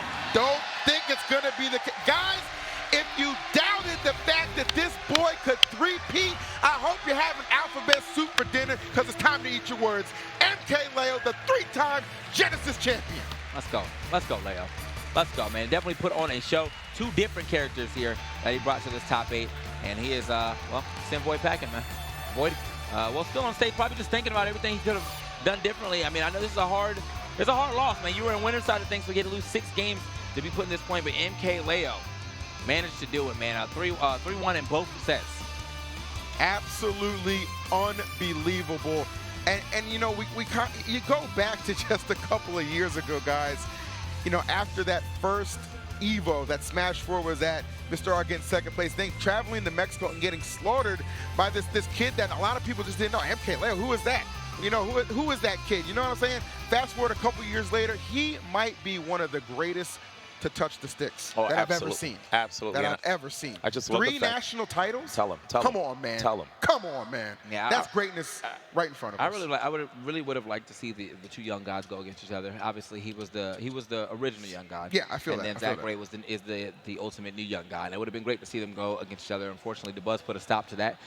Fortunate for him, obviously, he got pushed himself into a better placing. But yeah, it would have been nice to see the MKLeo versus Zackray match. But regardless, I feel like the way he was playing, probably would have ran through him too, man. That's a battle fated for another time. Yes. Man. But the way MKLeo was playing, I wouldn't. It doesn't matter who was stepping in his path. Man. Obviously not, man. Them out big time, man. Yeah. I mean, he did drop the set to Samsora, but then he came back with a vengeance. And he did. Yeah, came back to a vengeance through the entire tournament. That was almost a loser's bracket mango run just on a different person. Like, absolutely. But now it's time for us to hear from Coney to take us home. Well, actually, the ceremony is just going to be off stream for y'all. So thank y'all for watching. This is Genesis 6. It's been a great time. This is you know, my boys, okay, D1. My other boys, EE. At the phenomenal EE. At the phenomenal EE. Go ahead and hit those Twitter plug hit those Twitters real Come quick, on, guys. man. It's been a great time commentating for y'all. I'm glad I got to do it with one of my greatest friends, man. You know what I'm saying? Let's hit one of those. You know what it is. But since we are actually OD late, we're just about to dip, man. Thank y'all for having us. We'll see you at Genesis 7, and we'll actually probably see you at Frostbite very soon. See you later, guys.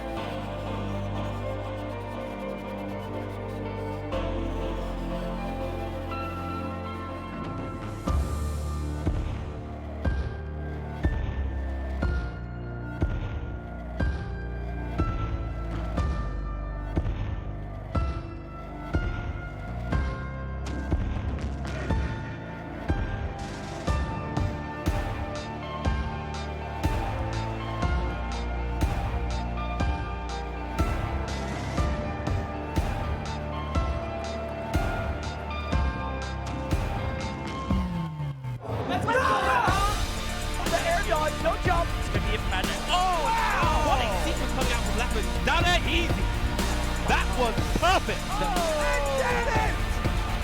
One back throw! Oh, what?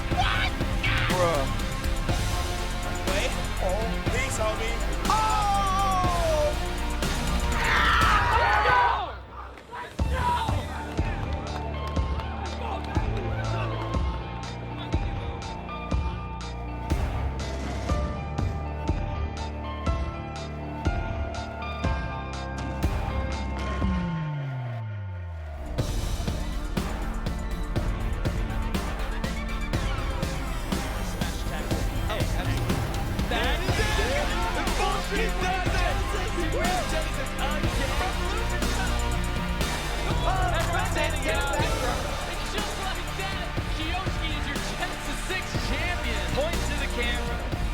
He's just slowly but surely. Yeah, honestly, what a set. Huge congratulations, Hungry Box. #1 in the world, his first Genesis title.